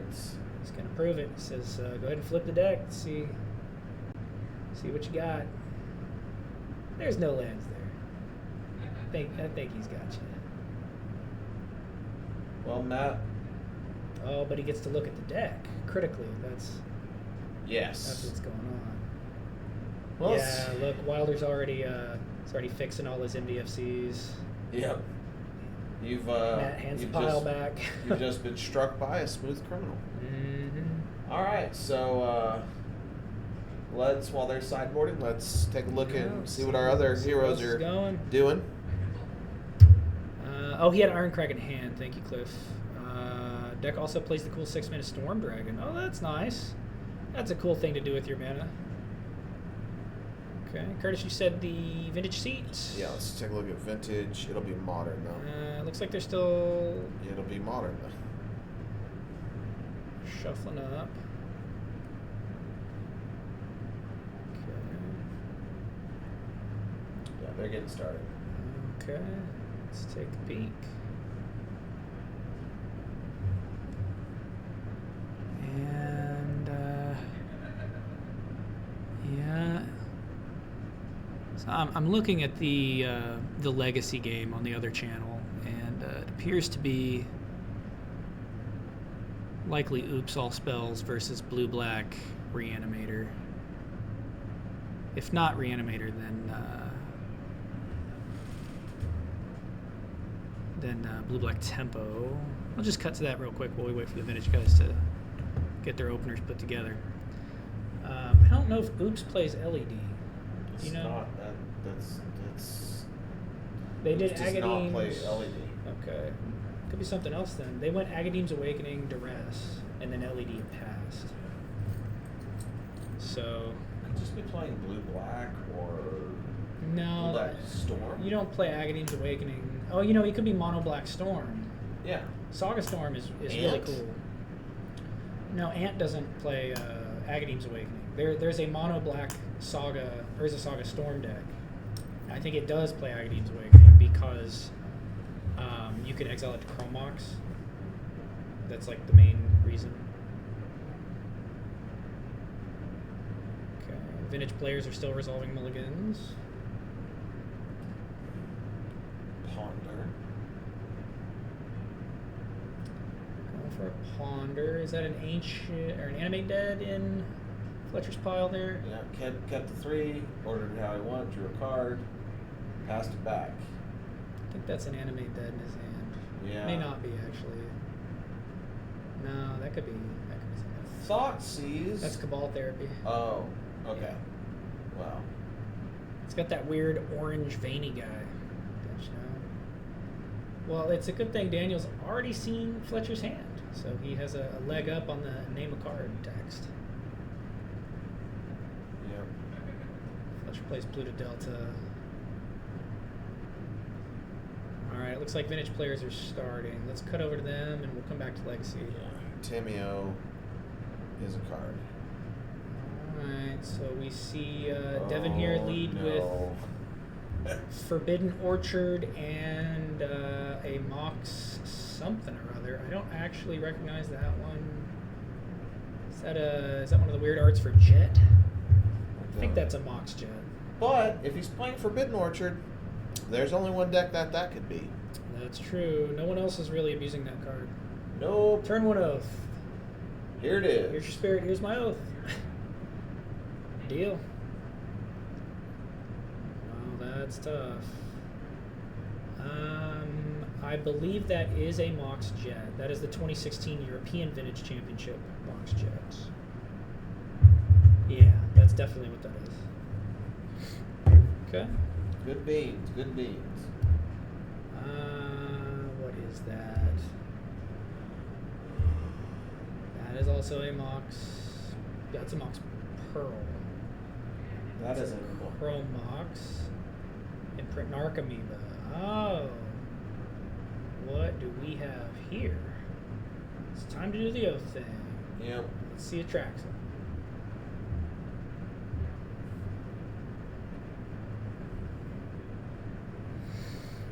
Oop. Oh, there we go. He oathed so hard he broke the stream. All right. Well, there's Atraxa is here. Now we do the Atraxa thing.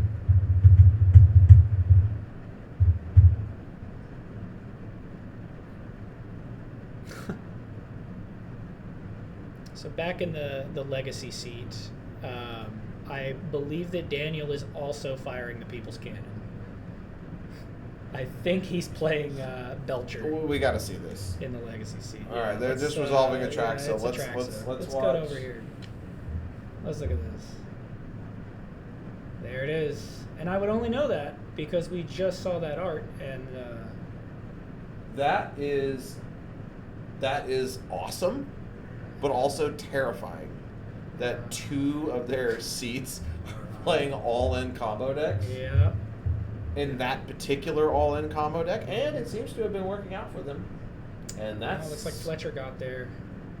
Yeah. He had the consigned to memory main deck for the Yeah. cannon, unfortunately. That's tough. It happens. Yes. And now Let's check up on Vintage. that's awesome though that they're running 2 copies of Belcher for their team. Vintage players still resolving Atraxa. There's a broad similarity between the 2 decks. I mean, honestly, what cards? Got a time walk with Atraxa. That's rough. Ooh. You can give the opponent a spirit too. Make another Atraxa if he wants. Nah. I mean, you don't need to, No.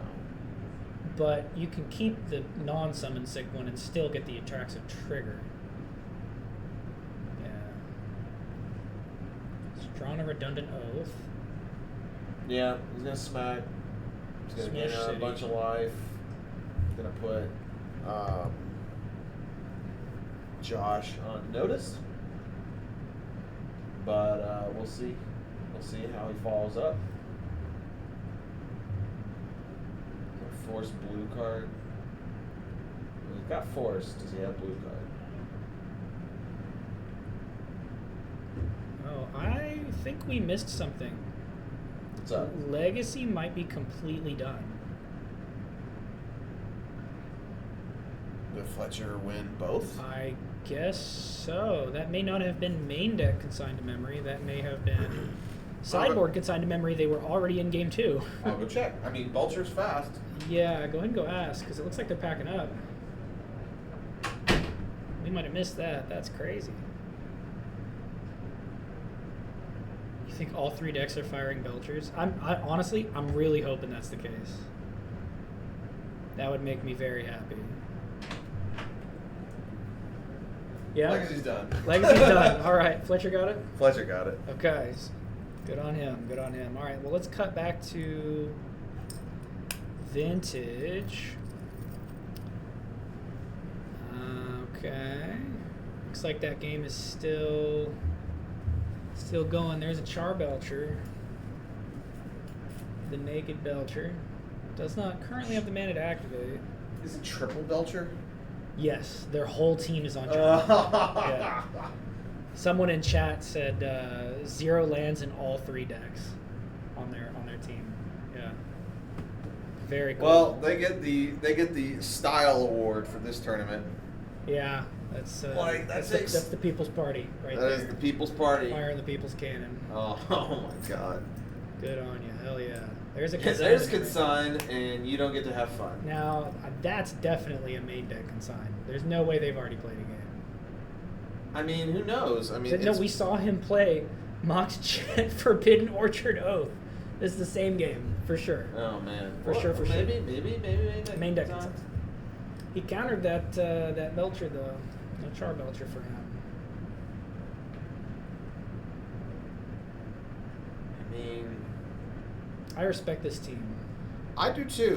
That's a commitment for all of you to say, like, even if I'm not a big... I mean, ideally, they're all huge Belcher fans, right? Ideally. But, even if it's, like, 2 people that are huge Belcher fans and they're one buddy who says, yeah, okay, I'll do it.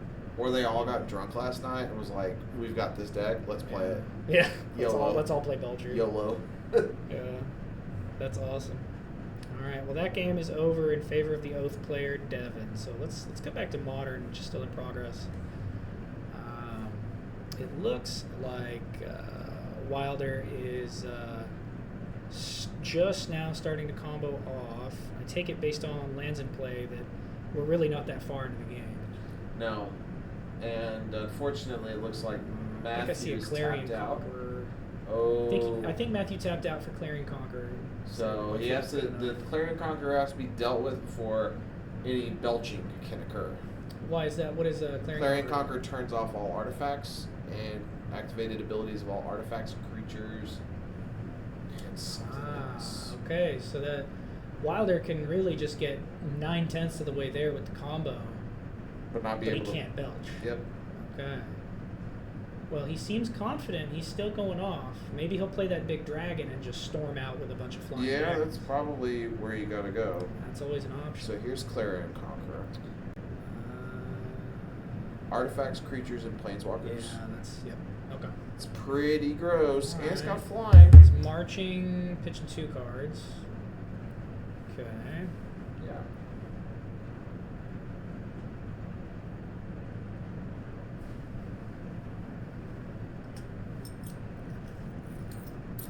Alright, how many cards deep? 4 cards deep. Ritual, another march, Wear Tear, Pinnacle Monk. He needs a... Pinnacle Monk is like an anarchist Archaeomancer effect, if memory serves. It's like a 3/3 with prowess, but it also gets an instant sorcery back. Let's see. Wear Tear's not doing a whole lot right now. It's not an artifact or enchantment that's causing the problem. Nope, he needs to be able to bolt the Clarion Conqueror or He's gotta get rid of power out the Storm Dragon. Which would be pretty stinking cool, if I do say so myself. For sure. Looks like red mana's 5, storm count's 3. What is that card above the storm count? Do you know what that is, Curtis? I don't. I can't tell. Striker Ridge. Was that in the pile? Did I miss that? Or is he picking that up with Pinnacle Monk? I don't know. Definitely don't want to go in there and interact while he's on his combo. So, we'll just have to settle for ignorance for the time being. Sure.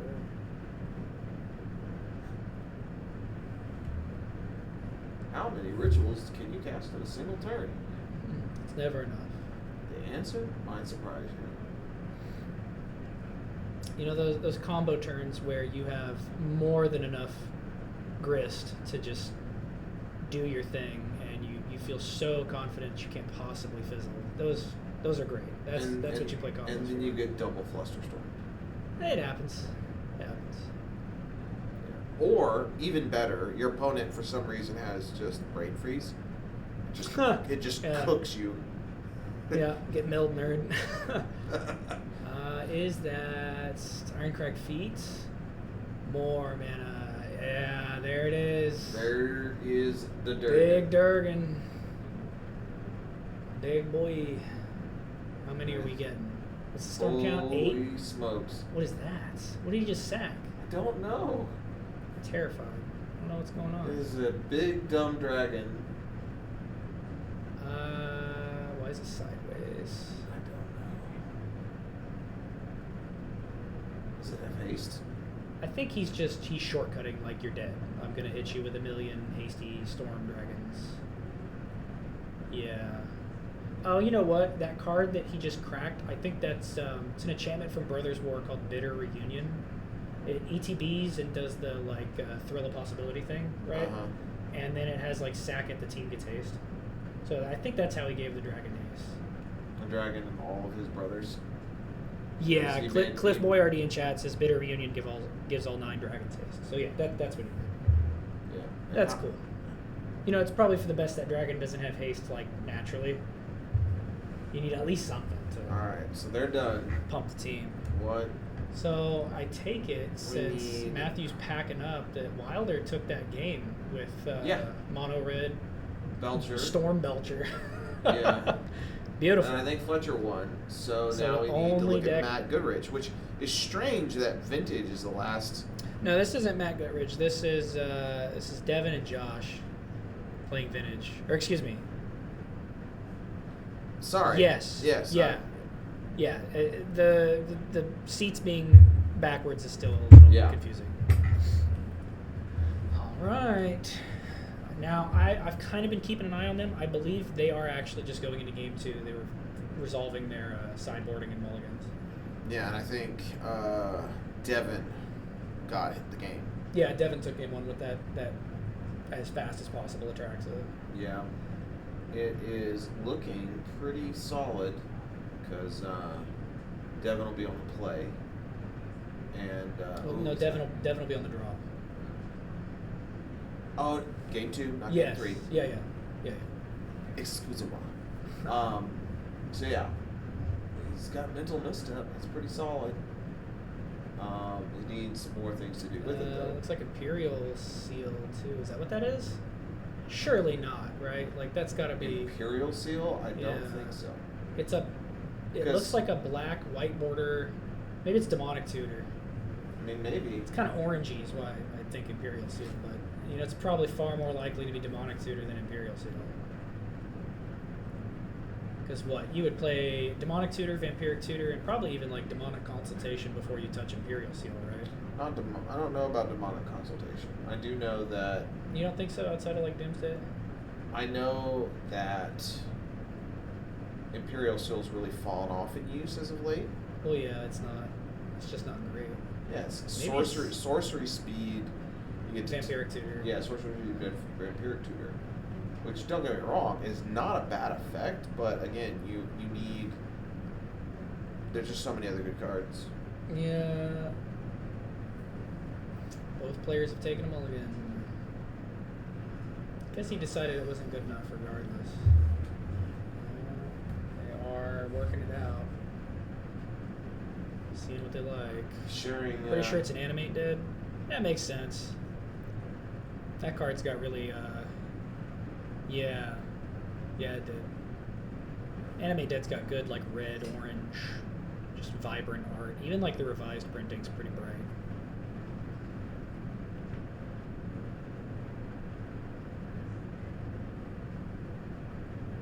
Okay.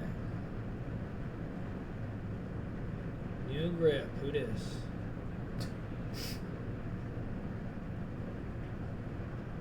I can't quite tell. Yeah, standings are available on MTG Melee. Should be able to check there.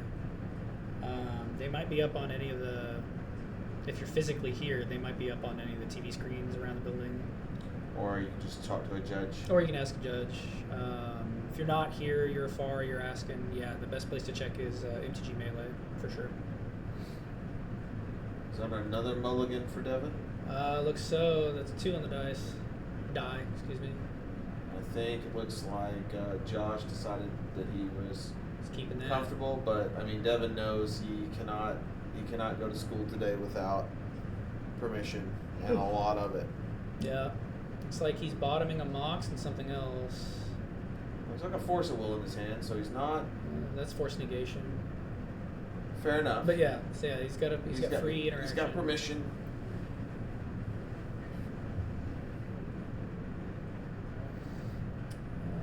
Looks like he's keeping a different Mox, or is that the one he was thinking about bottoming? Sometimes it's tough to tell. I think that's a Mox Ruby from the Vintage Champs, right? I'm not familiar with the Vintage Champs artwork. They're That always looks- great. Is that Flash? He's trying to put on the bottom. Oh, I didn't catch it. Hard to say. Yes, that is definitely Flash. What a wonderful card in a Oath deck. Yeah, Flash is pretty cracked. It's restricted, right? Yes. That's absolutely for the best. That card is obscene. Well, considering that we have umpteen bajillion just Ruinous here's ETB, rude, LTB. Yeah. ruinous, absurd Yeah. ETBs, and you just 2 mana. Yeah. Oh, and you can do it on your opponent's turn too, because why the heck not? Yeah, absolutely. I mean, in my opinion, of all the cheat cards, there's none more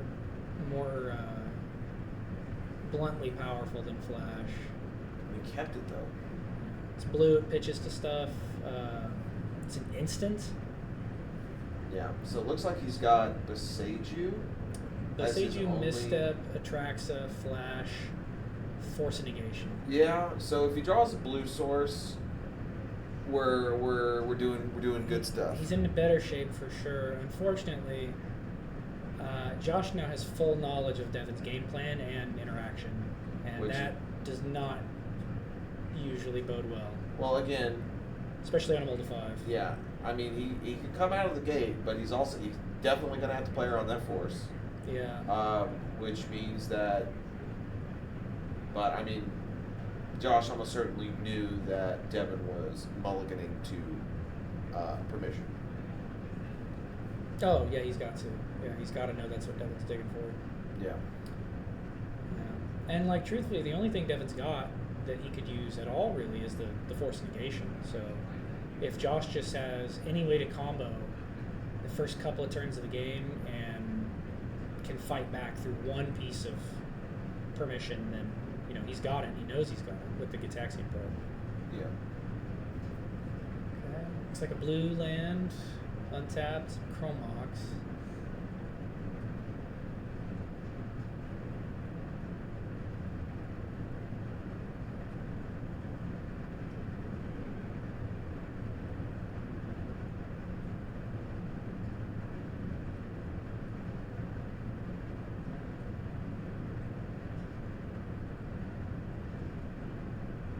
We also have to take pictures of top end. Sure.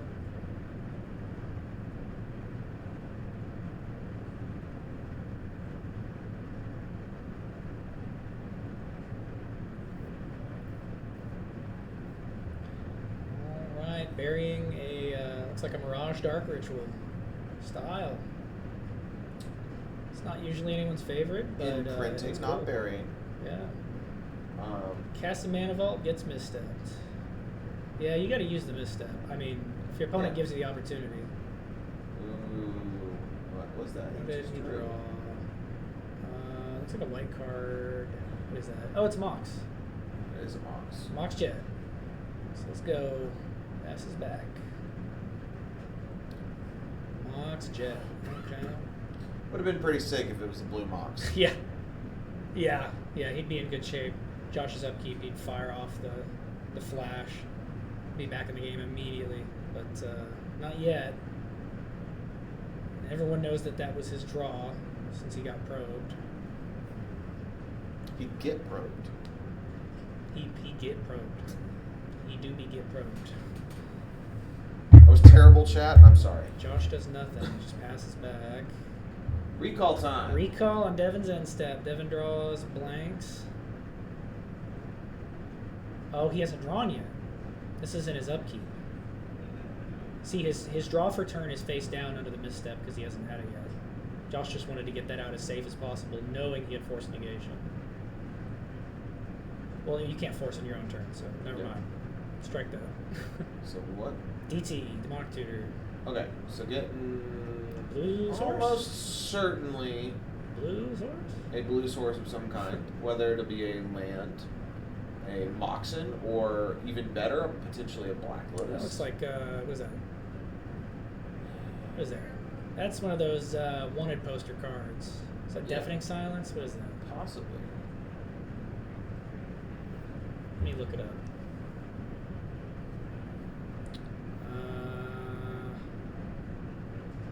What is that? That was Outlaws of Thunder Junction, yeah. Getting some help from a teammate. Yep. It is kind of funny how the mild skew at the edges of the viewing area make the cards that the teammate is holding look very, very tiny. Yeah. Right? It's weird.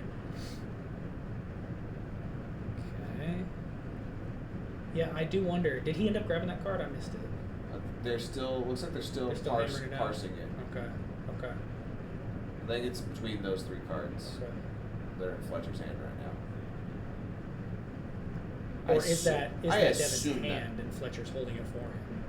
I assume that Devin's left hand is holding the deck and Fletcher's left hand was looking at the three cards that they're choosing between. They're thinking pretty hard. Okay. Mind break trap. Thank you, chat. Okay, he's debating picking up a mind break trap.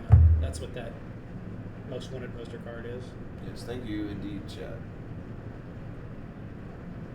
Would have recognized it instantly if I'd have seen the original artwork, but For sure. Those wanted poster ones, I don't know, I admit, like, I'm pretty good at spotting it, but if it's from a series, I don't like most of the cards in that series. Yeah, or some obscure secret layer. Don't I'm get me probably wrong. not going to get it. More power to them. Print all the different artworks. Sure. It's just Yeah, who cares? More things for more people, you know. just gonna get more and more confused. Yeah, that's it. I mean, if it brings the prices down and there's something for everyone, Yeah. that's not terrible. It's not inherently terrible. I'm not gonna throw a fit if someone plays like, you know, some ugly mind break trap against me. Actually, I probably deserve it if it's a mind break trap and they're using it against me. Yeah. What is? Oh, he's flashing. It's flashing. Oh, he's going for it. Okay. Oh, did we see what he got with? I think it was Black Lotus because I'm pretty sure it's the only way you can get to at least two blue Oh, mana. 2 more mana. Yeah, I bet it was Black Lotus. Well, the Atraxa got to do the thing. So. Yeah, that happened really fast though. So. Yeah. Well, that's good that it worked out for Devin. That's going to help get him back in the game. Bet he wishes he could take both Force of Wills. Don't you know it? Yeah. I mean, he's got. Only 3 hits in the top 10, really. Artifact, Land, and Force Will? Brutal. That's rough. Brutal. That's dude, look at the pile. There's 5 other lands. I know. That's a 6 land Atraxa pile. And there's a Time Twister and a Force. Wow. Oof. Oh, take your Time Twister. That's a sorcery. Yeah. He's not gonna take it? It's free real estate, brother. Oh, maybe that's Ancestral Recall and I'm dumb. That's why he can't take it. Could What's really funny be. is if it I was think that Black is Lotus, recall, if it was actually. Black Lotus, he'll have a blue mana floating and he can cast that recall. Well, he could, but he'd have to give up 2 Force of Wills to do it, you know. Well, not that he can get both, but you know, he's thinking, yeah, that's recall. That's a printing. See the 3 like heads? Yeah, Yeah. He's getting recall. Yeah. Because at the absolute worst, it's 3 cards deeper towards the best card for him to have. Sure. Well, and like clearly Josh doesn't have like free interaction right now because he would have used it to stop Flash. Yep. Well, I assume, you know, I would for sure. Yeah, he's got a floating blue. It's gone now. Yeah. It's recall time. Recall time. This is where you next level him. If Josh has Force of Will or whatever. Storm count. DT, Black Lotus, Flash, recall. Storm count's 4. I don't know if that matters.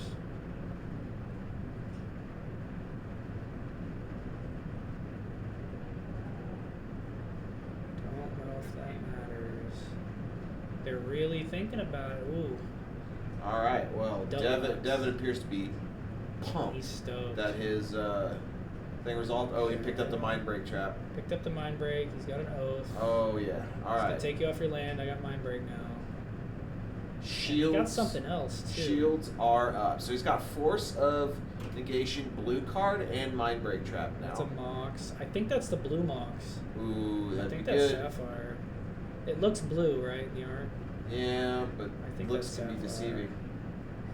I'll just double check. If it's not the blue one, it's the green one. Let's see. I have printed like proxies at home on printer paper with those exact arts before because they are really pretty. But they're not. They don't exist like online or in paper except for the posters. So the internet's real rough in here. Yeah, I think that's the blue one. Let's see.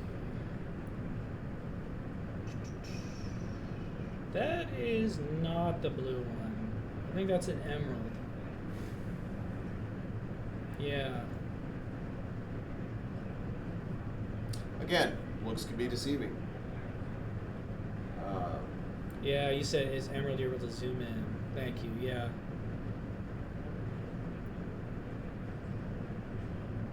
Sure is.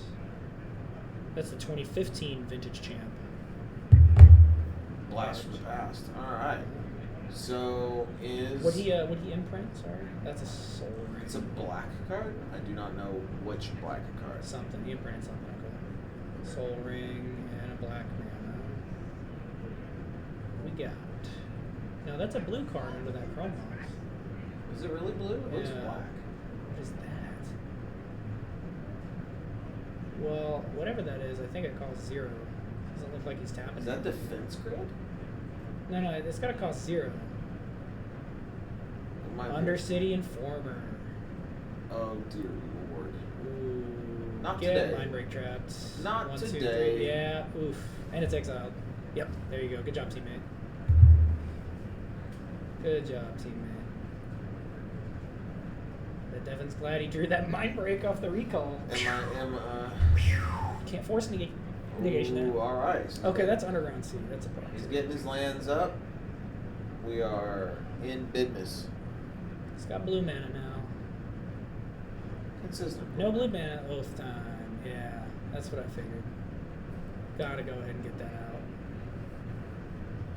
Alright.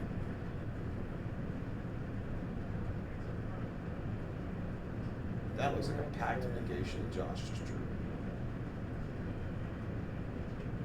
Well, that's Could have definitely used that last time. It's too little too late, I think. Yeah, would have been real nice last turn. Whew. So we got 2 cards. This Chrome Mox is really showing how they can just eat up your hand. Yeah. He's just as resource starved as Devin is at this point. It's like Devin's got a Force of Will. Yeah. Devin's got a Force of Will and a blue. Oh god, he's got Force of Will and Force of Negation. I have to pitch one to the other, maybe. Doesn't have Maybe. double blue yet to hardcast the negation. Says, you got it again? Says, And, yes, but at what cost? And if he does it, yeah, he's got to do it. He got to do it. And then here comes the pact. Oh, yeah, he still has Pact. Oh, brutal. Oh, brutal. What? No, what is the last card in your hand? What is the last? What one? is the last card? Oh my god! Oh, you have to spell Pierce.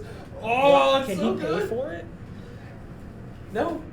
I'm He pretty just sure. sacked that. What is that card? I don't recognize that. His Chain of Vapor.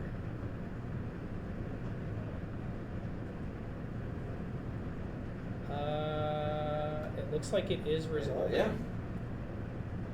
He made 2 mana with it and then it disappeared. I don't know what that card is. Yeah. But So that's good over. game. Good game.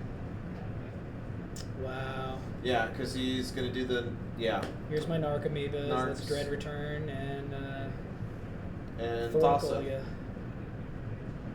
Thorkel time. And just like that, the match is over. Wow. That last one was pretty crazy. that was pretty sick. That was good, yeah. That was pretty sick. That the pact of negation got him there, Yeah. 100%. Look at that. Whoo-wee, all right. Nice. Good stuff. Good Okay, stuff. we will take a short break to get set up for top 8, and yeah. Yeah, good games. All right.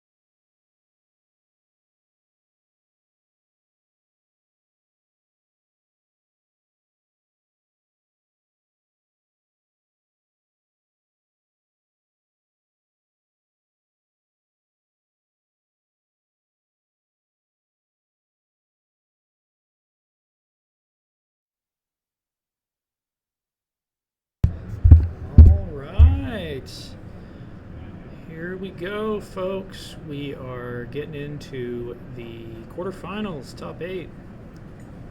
We were joking earlier because it's team trios. It's not quite top 8 because there's 24 players, but it's close. Yep. I'll be right back after getting Get some names. Awesome. Thank you, Curtis.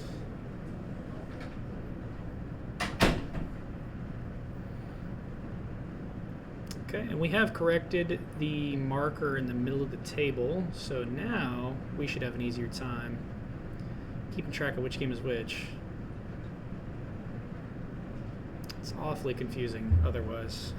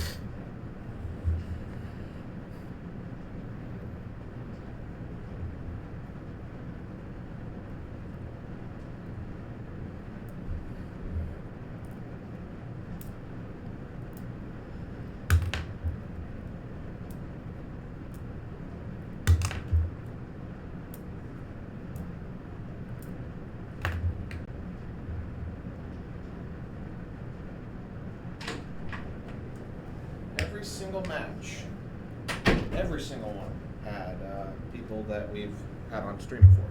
Mm-hmm. So, who's on the left? Xavier? Yeah, so, no. Left, right.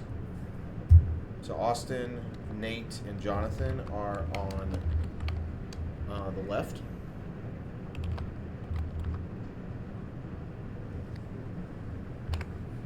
And then Xavier, Luke, and Dustin on the other side. Okay, and they're reviewing deck lists right now. So as soon as they're done with that, we can get started. Okay.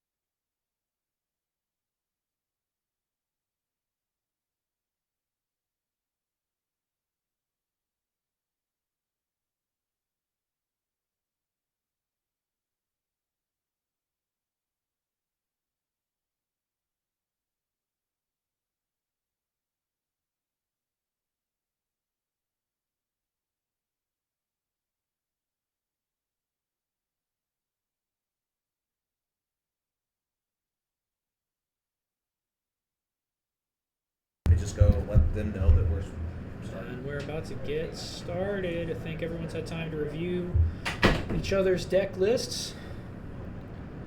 We had a small printer error, so some of the cards did not have their quantities listed, but everyone has taken the time to write in those top quantities. Let's do this. Yeah, we've had Xavier, Luke, and Dustin on before. What are we watching? Watch that one.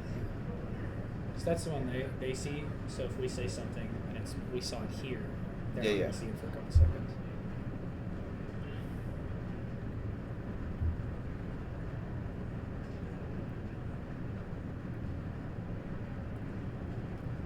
Yeah, this is the legacy seats. Looks like modern. They're still doing their mulligans, getting that figured out. Vintage is already off to the races. Yeah, let's take a look at Let's Vintage. cut over to them. There's a bizarre deck. We haven't seen that today.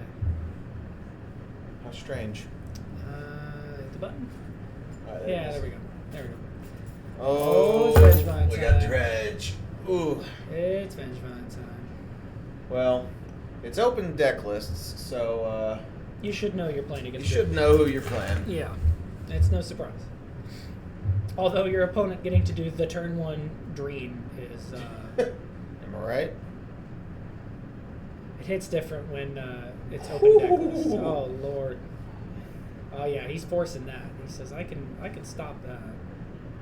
I can't stop the rest of this garbage, but I'm gonna stop that. You technically can, but it's a waste to force those root walls. You could force the root wall up, but the actual problem is the Vengevine. Yeah, that's you true. Can't stop you can't that. stop that. He just has to put those 2 root walls on the stack, and it's too late. Yeah. Little brainstorm. I do like that island.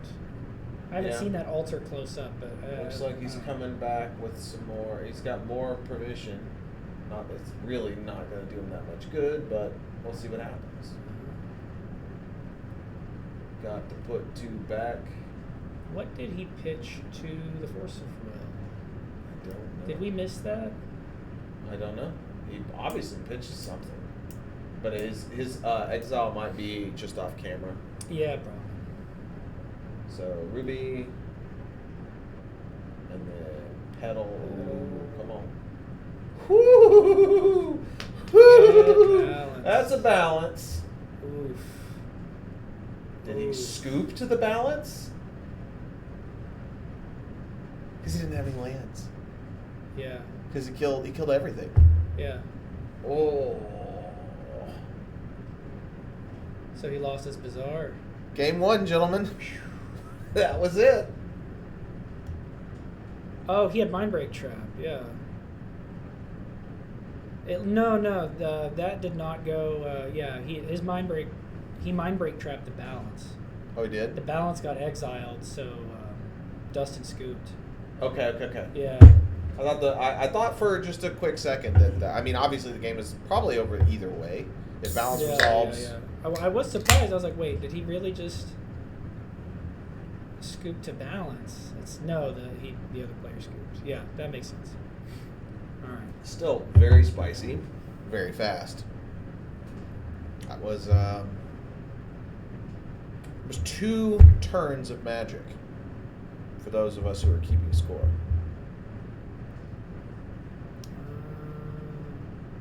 Let's cut over to modern while vintage takes care of that.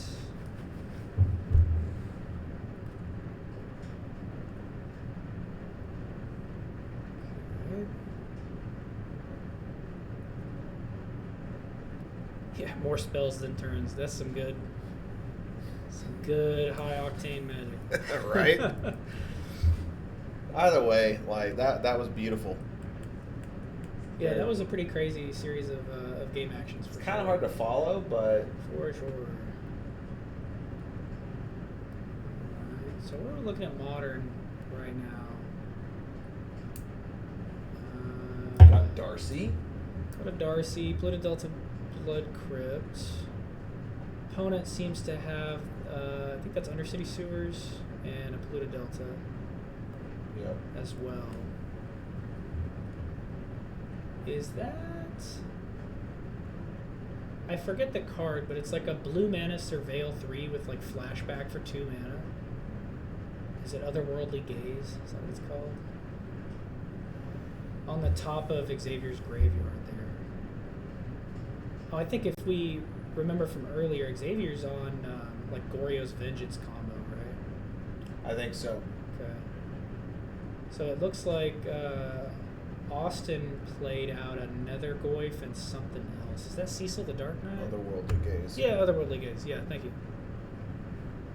Yeah, it literally has like errata text of, or not errata, oracle text of just Surveil 3. Yeah. Grixis Shadow versus Goryo. Yeah, I think so. Countervine. That's funny. Well, that was. So if this is Grixis Shadow, that makes that's probably Cecil Dark Knight from Final Fantasy. One of the promo printings. Yeah. That card's great until it flips. And then it literally. Well, it becomes like a 4/4 with lifelink, so there's a weird, with your Death Shadow deck. Yep, this is a dingo deck.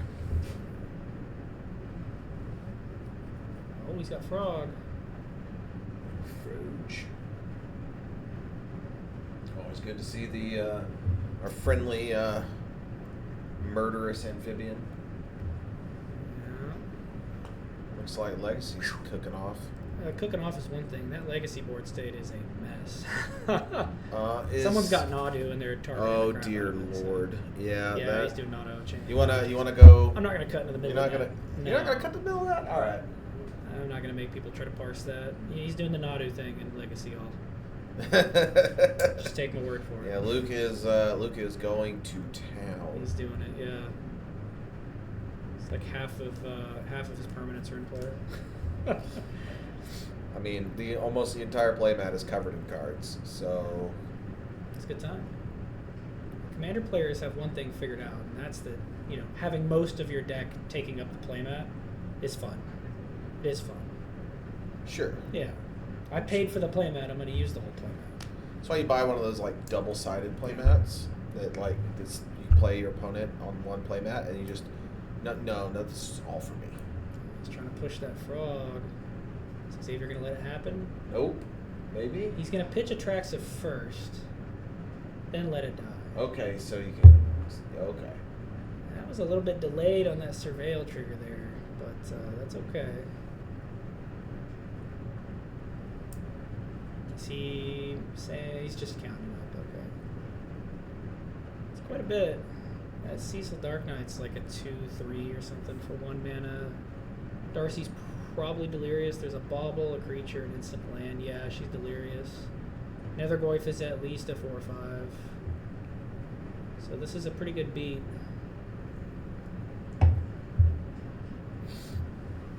Cecil's flipping, so that means somebody's under 10 life, right? I don't know all the text on that card offhand, but I know it flips. Flips, he's a lifelinker.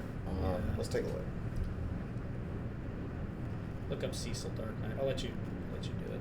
Well, it wasn't working earlier, so... Just go to Scryfall, man. Just go to Scryfall. Companion kind of sucks for that, I'll be honest. Scryfall is like so much better. Can you not flip the backside of the card? Wow, that's crazy. Companion's garbage. Yeah, it's not really... Dude, it's got a button that says flip the card over, and the button doesn't work. It just flips to the next, like, it just shows you another version of Cecil. That's not, yeah. Xavier's going to surveil again. Getting a good shuffle in before he handles that. Whew, man, Austin just played out a Frog, too. So not only does he have 3 potent 1-drops, he's got the Psychic Frog. Xavier likes the look of that one card. Must be pretty nice. Is it a Goryo's? And it is. Here comes Atraxa. When Cecil flips, lifelink, when he attacks... Get indestructible. Okay. Nasty. Okay. And he's a 4/4. A 1-drop 4/4. Yes. Yeah, he's pretty easy to flip. Death touch. 1-drop 2/3 death touch. You take damage when he deals damage. Well, Xavier's just reloading here. He's got the Atraxa. It's got haste too. Oh, and he has Ephemerate. So he can flicker the Atraxa, get another trigger, and keep it around. Yeah. Yeah, if there's one way to get out of this aggro hole that he finds himself in, that's one way to do it. Wow, is that late to dinner? That's awesome. I did not expect to see late to dinner in Modern. That is literally 4 mana. Bring a dead thing back, make a food for white 3. It's a sorcery. That's all it does. It's popper. You gotta love it. Cool popper card. You gotta love it. You never. It's like a box of chocolates. Yeah. Well, you do know what you're gonna get in this case, but Well, Yeah. his opponents did, but we didn't. well, no, we knew too because it's always a Traxxer or Grizzlebrand. That's the secret. Well, but the fact that they played late to dinner. Late to dinner. Oh, I see what you mean. I get you. Okay, there's Let's Ephemerate. flicker Let's it. go again. Now, Traxxer doesn't have haste, right? So did No. he bother to attack with it first? He Because it has haste from Goryo's. He might have attacked. I mean, it's got vigilance. He wouldn't have tapped it. Yeah. So we can't see the life. Yeah, we can't totals see the again, life totals. unfortunately. Definitely something to think seriously about next year for a solution for. But I think we're just pleased that we have all these nice camera setups and Yeah, and that we're able all to this. make it mostly easy for you guys at home to follow. Yeah, it's a work in progress. Although these fast spell slinging turns are a little wild from a keeping track of everything standpoint, but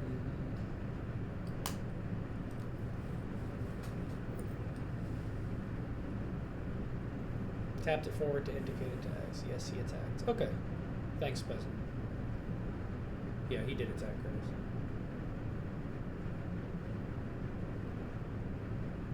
So he gets to Ephemerate again next turn. thank you, Speznor. It's a hell of a thing. Says, I don't actually need this late to dinner, but I wouldn't mind a Solitude. Yeah. What he tagged off He Cecil. tagged Cecil. Says, get out of here. Let's flicker this Let's guy flick too. and take out the frog. Why not? Or No, Nethergoyf. Yeah, Nethergoyf. Yeah, Austin says, well, that's, yeah. That whole turn was Absurd. backbreaking. Yeah. Went from 0 to hero, Oh, just like that. Good job, Xavier. That was nuts. All right, let's go Let's see jump what in else on is something going else. on. Legacy is still a mess. Legacy, we I'm gonna are cut in- over just so you can see this, chat, because this is kind of crazy. I mean, it's not. It's really not. Okay, this is actually pretty typical for the cards on display here. These play patterns. Right? But It's welcome. nothing unusual, but yeah, this is what's going on. It's probably a late chalice on one, because look at all those 1-drops that are in play. Also, a Chalice on 1 doesn't do anything against a Saga cheated out Shuko or, well, I guess the Delighted Halflings, you can't cast them with Halfling mana to get them uncounterable because they're not legendary. But the Tameo, you could definitely cast with Delighted Halfling and get around Chalice on 1. Yep. Luke says, I'm going to suit up this Tameo with a Shuko. Let's get in there. Let's get in the red zone. So one of the things the judges announced at the beginning of the top 8 is that we are playing double length rounds. Yeah. You might just see a double length 3-game No, not run yet. with not. No. Joy. Dirty Red 710. It's not standard Modern Legacy vintage. It's Modern Legacy and Vintage. That's right. You are currently watching Legacy. Yeah, this is Legacy. I love how they moved the little plaque out of the way. Gives more room. The Nadu player was like, I need more room. Yeah, he needs more real estate.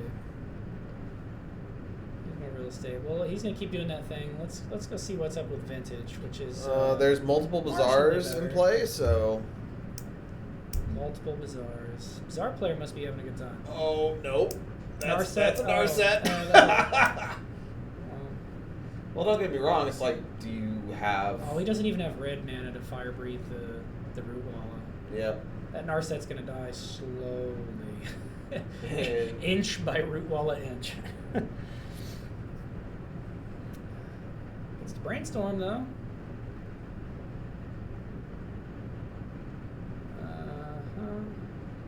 Mind Yeah, Break? the Wasteland's not doing a whole lot. Is that an exiled Mind Break trap? up at the Yes, top? yeah, that's a future sight mind break trap from Mystery Booster. Says here's a mentor. Here's a mentor. Cool. Well, that gets you somewhere. Stops Rootwalla. Mentor's going to do some stuff, especially since he's got all of the card draw and the crazy stuff tamped down. I'm looking at multiple Vengevines in the yard. Yeah. And he's got a hollow one. Now, Narset says if they would draw beyond the first each turn, they don't. So theoretically, if he just needs to pitch a bunch of cards, he could do it. So He says not yet. I'm not quite willing to go in on that. But if he does it on his opponent's turn, well, he gets one card. Yeah, but then he can't hollow one. Ooh, okay. Demands response or scoop. We did. That's that. All right, I want to see how exactly they pick their stuff up here because I wonder if that was game 2 or game 3. Okay, the fact that... We can just go ask. You can always ask if you want. I just don't like to interrupt if I can help it. Well, they're not playing.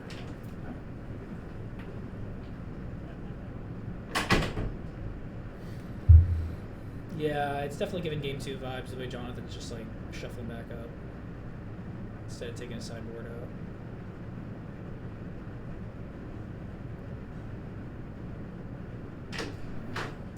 They're just going game 3. Game 3, okay. Or they're going to game 3, gotcha. Yeah. All right, let's go check out Modern. They are about to start Resolving Mulligans. I'm a big fan of that playmat. Yeah, Josh Haas did that, right? Yeah, he did that. He did. He's a good artist.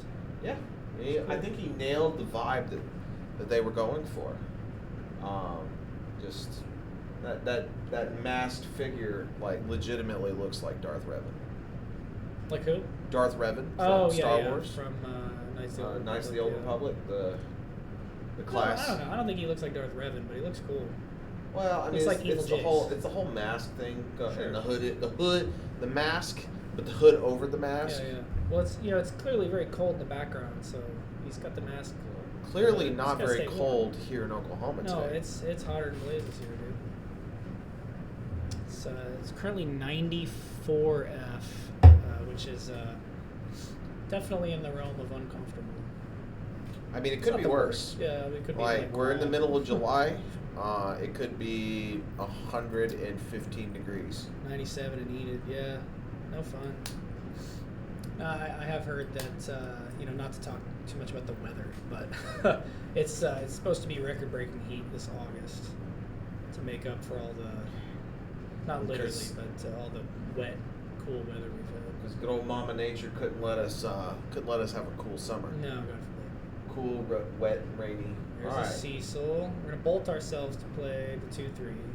Yes, the self-immolation of Death Shadow on full display. I do like that Cecil just does an immediate about face and becomes the worst possible for Death Shadow. I mean, by the time it matters, maybe you can just kill your beating in and with a ridiculous thing. I do have a Death Shadow package in my cube because I like Suicide Black as an archetype in general.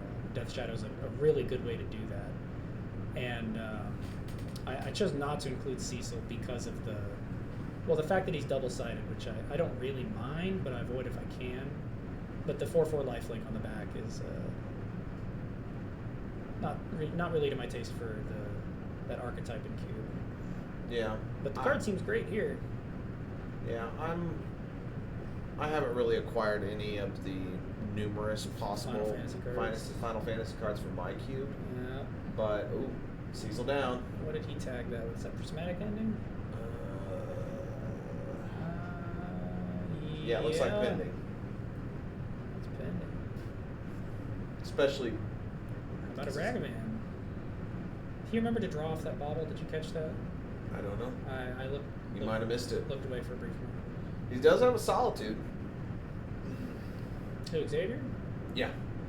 Oh, no, I meant. I know. Awesome. I know what you're talking about. But I'm saying he does not have to take Ragavan to the dome if he doesn't want to. Yeah, fair.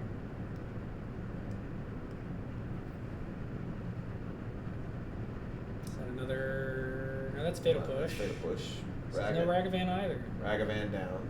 Get that Ragavan out of here. And that Still Cecil. running on. All right, 2 lands now. Shocked out the steam vents.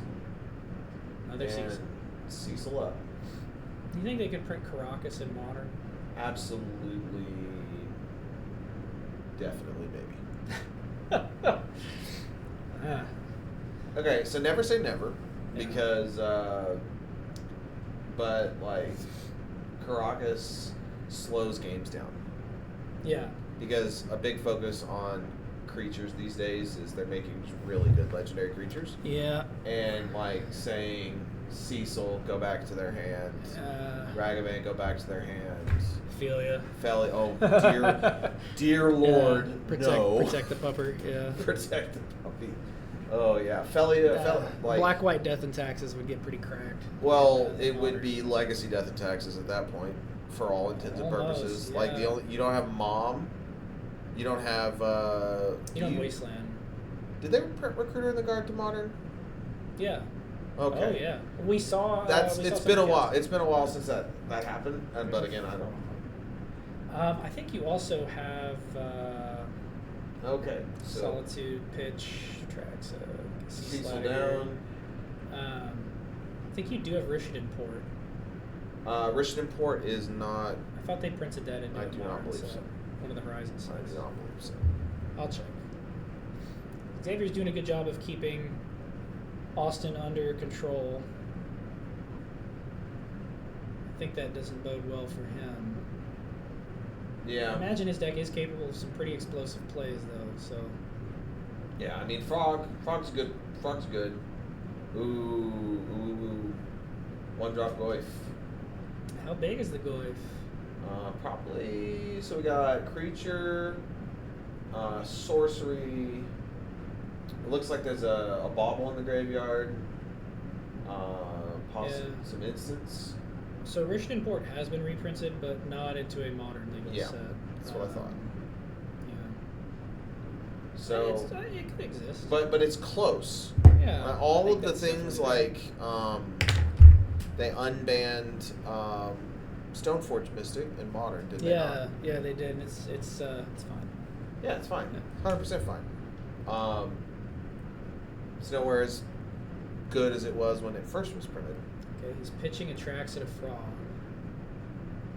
He's got plenty of mana to Gorios, and it doesn't look like Austin's got one card in hand, so it's not like he can, I don't know, sneak pitch something. Not sure what he would cast. Maybe the black Flare is live, technically. I doubt he plays that. There's Gorios.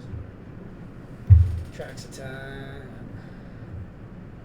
It is still wild to me that Atraxa does not have the graveyard clause. Yeah. Like, at least Grizzlebrand requires some like serious investment once you've snuck him out to actually like do the thing.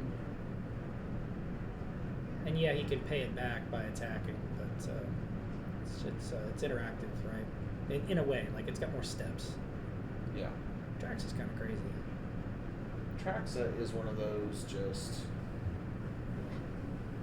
I'm not gonna say that it's just. Where did that idea come from? Because I mean, obviously, there was another Atraxa before. Yeah, sure. But like, Sure. they stapled so many things to a card. Yeah, they really did. Yeah. Like honestly, I think it would still see just as much play if you divided the card into like its two components, like the keyword soup, and then the enters the battlefield, does the 10 thing. Like both of those cards would see play, or maybe obviously the 10 cards would see play more. Yeah, but that's really the crazy thing about it. Yeah. But it slices, it dices, it picks up a full 1/6 of your deck. You get to pick out some cards from that, and I mean, it's real good. Yeah. It's nuts. It's even better in Cube when Xavier you're picking up a shoulda- quarter of your deck. Huh? Yeah. Oh, Goryo. That's a good point. Good point, Spezner. Because, like, truthfully, if he was hoping to get the ephemerate, right? He said he should have done it in his end step to keep it up as a blocker. Mm-hmm. I do totally agree. Like, if he was hoping to draw ephemerate to save it, he can still do that. He can still do that in his own end step just as easily as he could. Yeah. Or, whenever. It doesn't matter.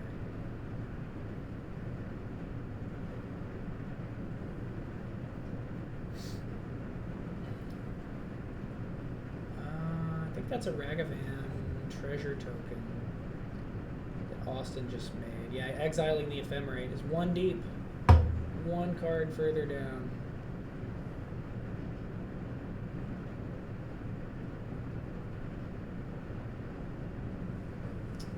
Oh.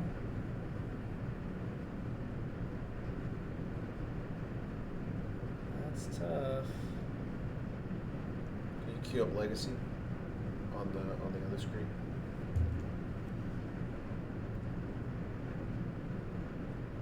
Looks like they're getting ready to finally go into game 2. The calm before the storm.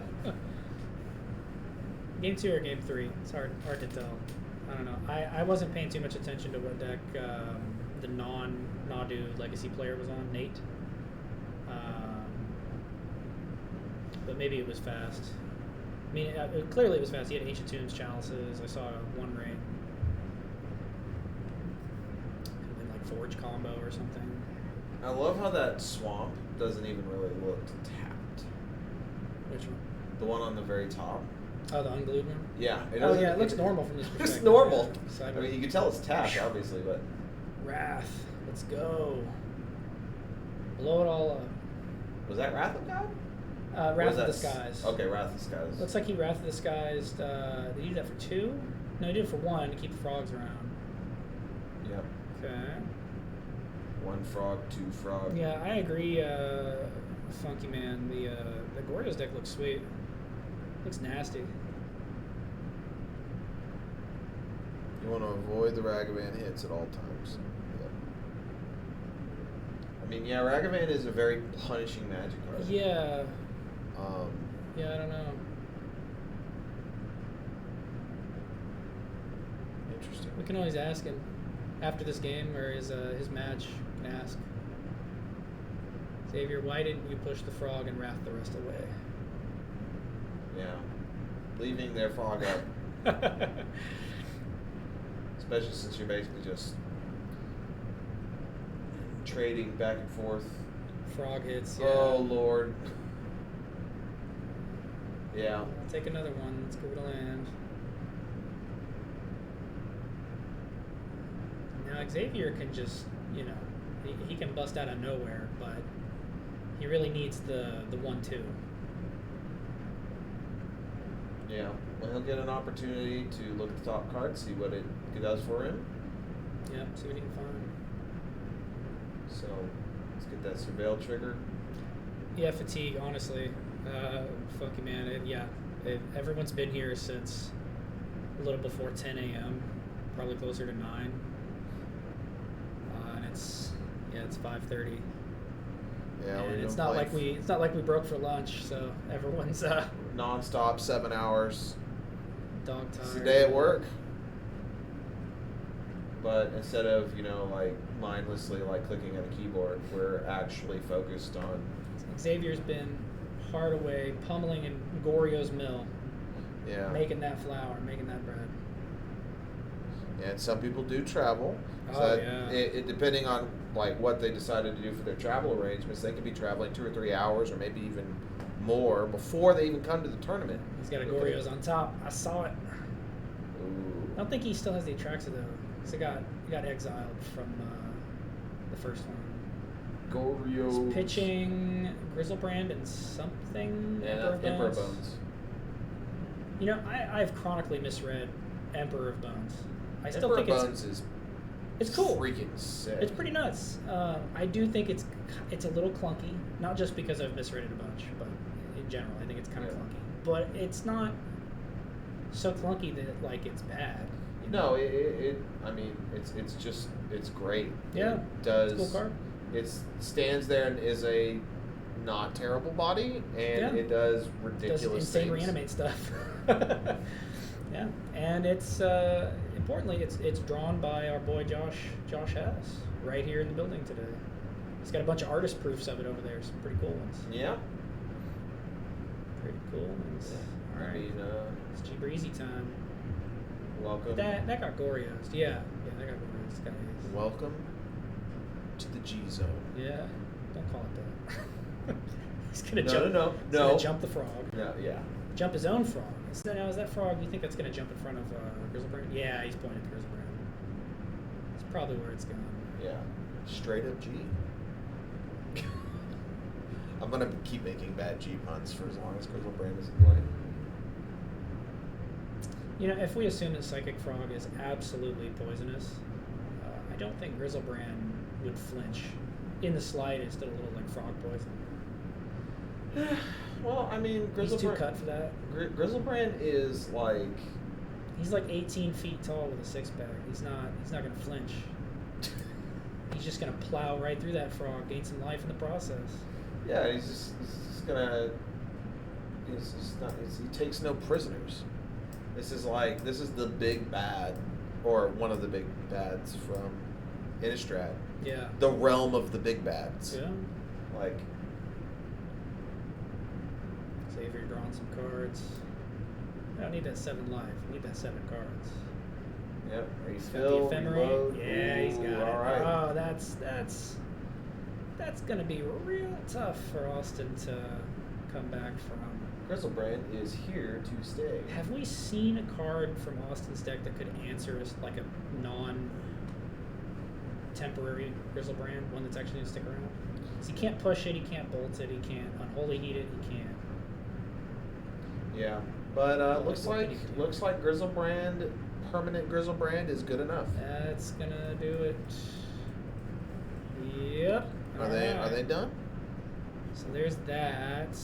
Vintage looks like they're done, so I guess we've only got one match left. And that would be Legacy. That would be Legacy. So because Xavier took that match, So it looks like they're 1-1. and sure that wasn't a whiff.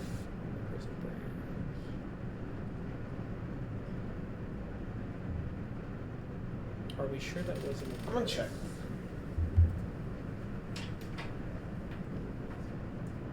Maybe I'm not understanding what like how it could whiff, right? Because he flickered it to have it stick around, right?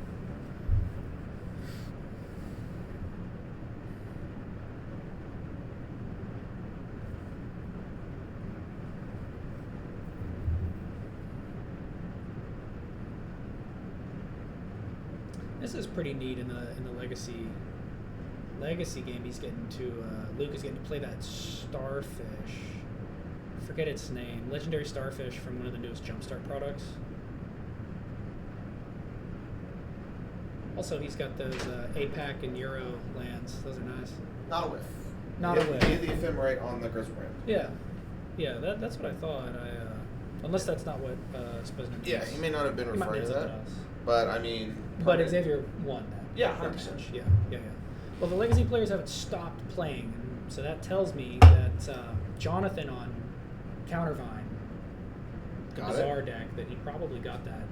I mean, don't get me wrong. That deck Matches. is obscenely strong. Oh yeah. I've heard people compare it to like Delver at its prime in Legacy. You know, that you play out a lot of good like tempo threats and you have a lot of free interaction. The thing of it is, like, You see the starfish, Curtis? Do you see the starfish? Look, the blue creature on Luke's side of the table. It's some like anime art starfish from the latest Jumpstart product, and it happens to be kind of sick in this deck. I'm gonna pull it up. I think it's called I Plagues. do indeed behold the starfish. Double check. I don't know what it does. Looks like there's a lot of words on that card. It's not too complicated if memory serves. That's fair. Plagon, that's it. Yeah, Plagon, Lord of the Beach. Yeah. That's a name. That is a card name if I've ever heard one. Yeah, thank you in chat. Jibsel, yeah, Plagon, for when sure. it enters, draw a card for each creature you control with a toughness greater than its power. Target creature you control assigns combat damage equal to its toughness rather than its... Oh my lord. Yeah. That's freaking sweet. And Pretty nice. And all your delighted halflings are 1/2s. Your Nadus are 3/4s. I think Nomads is a 1/1, so that doesn't work. But Plagon also, for 2 mana, you can target your stuff. well, And he's legendary for Crocus, which means you can Crocus, pick up your Plagon, replay your Plagon, draw a crap ton of cards, do some obscene things. Also, the Crocus will target a creature, so if you have Nadu in play and you Crocus your Plagon, that triggers Nadu.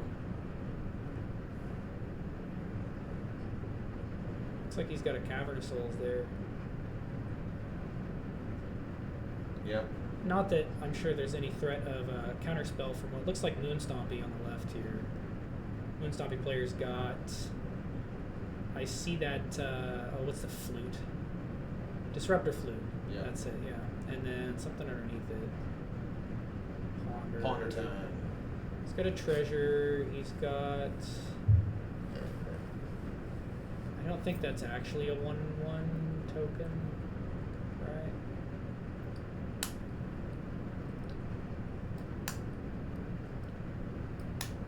Another Delighted Halfling.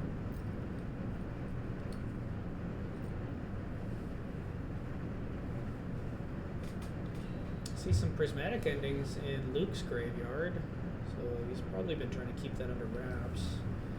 How much you want to bet the Disruptor Flute named Nadu to make it cost 3 more? 6 mana. Would be. I think it would be safe. He's there. He's got 6 mana. He hard just needs to cast- untap is with he both. hard casting Simian Spirit Guide? Yeah, it looks like it. Peak. Looks like it. Peak. When you don't need that extra red mana, cast the Gorilla. I'm not sure why that Fireflux squad is sideways though. You know what I mean? You see that? Back. Now, underneath it is a Shatter Skull Smash. I mean, But that's a Fireflux squad above it, and Fireflux squad is not one of those. it's not, little it's not, dual it's face. not a dual face land. Is that Fireflux squad? Maybe it's not. I'm just. I mean, You know, that's probably one of the MDFC lands, and I'm just mistaken the art. yeah. Yeah, Spesner says it should be Sundering Eruption. That's the like blow up a non-basic, make it a basic, whatever, right? Something like that. The other one. There's the Pinnacle Monk and the. Oh, That's flute, very clear. Flute, Thank you, Luke. Flute naming Kiki. Flute Or naming Kiki. Mirror of Kiki. Kiki or Bobo? I don't know. But is that not? What, name reflection of Kiki Jiki? That is reflection of Kiki. Yeah, you can do that. But when you name, do you have I think have you to name name both. Does it faces at the count same both? time, right? Well, I mean, obviously you don't name Well, there's the name of the Fable card. of the Mirror Breaker because Fable of the Mirror Breaker doesn't have any Abilities. abilities you can do. So Oh, they're picking stuff up. Oh, he played Broadside. Okay. Well, Oh. yeah, that'll do. that will do. Yeah, that'll do. Everyone's shaking hands. Jeez. So Austin, Nate, and Jonathan, I think they, other than Xavier coming in clutch for his team there, I think the team on the left is pushing on to the Yep. semifinals. All right, Congrats, we'll congrats. be back in a moment. Okay. You got the next round? All right. We'll be Caleb right and back. Jacob are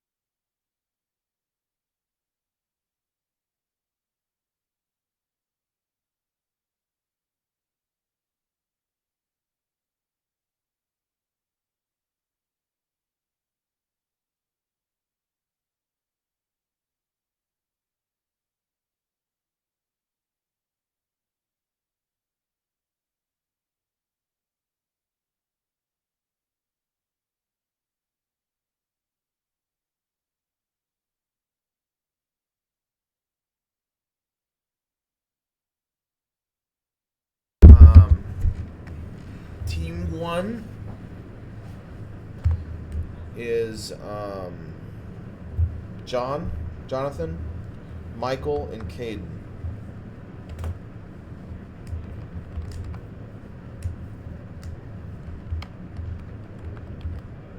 And then player 2 is Drew, Jacob, and Austin.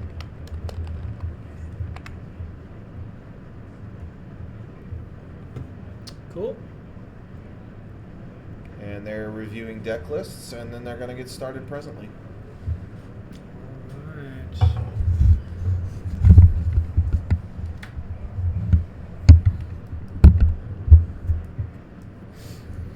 Okay. So we're in the semifinals. Getting Yep. close. And for the record, Jonathan, Michael, and Caden are the 8th seed. 8th seed? Yeah, they are the 8th seed. They knocked off number 1 in the last round. Wow. So should be pretty exciting. Should be something, alright. Yeah. Yep. Cool. Okay. Well, who do we want to start with this time? Whoever's done first? What do you think? I don't know. Do we know what anyone's playing? We seen these people? I feel like we have some of them. We have probably not seen any of these guys, but I'm not sure. I know we haven't seen Caden's team. Well, their deck lists are on Melee, yes? I No? would assume so. Alright. Jonathan Johnson. Oh, that's Jonathan Wilkins. Who's the team lead, Michael? Yeah.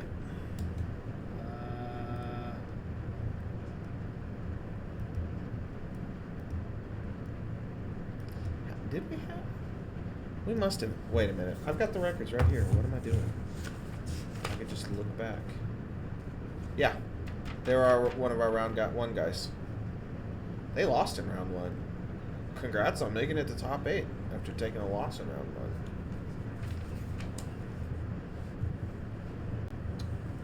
So, okay, Caden's team is under his name. So that team, come on. I want to see their deck lists. Why don't you show me the deck lists?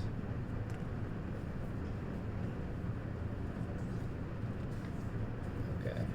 I'm sure there's a way to do this. We are organizers on Melee. I just can't seem to... Oh, the device I'm on, I'm not signed in. Well, that's the problem. That would be wrong.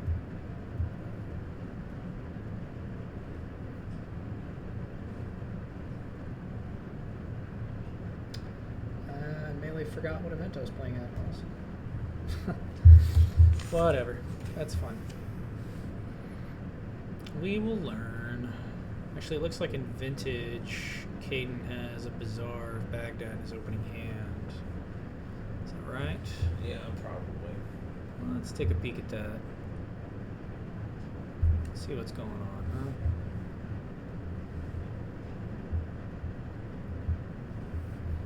Fiend hiding your hand. Let the people see.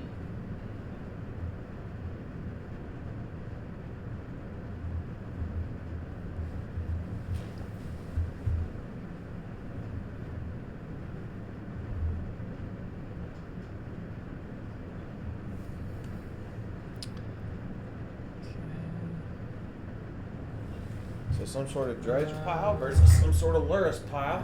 Laris Pile. Let's look at Modern. They're actually Started. getting off. I mean, Legacy started too, but there's a lot of information in this screen. So Inquisition. Drew fired off an Inquisition and got to see Jonathan's hand. Definitely looks like a highly aggressive red deck here. Look at this. Oh, that's It's got some slick shots. Oh, this is at Prowess. Is that Prowess and Modern? Excited to see that. What is that? Is that for name? Yeah, that's for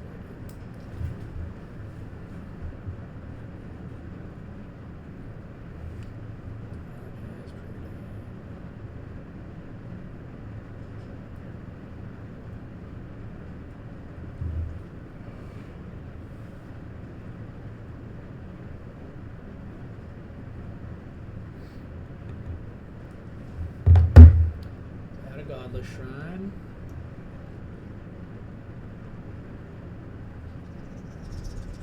And an Overlord. Look at that.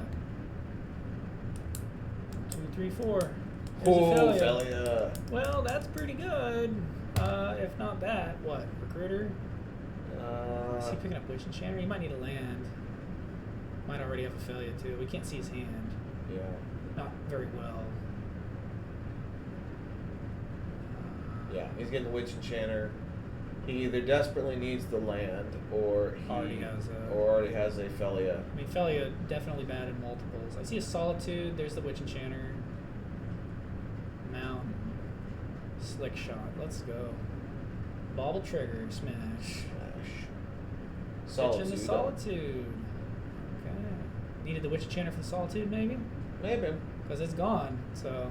Yeah, it's. And he did Inquisition, so he knew that... So that other white card in his hand is one that he wants to play. He says, look at my top card. It's a land. Draw on your upkeep.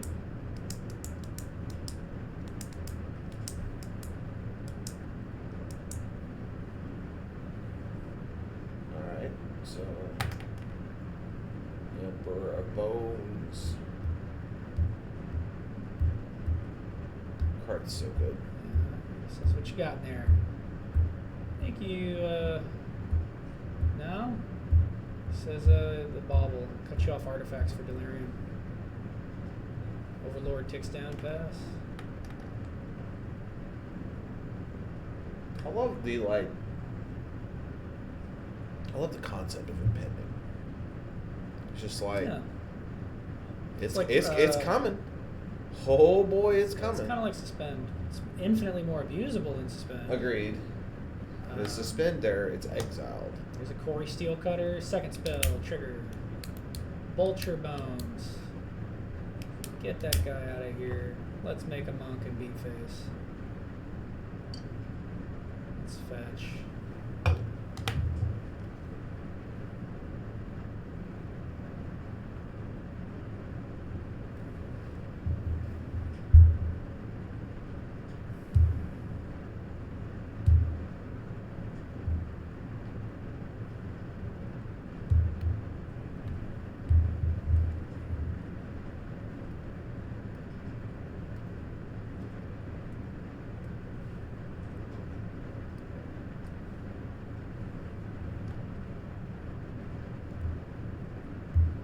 Everyone really wants not me to win.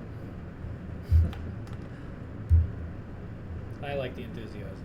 I don't mind. I mean, never ever discourage people from being good fans. Yeah. It's not me. Is that Austin on the Drew Jacob Austin team, or is it Jacob? I do not know. I'm largely ignorant of alter egos, because I'm sure that not me is a handle. They said that earlier. Yeah. People in chat were saying that's a YouTuber.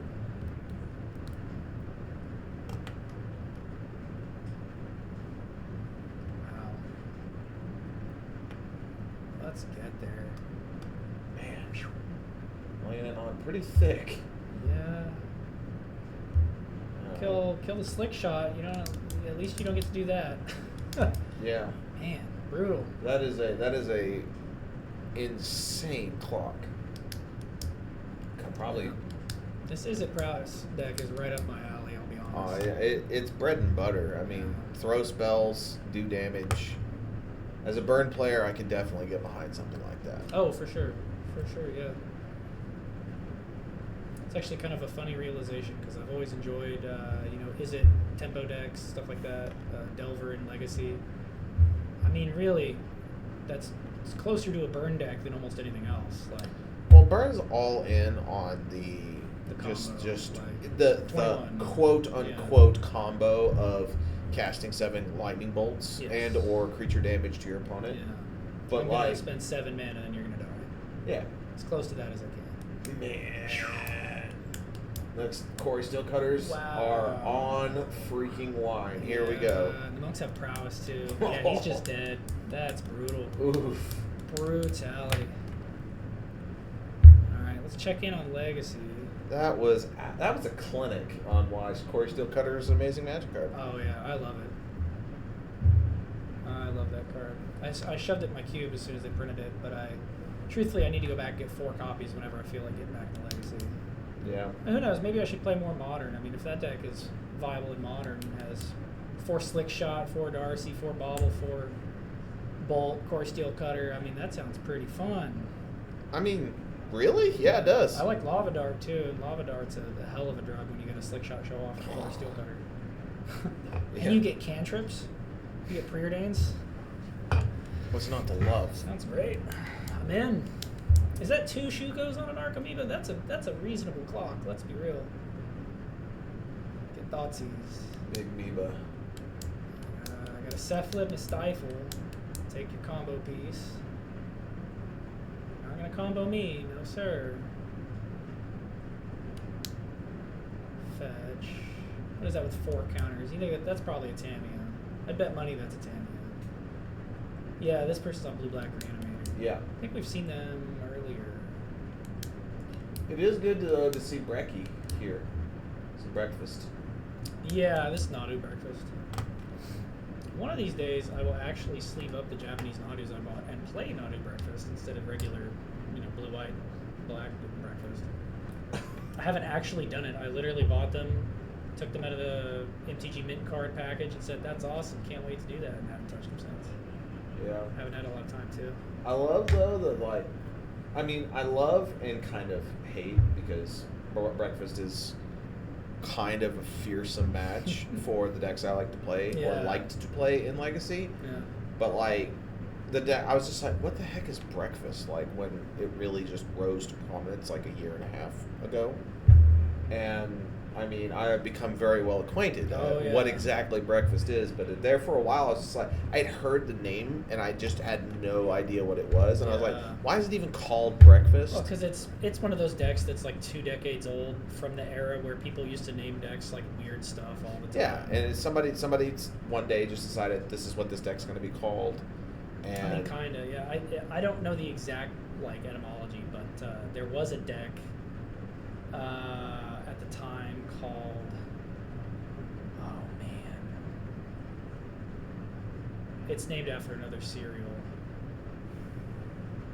No, it's called Parfait.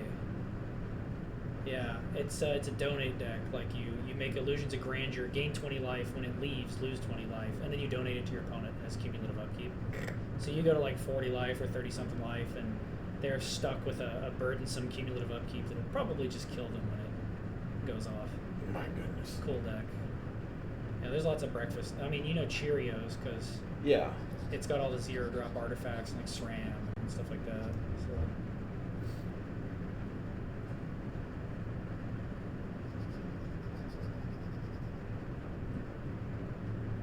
Yeah, breakfast is old. I mean, and that's clear because the 2 combo cards in it, Cephalid Illusionist and Nomads and Core, those are both really old cards. Like, this is a combo that's existed since Torment when the Cephalid was printed.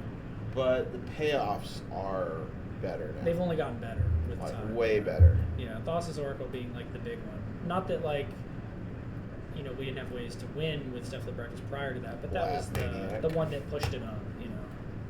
Put it into a tier that it was actually like pretty fearsome in today's day and age. Because then I'm winning right now as opposed to winning next turn. Yeah.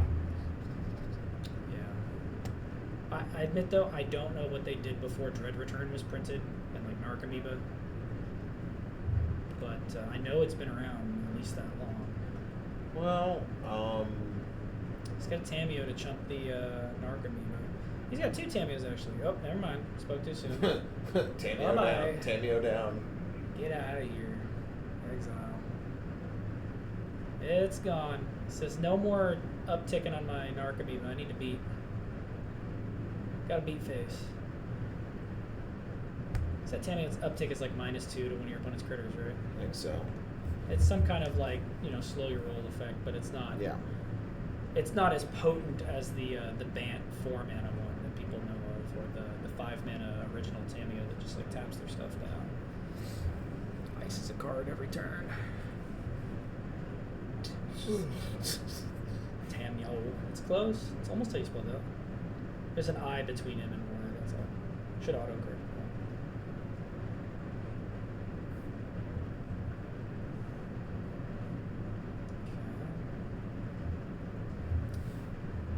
-1, -0. All of their stuff. All of their Wow. stuff. That's You and your nasty. planeswalkers. That's And then nasty. -3 gets stuff back, and -7 is You should probably usually the beginning of the end. Yeah. Make a clue, eat the clue immediately. We're not sitting around bragging about it. We're just gonna make the clue go away. Can you just imagine the look on somebody's face? Is he paying black for Nile Spellbomb? Or just going ahead and using it? It is a triggered ability, so it could be like activated and triggered on the stack. Let your opponent read the card, see if it resolves. I think they go. It might be a judge question if they go on the stack at the same time, so you get to pick the order they go off. I don't know. Or would it certainly be like the triggered on top because it doesn't happen unless you're activating the activated ability? It's probably how it works. Now that I think about it. Well, Yeah, he's all gonna I- go ahead and stifle that. Thankfully, it's not MTGO. He can't misclick and hit the triggered ability to pay a black and draw a card on accident. Yeah. I will say that I would love to see the look on somebody's face. You ultimate Tameo, opponent flashes in Hull Breacher. Yeah, that'd be pretty nice. Hull Breacher's kind of extinct in Legacy lately. I know. Poor thing. Poor- Put out to pasture. Oh, he's gonna Oh. force a stifle. Oh, nice. Force pitching another Tameo. Doesn't need the redundant Tameo. Does Grave- need this one. Graveyard down. Or does need that Nile Spellbomb to go off. Yeah, he really does against a graveyard down. Now, we haven't seen the totality of what's in that graveyard, but that may have been quite the Spellbomb. We might be seeing from Michael on the left here that he now has to beat down to win. If that's the case, that's a pretty big avenue that the breakfast deck loses a lot of its potency. He does have an Urza Saga. Oh, That is very... he can absolutely win from there, but he goes from being, A+ tier control combo deck Yeah. to just the control deck, right? Like you can't really afford to. Well, he's failing through his looking at cards. it. I see a force, some Narcomoeba. I don't know if that was the super big end all hit. Yeah, But- I mean the how strongly he fought over it though, right? Yeah. I mean maybe he just used the stifle to use it, right? And Yeah. didn't expect Jacob to fire back with force of will and say no, actually that really needs to go. Well, But we'll see. He's got step through in his hand for wizard cycling.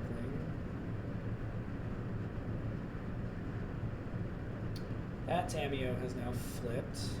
He did pay the black to draw a card off Spellbomb. I wasn't paying attention at that exact moment. I wasn't either, but it's... But he's got 3 mana tapped and he only had 2 when he did the clue. And the only other thing he did is force. So yeah, I think he paid black to draw a card. So yeah, that would flip the Tameo in combination with the clue. Would be the third card. Okay. Narcomoeba in before she gets to. No, she upticked, right? She's a 4. She down spun, I think. Yeah, the Narcomoeba should have dealt 3 damage because it has 2 Shukos. He upticked again. So as long as the Narcomoeba keeps wailing on Tameo, she's just going to flick between 4 loyalty and 2 loyalty, and no one's life total changes. Yeah, but he's got to keep Tameo. Got to keep her in check because if Yeah. she ults, She ults GG. I mean, you need that pressure so that if Well, he's also about to get backed up by those Urza Saga tokens. yeah. So, And you don't want to take a turn off, have Jacob down tick just to get the card back, and then who cares if Tameo dies? yeah. There's lots of lines where you want to keep pressuring the Tameo instead of your opponent's life total. So as a breakfast player, what is your one CMC artifact you go get? If you already have a bunch of Shukos, If you already have a bunch of Shukos. it depends on how cheeky you feel.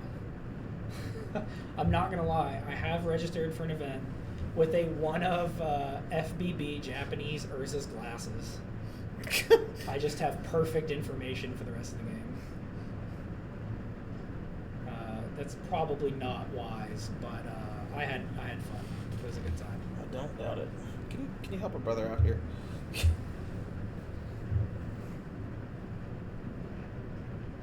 Keeps getting undone for whatever reason. Alright, here's Nadu. Nadu deployed. That's tough. If that doesn't eat a counterspell or an immediate removal, it's bad news bears. Problematic, for sure. Don't tighten it too much. Too late. There we go. Alright. What happened to? Oh, he wizard cycled. He made a construct and he wizard cycled. Okay, so Track. Nadu's in his hand. Now he's in his hand. He's thinking about cracking that. Yeah, he wants another construct. I mean, fallback plan is Nadu. It's not a bad one. Yeah, I mean, his beatdown. You don't even have to combo. I mean, yeah, he's got Shukos, so he can combo, but Yeah.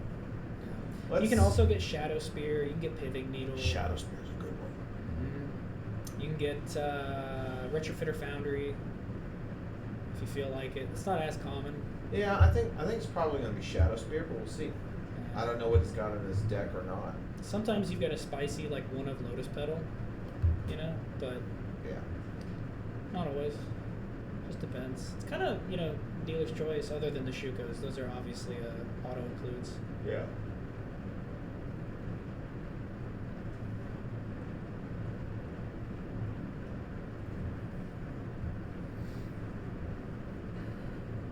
Certainly glad to have picked up my Shukos a while ago before they went up in price. Yep. So here's some stuff. It's Brazen Bee. There's some Bounce. Brazy B. Get that token out of here. Ooh. Flash out. Kill your Narco me. Oh, brutal. Nasty. Brutal. Well, And he says, okay, I guess I'll just suit up this construct. Now it's it's a 3/3, but it's +2, so it's 5/3. It's pretty big. Are those lands that are kind of glared up? Are those Those are duels. with? Has it got green mana? Access to green mana? I don't know. He may not. He may have decided that the construct was more valuable, even if he didn't have another 3 to make the Nadu that turn. Well, I don't know. Feels like probably not.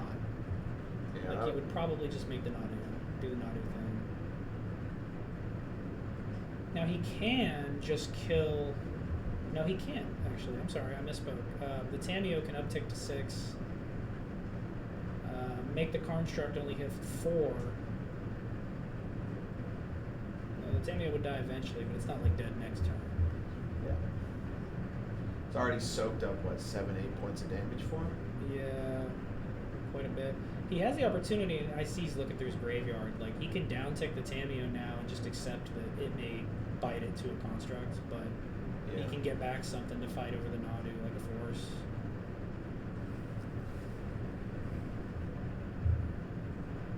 He's looking at Brainstorm. Not a bad choice. Brainstorm, He's or got more is that a mana. consigned to memory underneath it? Or a Ponder? Ponder. It's a Ponder. Right? He is down-ticking the Tameo, decides on the Ponder. Okay. Alright, casting. That is an interesting choice. He's got Reanimate, but he he's doesn't got like the it. fetch. Maybe he just thought it was far more important to see 4 cards instead of 3. That's the only reason I think this board state you would pick the Ponder over the. Does it do what you wanted? It's got a force in hand. Maybe he just. If he needed a blue, they bumped the table. thing. Guys, I'll go fix that. Plus, we don't want to interrupt them. Well, I'm not gonna.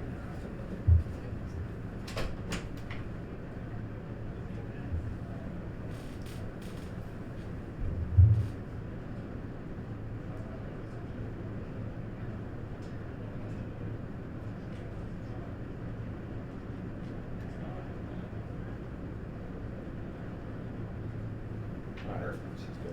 Got that on my first try. Yeah, you did. Nice one. Alright, Nadu deployed. Nadu, there's the force. Had the mana to hardcast force. Nadu down. I am really curious what he was digging so hard for with that Ponder. You don't think it was the forcible when he could have just picked up a forcible? Alright, so now we've got, what's that white creature? That's Nomads. Nomads. Yeah, it's kind of redundant with the Shukos, but it also holds a Shuko. Yep. And that seems to be what he's decided to do, is move the Shukos over and have them hang out there. I mean, your construct's already a 3/3, so... Tamio bit the dust, belatedly. Yeah. But now there's nothing. Understood. But at least the Nadu's gone. Yeah. Nadu's taken care of. That's a big load off of Jacob's back. Yeah. Now he needs something to do beyond that, because he is now staring down 2 3-power attackers and has nothing going on, but that could change in a moment. Especially since there's the looming threat that he could just play the Cephalid. What the heck is that card? What? Is that one of those Final Fantasy, like, borderless promos? What is that? I don't have any I don't idea. have a clue.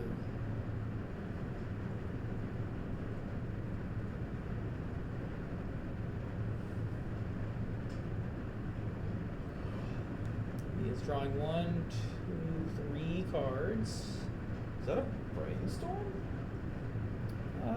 That would make sense. He's got 2 cards face down. That it is looks brainstorm. like. Okay. Yeah. That is a pretty Interesting. I've seen sick that looking one. brainstorm. That's probably one of those Final Fantasy borderless promos. Beats. Turn dude sideways. Demand opponent respond. Damage.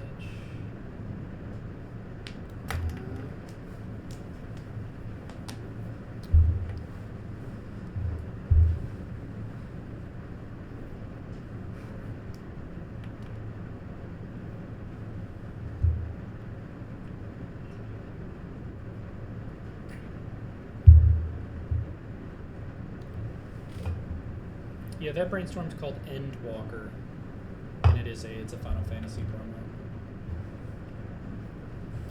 Animate Dead. Uh-oh. Oh, he has Memory's Journey. Whoa, that sucks. That sucks for Jacob. Raggy.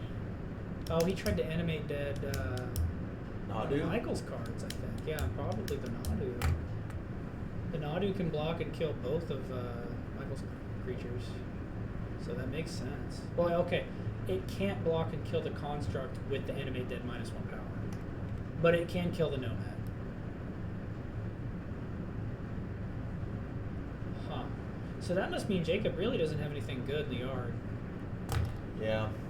Obviously, he doesn't want to get Tamio because it'll just die and do nothing to either of those creatures.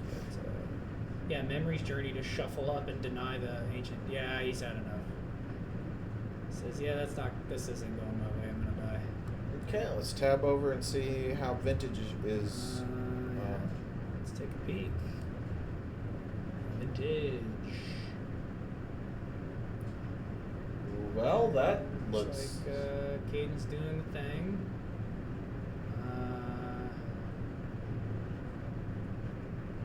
I believe that's his graveyard. Yeah. I see a bazaar in the yard. In the yard, it probably got ate- Wasteland. Probably ate a wasteland, yeah.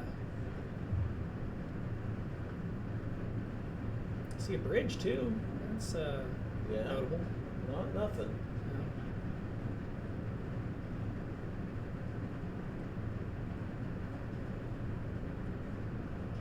D2. As a Monarch Tutor, this card allows me to go into my deck and get whatever the heck I want. Put it in my hand. Caden already drew. Caden has Why did Noxious he? Revival. at least that's what I think that is. Why did he draw though? Does he just say draw pass? I think that's what happened. Yeah, Nomad can direct the damage to construct. Yeah, that's great. Oh yeah. Oh yeah. So okay, you can't even kill the stinking Nomad with Nadu in that legacy game. Yeah. Brutal. What is going? That's Cage. Grafdigger's Cage. Yeah, I think Caden just said like that's a nice demonic tutor. Draw, go. I can't do anything because Austin just immediately like untaps, slams the Grafdigger's Cage. I can't tell if he's like tanking about the rest of his turn or So- Cade's gonna target Bazaar. Put on top of his deck. Yeah, I think like unless you have a good reason to use your Wasteland for the Grafdigger's Cage, you should probably just hold it up. Well, I don't know. The Bazaar does its job even if they have the Wasteland. Well, At least he's got bridge, so he's gonna get zombos. Yeah. Regardless. Yeah, I guess like if the Bazaar is gonna do its job no matter what, if you have Wasteland, there's no harm in waiting until your draw step to like tag it off. Yeah. See what most information. So that's probably fine. Bazaar Activate time. Bazaar. Draw 2, pitch 3. What do we got? Oh, he's got Some action. He's got a hollowed one. I see it. Well, that's good. It's gonna be free. Present some power. Needs something. Gotta do something. Yeah. That's about the only thing he can cast really with that Cage in play. Yeah, Cage is a Demi Downer for a Dredge player. I'm not sure if this is Not Me playing. Is Not Me Austin chat? Is that who that is? I don't know specifically who Not Me is. However, we can We've seen him before. we can imply through context clues that Austin is Not Me. Yes. Okay, thank you. Yeah. Yeah, that's who it is. Alright, so he pitches his 3. This is what the people want to see. Looks like a prized amalgam, a Golgari Thug, and a bridge from below. There's Hollow 1. Yep. Worst case scenarios, 4/4 body. Yeah, that's not bad. 0 mana 4/4. Yeah. Yeah. I mean, I'm sure Caden would just absolutely love to not be under Cage right now. Ooh, yeah. Careful there, boss. Oh yeah, you can't You can't cast therapy with can't therapy. Cage down there, bud. Is he gonna pick it up? No. Okay. Well, Bye. Nice knowing you. he did. All right. Well, Austin is, or Not Me, is doing all right, I suppose. And Bazaar down again. Yeah. Except now Caden only has 2 cards in hand. Yeah. That's tough.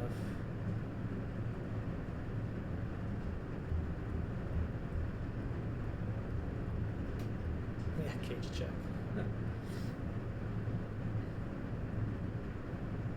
Grafdigger's Cage doing work. Love Cabal Therapy. Is Cabal Therapy modern legal? Could that be modern legal? Negative. Ball therapy is not a modern. It might card. actually be like too good for modern. Checking. Yeah, that's not modern legal. It's never been printed in a modern product. Do love Cabal Therapy though. Sweet card. Legal in the usual suspects. Legacy Vintage Commander and Oathbreaker. Not that I know anyone that plays Oathbreaker anymore. Oathbreaker was super fun though, and Looks like a lock. I mean, Caden, I think, could. he's in big trouble. Caden needs help. I mean, he I can don't think always- he's locked. I think he needs help. He can always top deck another Bazaar, or Noxious Revival and wait a turn. Another Cabal Therapy. He That might happens. also be running Force of Vigors as well. But I don't. Yeah, he could. It depends on like the flavor of Bazaar deck that he is. I think Force of Vigor is more common in those countervine decks, but I don't want to say that too confidently. All right, so he's dredging. All right, you're gonna take 3. I'm gonna drain you for 3. Why did he exile them?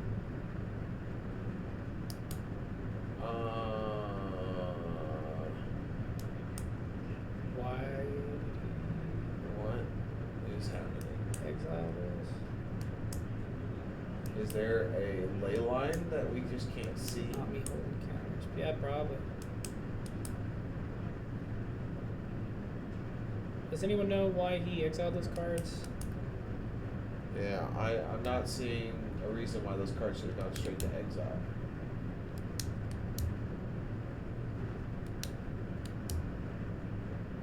No ley line. Yeah, you're right. No ley line, no Luris deck. Yeah, it wouldn't be Leyline. Why those cards I get? can go ask. Well, I'll just go but look at the board state and then I'll ask someone else. Okay.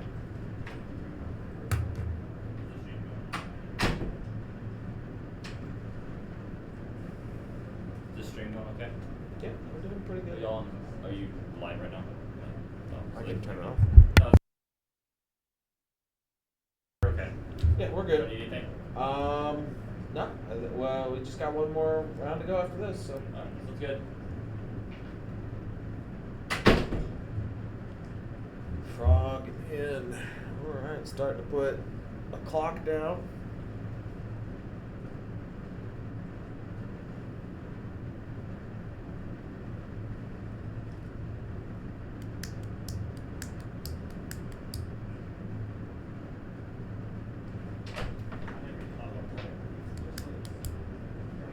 I know. Yeah, that's true. Yeah. So what was the answer? I don't see anything for why they would be exiled, and I didn't interrupt their game. So I'm gonna look up Strangling Soot, which is that card that drained him for 3. I don't think it says all the cards you milled this turn get exiled. It's definitely weird. I'm sorry, that's not Strangling Soot. What is this card? Strangling something, right? No.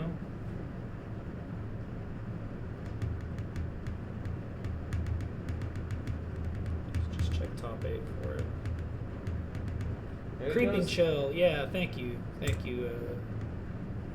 Jordan. There he goes. Ooh, grief. Yeah, I don't think Creeping Chill causes you to exile. Grief hit Luris. Checks out. I mean, he's still in a world of hurt.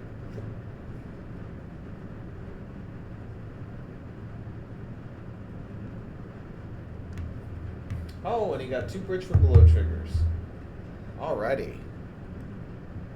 He's got dudes.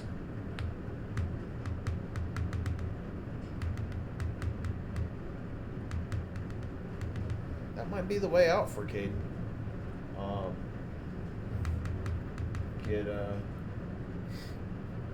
Get all of his bridges and figure out how to make an army of the living dead. Because he's got the life advantage. I mean, yes, Frog is a hellacious clock. Sword's one of them. Yep.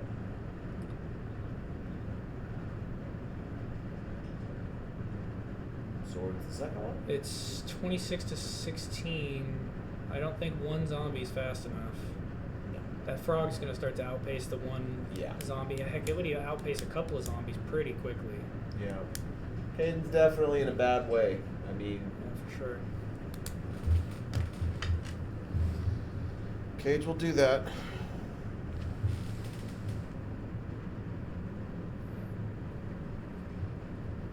Yeah, I don't know why he exiled those extra cards and 3 others from that pile. Yeah, I don't know either, but Probably just creepy a chill. mistake. Maybe. I'll go over and mention it to him after this particular game is over. Prized amalgam. What's that? Just discards to prized amalgam. Or To hand size, I think. yeah. Yeah, he's got 7. Which is just not a good, Oh. definitely not good for Caden. Yeah, I mean, he can always pay life and pick it back up, right? Or does I don't think Cage stops that. He's gonna pitch a Soul Ring and put a counter on the Frog. Black Lotus. That's interesting. Why would you? I mean, I guess you can do the Black Lotus thing with Luris, but you're Luris- pitching Soul Ring presumably because it's just not that valuable given how much mana you already have. You want the Frog to get big enough to actually end this game quick. The Black Lotus is kind of the same story, isn't it? Kind of. Like, you can still cast Luris and do Luris stuff, but, like, again, if you're abusing Black Lotus with Luris, the primary advantage of that is all the mana you generate, but you already have Well, there is billion mana. there is a definitive difference between the Soul Ring costs 1 mana, but it gives you 2 back, but it's colorless, whereas Black Lotus costs you 0 mana and gives you 3 back.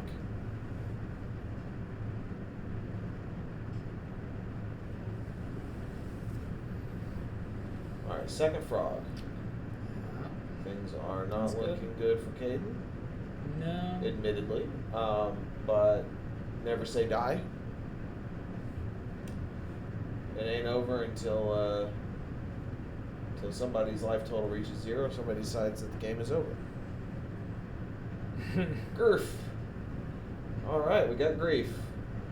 Well, And that's we got some more zomboids. something. Except that he may not be allowing that to resolve. Yeah. I mean, okay, depending on my hand.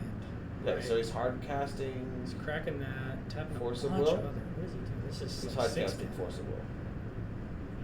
He Okay. taps. No. No, he tapped I 5. got you. So hard casting force of will. Yeah, no grief. Probably doesn't want the evoke trigger, honestly. Like the sack to make more zombies. Yeah. I mean, obviously, it also hits his hand. I mean, Also, what else are you gonna force? yeah. Austin knows he's in the driver's seat. He just needs to prevent the chip. Needs to get there. Also, him not having zombies means he doesn't have to worry about jumping the frogs. Yeah. Yeah, exactly. And draw 2. He's drawn enough cards at this point. I'd be pumping some cards into that one frog, or maybe splitting it up a bit. Yeah. However you want to do it. Get this game over with a little bit quicker than 4 turn clock, or what is it? Yeah, right now it's 4 turn clock if he doesn't pitch any cards. There's a stock up. That's another +1 card for frog fuel. Yep. We're not sure if this is game 2 or 3. But it's definitely not game 1. It's definitely not game 1, and I know that Caden just smashed through game 1 because we were watching them earlier. Yeah. He did the thing. He had the nut bizarre where the 2 that he pitched were the 3 he pitched were 2 root wallas, 1 of each variety, and the Avenge Vine. Then he had a hollow one on top of that, and yeah, it was just nasty. Yeah, you're welcome.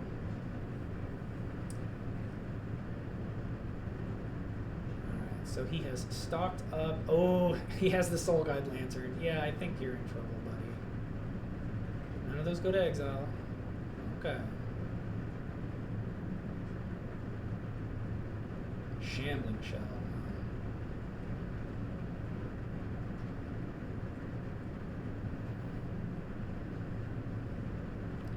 All right, Austin, you need to Wrap it up. keep doing what you're doing. Get him.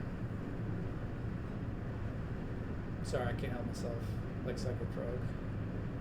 Psychic Frog is, oh man. Yeah, okay. Oh, Pitch. Let's go. Get this game over with. yeah. So 4 and 1 is 5.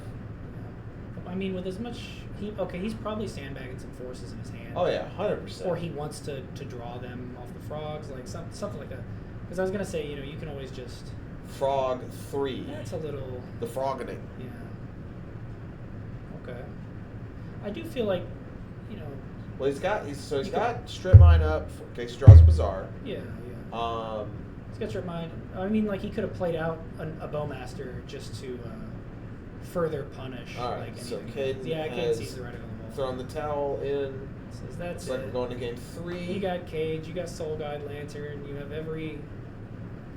You wanna? Anti-reanimated dead guy tool in the kit. Yeah. All right. Well, let's take a look.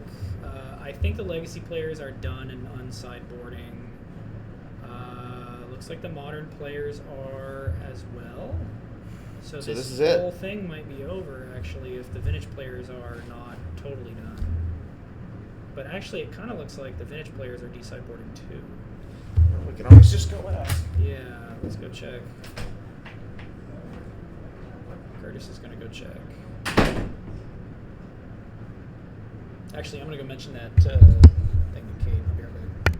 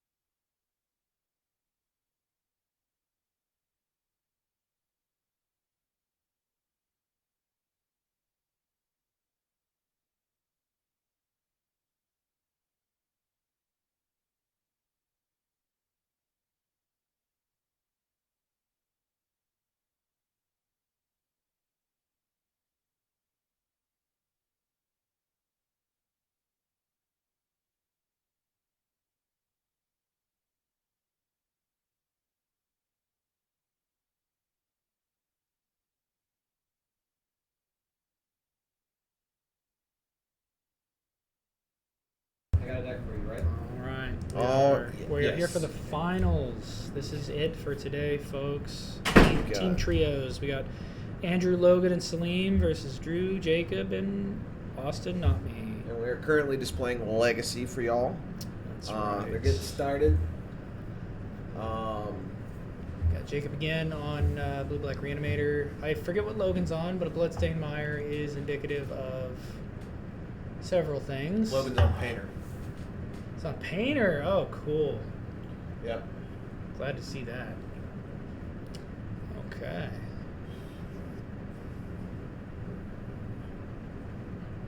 Has been doing rather well with it, I dare say. Well, he is in the finals now. Yeah. Thoughtseize. Austin's team did lose in round one and have managed to make it all the way to the finals. Yeah, that's pretty cool. Pretty impressive, if I do say so myself. That's pretty spicy. Turn one, turn two. Turn one, Tamio, turn two, Thoughtseize. Yeah. Yeah, that's something. He's gonna go get his mountain. What are you doing? What do you do with a single red pip against the Thoughtseize? What is that? Cast. Blast? That's fair. Might take it from you. Oof, get dazed. Ouch. Well, that sucks. Now he gets to take a card out of your hand.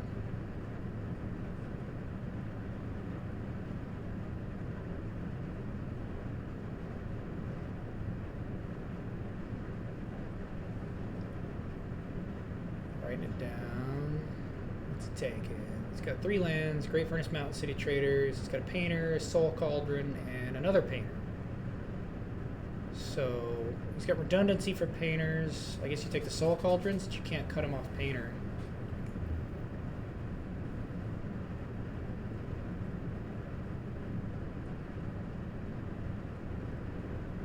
I don't know. It depends. If you think Painter is actually a problem, then you need to take one and get ready to somehow deal with the other one. But the Soul Cauldron's kind of a problem on its own too. Yeah.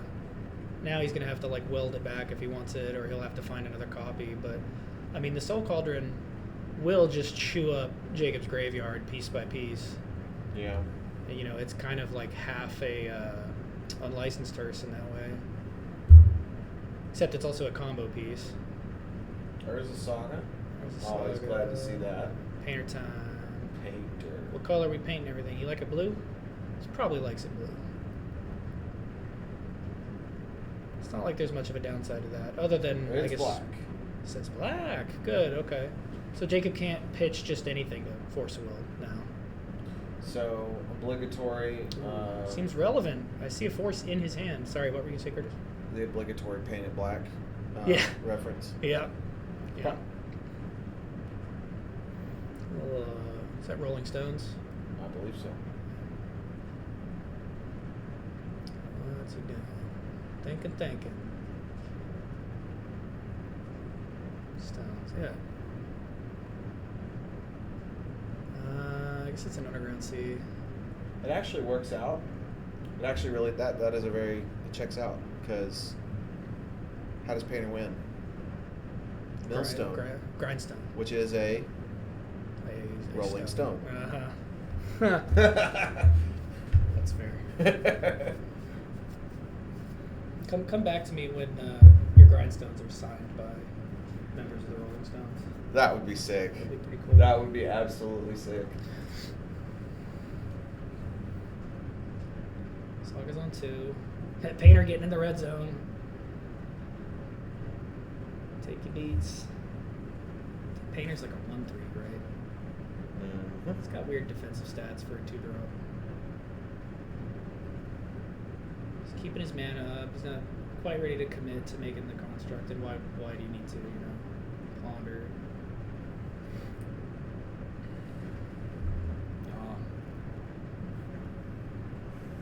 It's grindstone. It's monk tokens? He's got to have like an answer now, or he's cooked. Does Jacob have monk tokens? Does he have Monastery Mentor? Did you see that? Possibly. Maybe he's just holding on to him. Yeah, but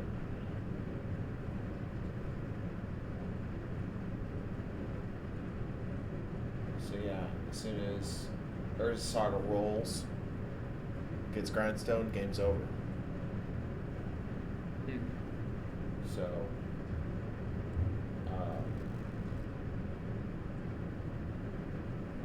he's got to find a wasteland or some other way to stop the trigger.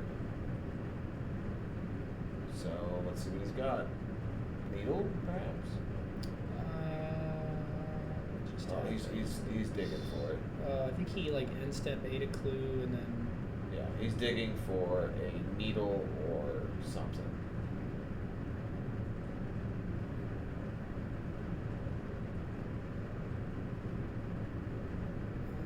Shuffle.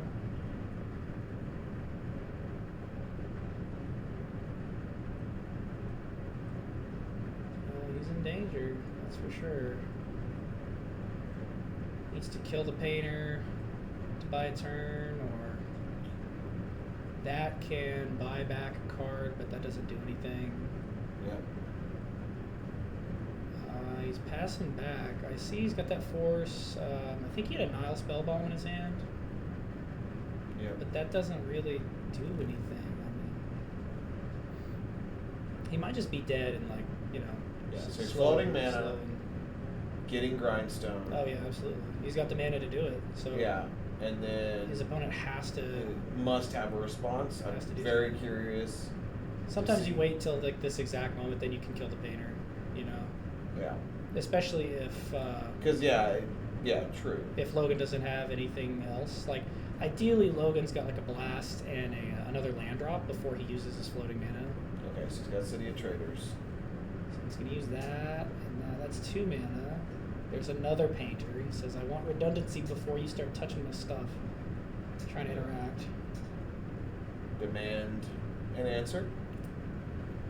That's good. It makes sense. I mean, if you're gonna activate Grindstone, you want to have the redundancy. Yeah, he built it. And all right, yeah, he built the invincible machine. Cool. All right, so Logan is up a game. Let's tab over, see how Vintage is going. Well, they're still in game 1, and I've kind of been keeping an eye on Vintage. It has it's gotten a little hairy. Salim led with like some kind of land mana into Soul Ring, Ichor Wellspring, drew a card, and he has since gone off the rails. However, Austin has clearly been doing the Black Lotus Luris thing on top of a frog and some Bowmasters. Seems like that is doing well against a lot of air on Salim's side. Salim has half of a combo, but that half doesn't do anything. Gotta So that's draw air, a card. mana. You really don't want to be drawing a card right now, No, Celine. you don't. The top is good for the filtering, but again, it's not card advantage. There's Yeah. a Scrap Trawler in the bin, and I see a Glaring Flesh Raker that got exiled. They're probably 8 of Swords to Plowshares. I did catch from like the preview for Vintage that he stuck that Flesh Raker pretty early. So it's probably been gone for a while.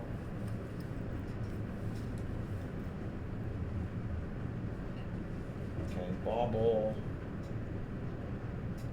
Well, now he can bobble with Luris. That kind of just...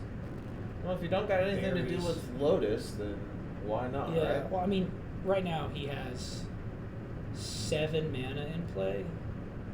Yeah, and Lotus 4 of it is all like his somewhat colors. redundant. So Alright, so we've got top spinning. Did he, Do we find the key? see if we can find it. He doesn't really have a lot of ways to So he's drawing. draw with top, shoot you, make the army even bigger. Yep. Brutal. It must be good. Salim wouldn't do that otherwise. Yep. Inventor Inventor Sphere, okay. That finds the missing piece, and he has a lot of mana.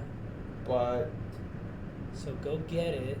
I think that's game if not interacted with, because he can get a key. and He has an immediately ancient proceed. tomb. Oh, he's got a Soul Ring too. He's got plenty of mana to start. Phew. That's a misstep. Yep. Well, that'll do it. Be a shame if something happened to your 1-drop. Yeah. Well, that's sometimes that's a mental misstep is sometimes the difference between winning and losing. Yeah. It's just, try not to get tilted. Yeah. That's what I tell myself. This Vault Key deck, person in chat. That is This Clan is Ironworks. yeah, this is a KCI combo deck that Salim. I don't know if he brewed it or if it's. He's just been on KCI just likes for a KCI? minute. Yeah, he's Okay. he's a strange bird, but we love Yeah. him. Yeah, so he's rocking a little KCI combo today. It's mostly a mud deck. I saw that like blue-black land. I don't know what that was. I'm sure he's got some color in his deck, but It's mostly mud, but when it goes off, it goes off. You get taken for a freaking ride. oh yeah, I bet. I'm surprised he doesn't have like sphere of resistance and stuff. I mean, I guess you don't want that when you're. Yeah, when you're comboing. The primary way you end the game is through like a loop you have to set up with the mana from KCI being relevant and the cost of your combo pieces being relevant. So increasing their cost is not acceptable. Looks like we caught every single other player in the middle of sideboarding. So here's Modern. I'm not sure who snagged game 1. It could have been anyone. Andrew's on like blue-white 8-cast. And Drew is on black-white Death and Taxes in Modern. Let's see. Actually, it looks like in Legacy they're resolving Mulligan, so they're further along than anyone else. I guess we'll go back to them, see what they're up to.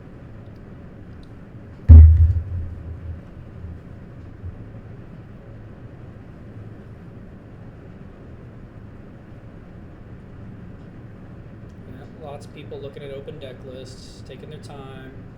You got double time for this round, so I mean, arguably they have infinite time. It's the finals. They're not gonna. Yeah, no, they're in. They're not gonna need more than 100 minutes, but they've.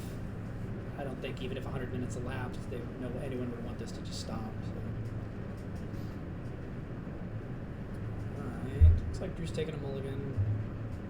I bottom that card. Doesn't need it. Logan keeping track of the mulligans. This is Delta Go. What's Logan got? Ancient Tomb. Soul Cauldron. Wow, that's pretty brutal. Does Jacob have an immediate answer? Might have to dig for one. So time for a brainstorm. Or Spell Pierce. No, he's going for a tap. I don't know. I don't think Spell Pierce is very common in Legacy. Vintage, yeah, for sure, but Legacy not so much. A lot of the really important things you have to answer in Legacy right now are creatures, so Spell Pierce is pretty bad. Fair enough.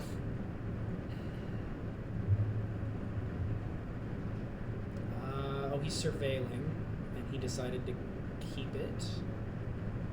It was a Tamiya. Pretty solid. Because he needed some action, something to get started. He's going to cast Tamiya. Land first. Plan it safe. Tamiya. No. Ooh, he's really thinking about it.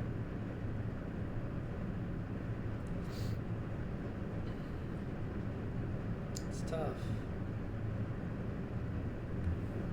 It's tough. Yeah, I mean, if your opponent has Agatha's Soul Cauldron, the middle mode of Tamiyo is turned off entirely. And that can be rough. That means that, you're either spending a bunch of mana for clues, which is nice, that is like card advantage, but you're kind of incentivized to just uptick her to try and ultimate. And Logan's going to kill you far before that happens. Agreed. So that Tamiyo is not, I don't know, I don't think it's terribly good right now, but it will do something over time. It's definitely worth cracking some clues to try and get somewhere. Yeah. Okay. I see a holofoil stamp, so that's definitely. Oh, and we know that his underground Yeah, seas have he's- the MDFC proxies. He got another surveillance. Says, no, I don't need a marsh flats.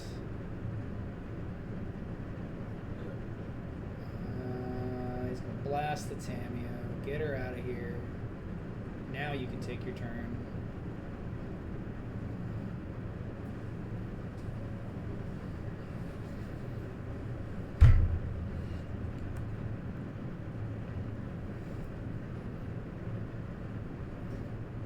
Pile and go. Yeah, not a lot going on. I think Jacob's kind of banking on a certain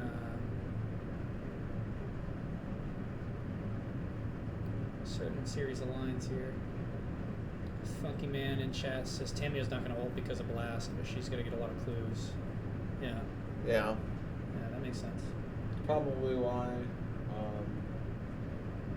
Well, not the only reason why, but good of Logan to get rid of her. Yeah.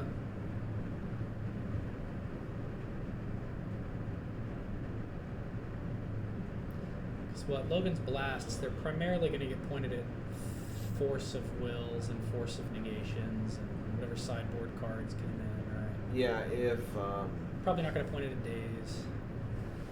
yeah. So hitting the Tamio means you've got one less blast for like those cards. So Logan must think that's important that those clues do not. Was that a Goblin get Engineer? made. Yeah, it is. Yeah, All right. yeah, they did a Shiny retro- Goblin Engineer. Yeah, All right, so gets to go get anything, any artifact.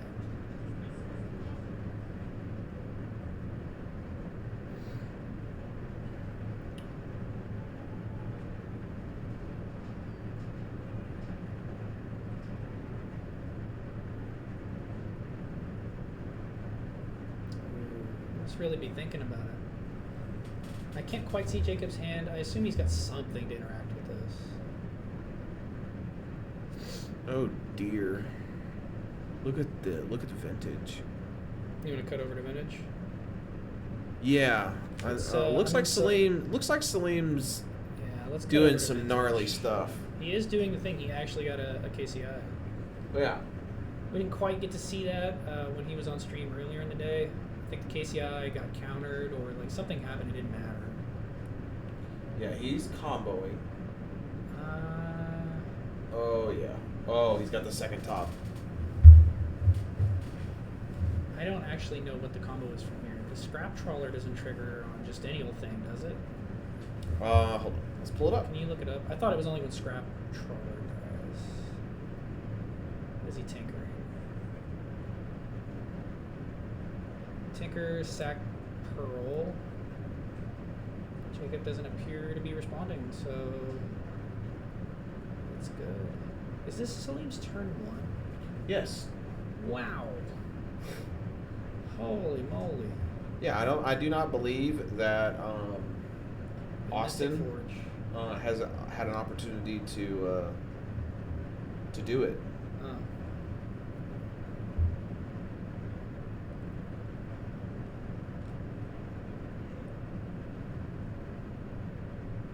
It's a scrap trawler. No, or another artifact you You control. control. Yeah. Turn to your hand an artifact with lesser mana value. Oh. Nasty. Whoa, did Austin just scoop? Yeah, it's over. Phew. Yeah. Whoa. It is freaking You over. blink and you miss it. He didn't even get a turn. Yeah. Lord almighty. Sometimes that be how it be.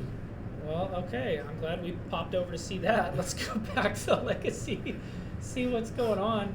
Yeah, I noticed that Salim was living the dream. Yeah. And I was just like, let's see that. Okay, so I'm not sure what Jacob did, but I can see that Goblin Engineer put a Phyrexian Devourer in the yard for the combo.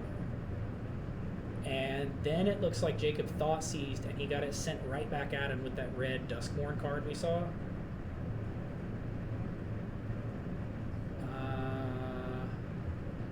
He's trying to reanimate, I assume, Phyrexian Devourer to both deny Logan the combo and get a threat.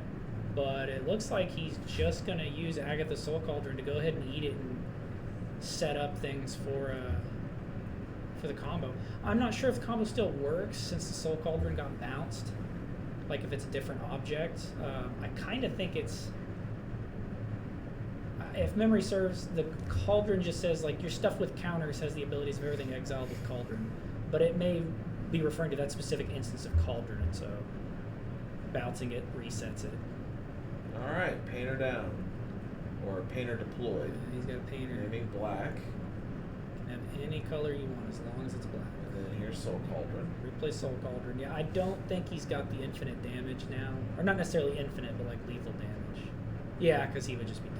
That's probably a, it's a different instance of Cauldron now.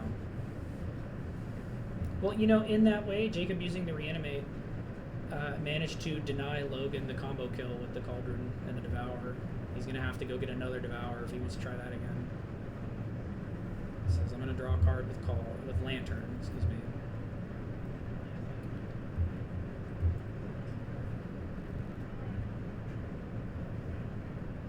Bloodstained Mire. They're cutting for Oh dang! vintage. There's Grindstone. That's tough. Jacob only has one card in hand. It's a Bowmaster. Bowmasters. Oh. Logan gets there. So Logan got there. Okay. All right, let's check in on Modern real quick while they cut in Vintage. I know this is at least game 2 in Modern because everyone was sideboarding earlier. What a mess. Oh my lord. Okay, it's not actually that bad. It's not that bad. Bowmasters and some lands versus a construct with the Astrologian's Planisphere equipped. That's pretty scary, to be honest. Yeah. That's pretty scary. Is that? Oh yeah, it is. Shadow Spirit. Nice. I think they're done in Vintage, Curtis. They're like de-sideboarding. Face up. Oh, they're picking up. Oh yeah, we got a winner. It's over? I think so. We'll find out. How does that happen after just Legacy?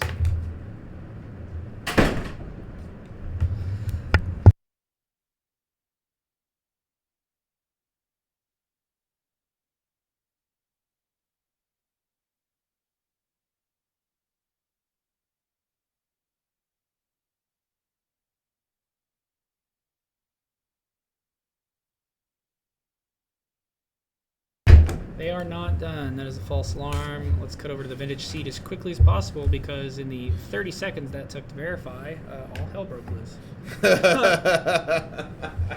Oh okay. my lord. So Salim made a wall of metal.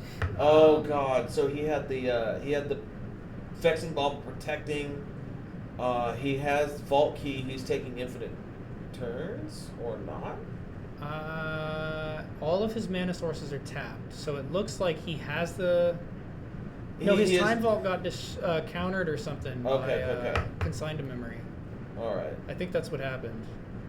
Okay. It's the only spell Jacob's played. Salim Or almost. Austin, excuse me. Had it not been for Yeah, consigned to Austin memory. going first, that would have been a turn 1 kill. Yeah. Yeah. Someone in chat confirms Consigned to Memory countered the Time Vault. So. Wow, that's crazy. Yeah, and that, ladies and gentlemen, is how fast Salim's deck can go. Salim's deck can be. Truthfully, I did not expect his deck to be that fast, but I guess There are a lot of decks that can do similar things with Time Vault on turn 1. Yeah, sure. I just mean like he got a lot of Seal of really Cleansing. powerful like restricted cards in his opener. Yeah. Seal And, of Cleansing is kind of a Debbie Downer. kind of a problem. Yeah, I'll say so. All he needs to do is get Luris, and he can just seal him to death. That's a good plan for Austin. However, he can 4 still mana. use Oh. Scrap Trawler to get 5 mana. Or he probably topped. okay, Yeah, there's it's one. KCI. Okay, that's not like GG's yet. Well, yeah, because He doesn't have anything to do with it except make a bunch of mana. he can He's gonna sack in response, blow up your bauble, so you can't sack the bauble, all right. and then force pitch Mindbreaker. Mind Cool. Okay. Okay.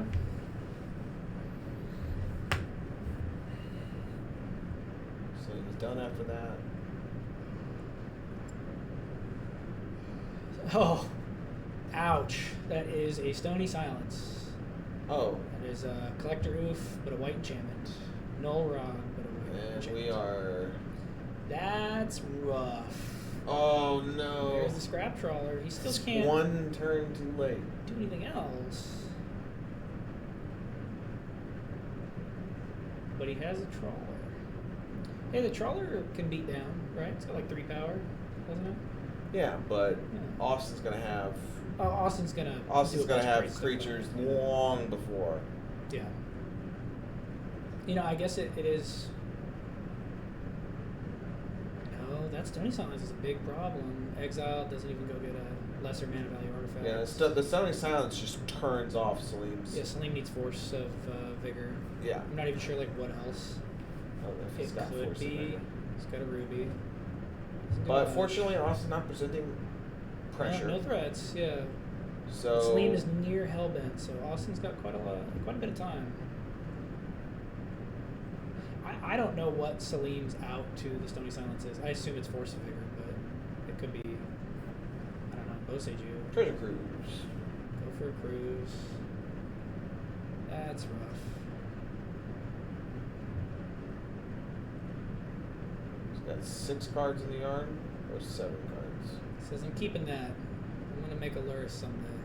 Oh, he has to do Yeah, he has to. 6 and tap to do it. Oh well. Hope that doesn't come back to bite him. He may have another one. There might be a second, but I don't know. Yeah, could be. Could be.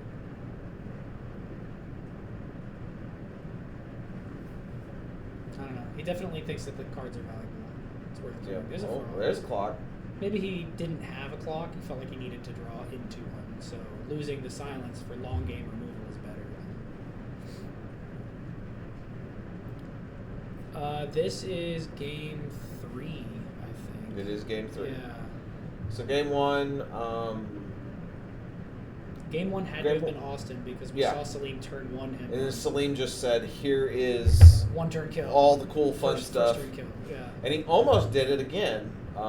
He Yeah. almost got there, but What did I'm sorry. What did I? Mystic Forge. What I missed was Yakin. He's got the Talon Gates. He attempted to cast Mystic Forge. He failed. Oh, and they got countered. Okay. Yeah, that's gonna get countered. Frog inbound. Beats. I guess Salim's other out to Stony Silence is like draw Urza Saga, make big constructs. I have a bunch of useless rocks, but they grow my constructs. Second frog makes it hard. So, yeah, Austin's gonna start drawing a bunch of cards. Scrap Trawler. Yeah. Blocks the frog if Austin doesn't jump or can't jump. I think he's only got 2 cards in the yard currently. Yeah. Cruise But that and does force. not mean he can't pitch. Yeah, absolutely.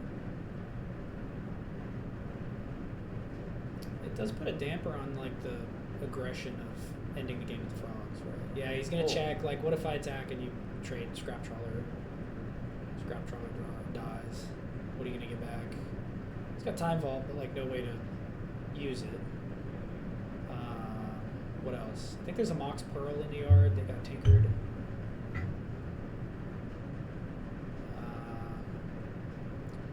Mystic Forge.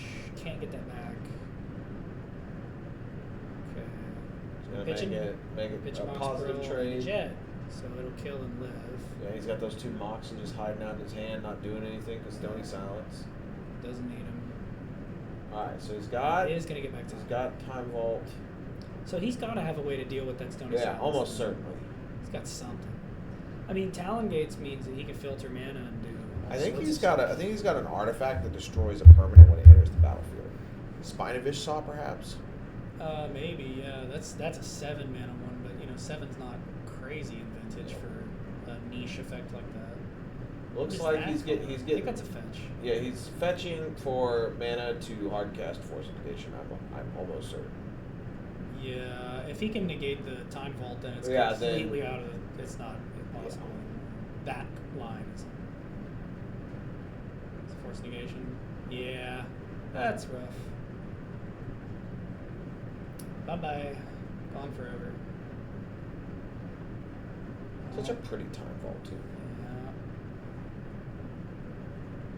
Yeah. Alright, plan B. Well, for Salim, it's more like Plan D because the first couple of plans just haven't been working out. Frog time. Meanwhile, Austin's drawing something approaching all of the magic cards. Well, he is trying to. He did cruise into Frog and Frog. Yeah. Really wants to draw as many cards as he can. And as soon as he feels like, I don't know, moderately safe, he can always put the Luris in his hand and then all sorts of heinous stuff becomes possible. Third Frog. You know, this isn't even the first time we've seen Austin play out 3 frogs. Nope. No, it ain't. Card is everywhere.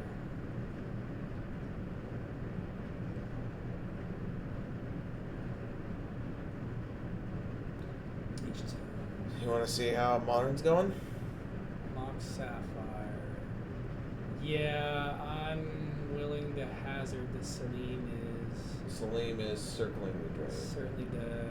Let's just check and see, because we're going to find out in like 1 turn. Right, let's go into an extra turn. It's a card. Yeah, it's another workshop. Well, he can now hardcast Spinovish off if he draws it. Yeah, that's true. Yeah, he's probably gone. Modern's kind of hairy looking. We can go check it out. Yeah, let's I think Austin's probably got that game anyway. Frog time. Yeah, Ancestral on every attack. Yeah. Alright, so here's Modern. We got Black-White Death Attacks as Drew here. He's got a Clarion Conqueror and a not impending Overlord. Wow, look at that Kappa Cannoneer. Yeah, that's a Wow. big Kappa. It's got a Lava Spur boots on it too, so it has functionally Ward 5, right? No, Lava Spur doesn't give Ward, does it? Yeah. It gives +1/+0 and haste. Oh my god. Let me check. It might give like Ward 1, I don't remember. I know Leather Armor gives Ward 1, but that's not this card. They're just close. Lava Spur. Yeah, it does give an additional Gives instance Ward of 1. ward. Wow, nasty. So yeah, that's hilariously Tough to annoying kill. to kill. Like even with this new mana that he's Yeah. playing, he still can't kill it. Looks like Vintage is done. I'm going to assume Austin took that. I didn't actually see like the finishing blow. Yeah, Vintage is done. This if is it. Austin won and Logan won, then yeah, this Modern game This- determines the finals. So Yeah. it's important. So Overlord, he's overlording. There's Ophelia. What's that other white card? What is that? Oh, that's Wrath of the Skies. He can't pick that up. He can pick up any other critter. Yeah, he's picking Says up Bowmasters. Bowmasters. Interesting. Says Bowmaster. Okay. Gives Ward 1, yeah. There's an Emery on Andrew's side. Is it Andrew's? Did he just cast that? Or? I don't know. I don't think it's his turn. I think Drew is still. Yeah, Drew's still Contemplating. figuring it out. Did we see what he? Oh, he picked up Bowmaster. That's right. Yeah. It's been a long day. That it has. That just happened. Yeah, it's been a long day.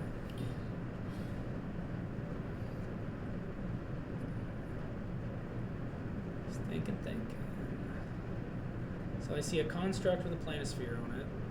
Mox Opal, Mox Amber. Enormous Kappa Cannoneer. Emery to buy back whatever that is. I think that's a Lotus. No, that's not a Lotus Petal because that's not modern legal. What is that card? Is it a bauble?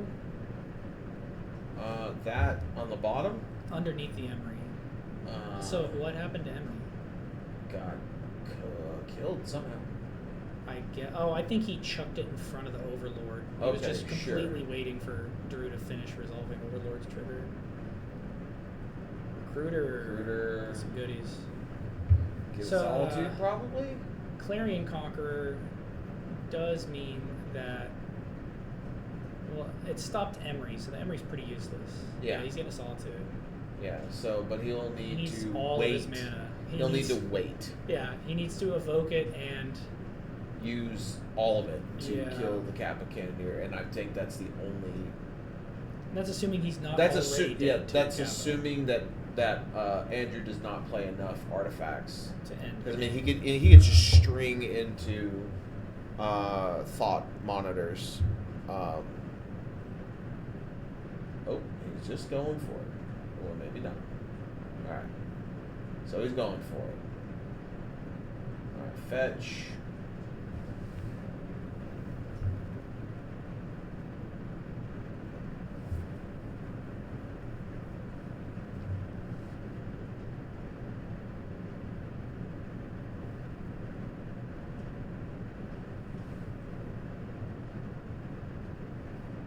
Bowmasters.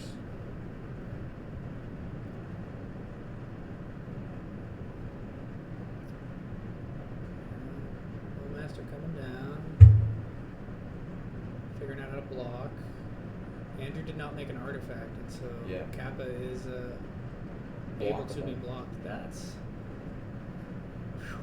nail biting.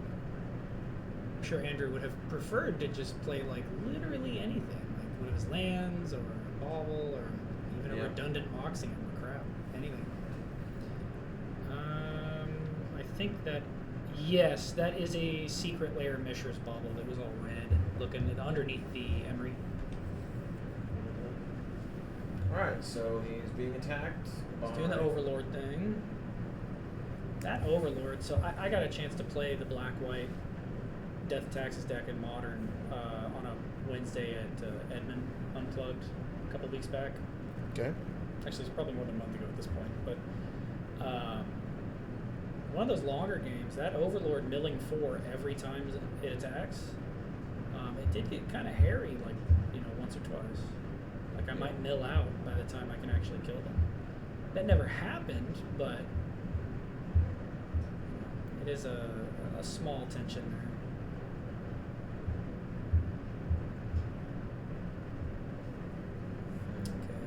Okay, so he played a Surveil land.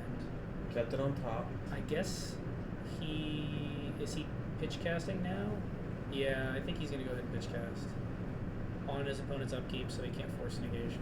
Well, no, he couldn't force anyway because it's Solitude. Well, that is a hilarious amount of resources expended, but it had to be done. Yep. It's pretty wild. Yeah, he paid the cost of Solitude to pitch cast it to kill Kappa. Oh man. Yeah. Nice. Alright, still gotta get in there. Big old constructs. Is Clarion Conqueror getting in the way?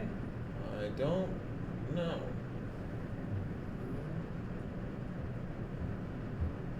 No, Bowmasters is gonna eat it. Okay. Alright, Bowmaster's down. Thought Ooh, Monitor. Thought Monitor. Okay, you Ooh, just double great. checking he has enough. Now he can draw 2. Alright. That would have been that would have probably been GG's had he That's not tough. dealt with the Kappa Cannoneer. Yeah, I don't know. Maybe he felt like he needed the 3/3 flyer, but I feel like this affinity deck is more likely to draw cards than deploy an Emery in the time that it matters, right? Yeah.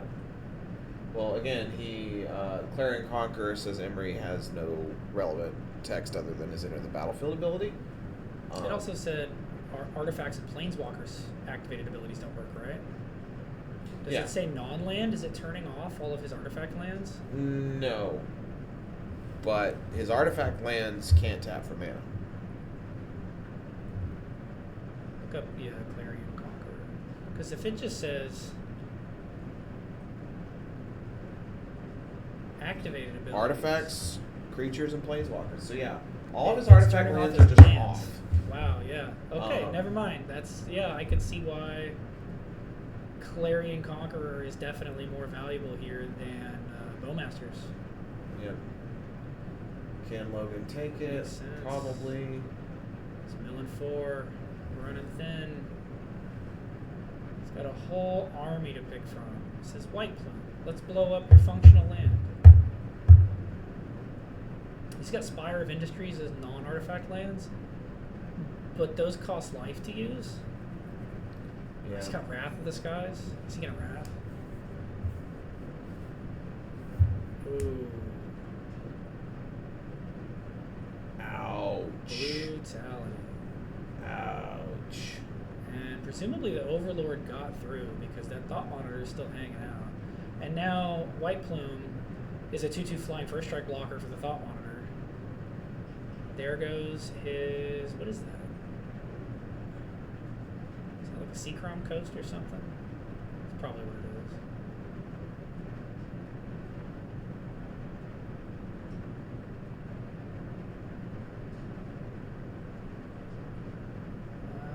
Play a tap land, Rustvale, Pass. Razor, whatever. I don't know. The blue-white one. Well, Andrew went from real good board state to a real not good board state real quick. Drew's deck is very thin right now. Look at that. Oh man, you might have to stop attacking with that Overlord there. You don't have much Well, left. he's got 2 or 3 cards left in the graveyard. He could pick up Witch Enchanter and tag off Thought Monitor. Yeah. Just so totally deny. Oh, he's gonna flash out. Solitude before blocks. Yep. Ooh, okay. So it's all crashing in. Man, what life total is Andrew at? I don't know. He's but- just been getting wailed on by Overlord. That's what Well, is it, he 5 did. power? He gained 10 life with that solitude. Yeah, from the Or was it from the more? Kappa.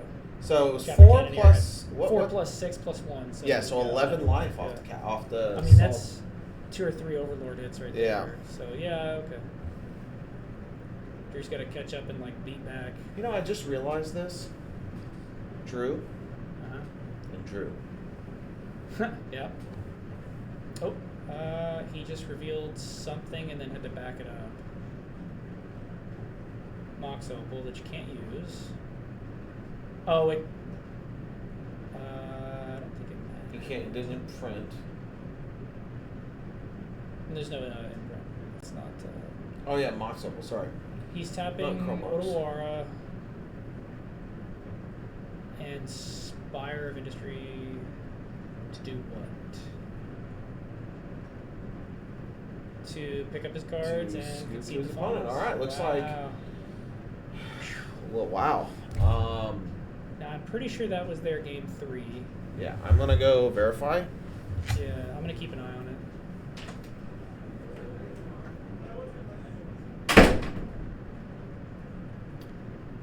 Is Drew at 1 life? I don't know. I'm sorry.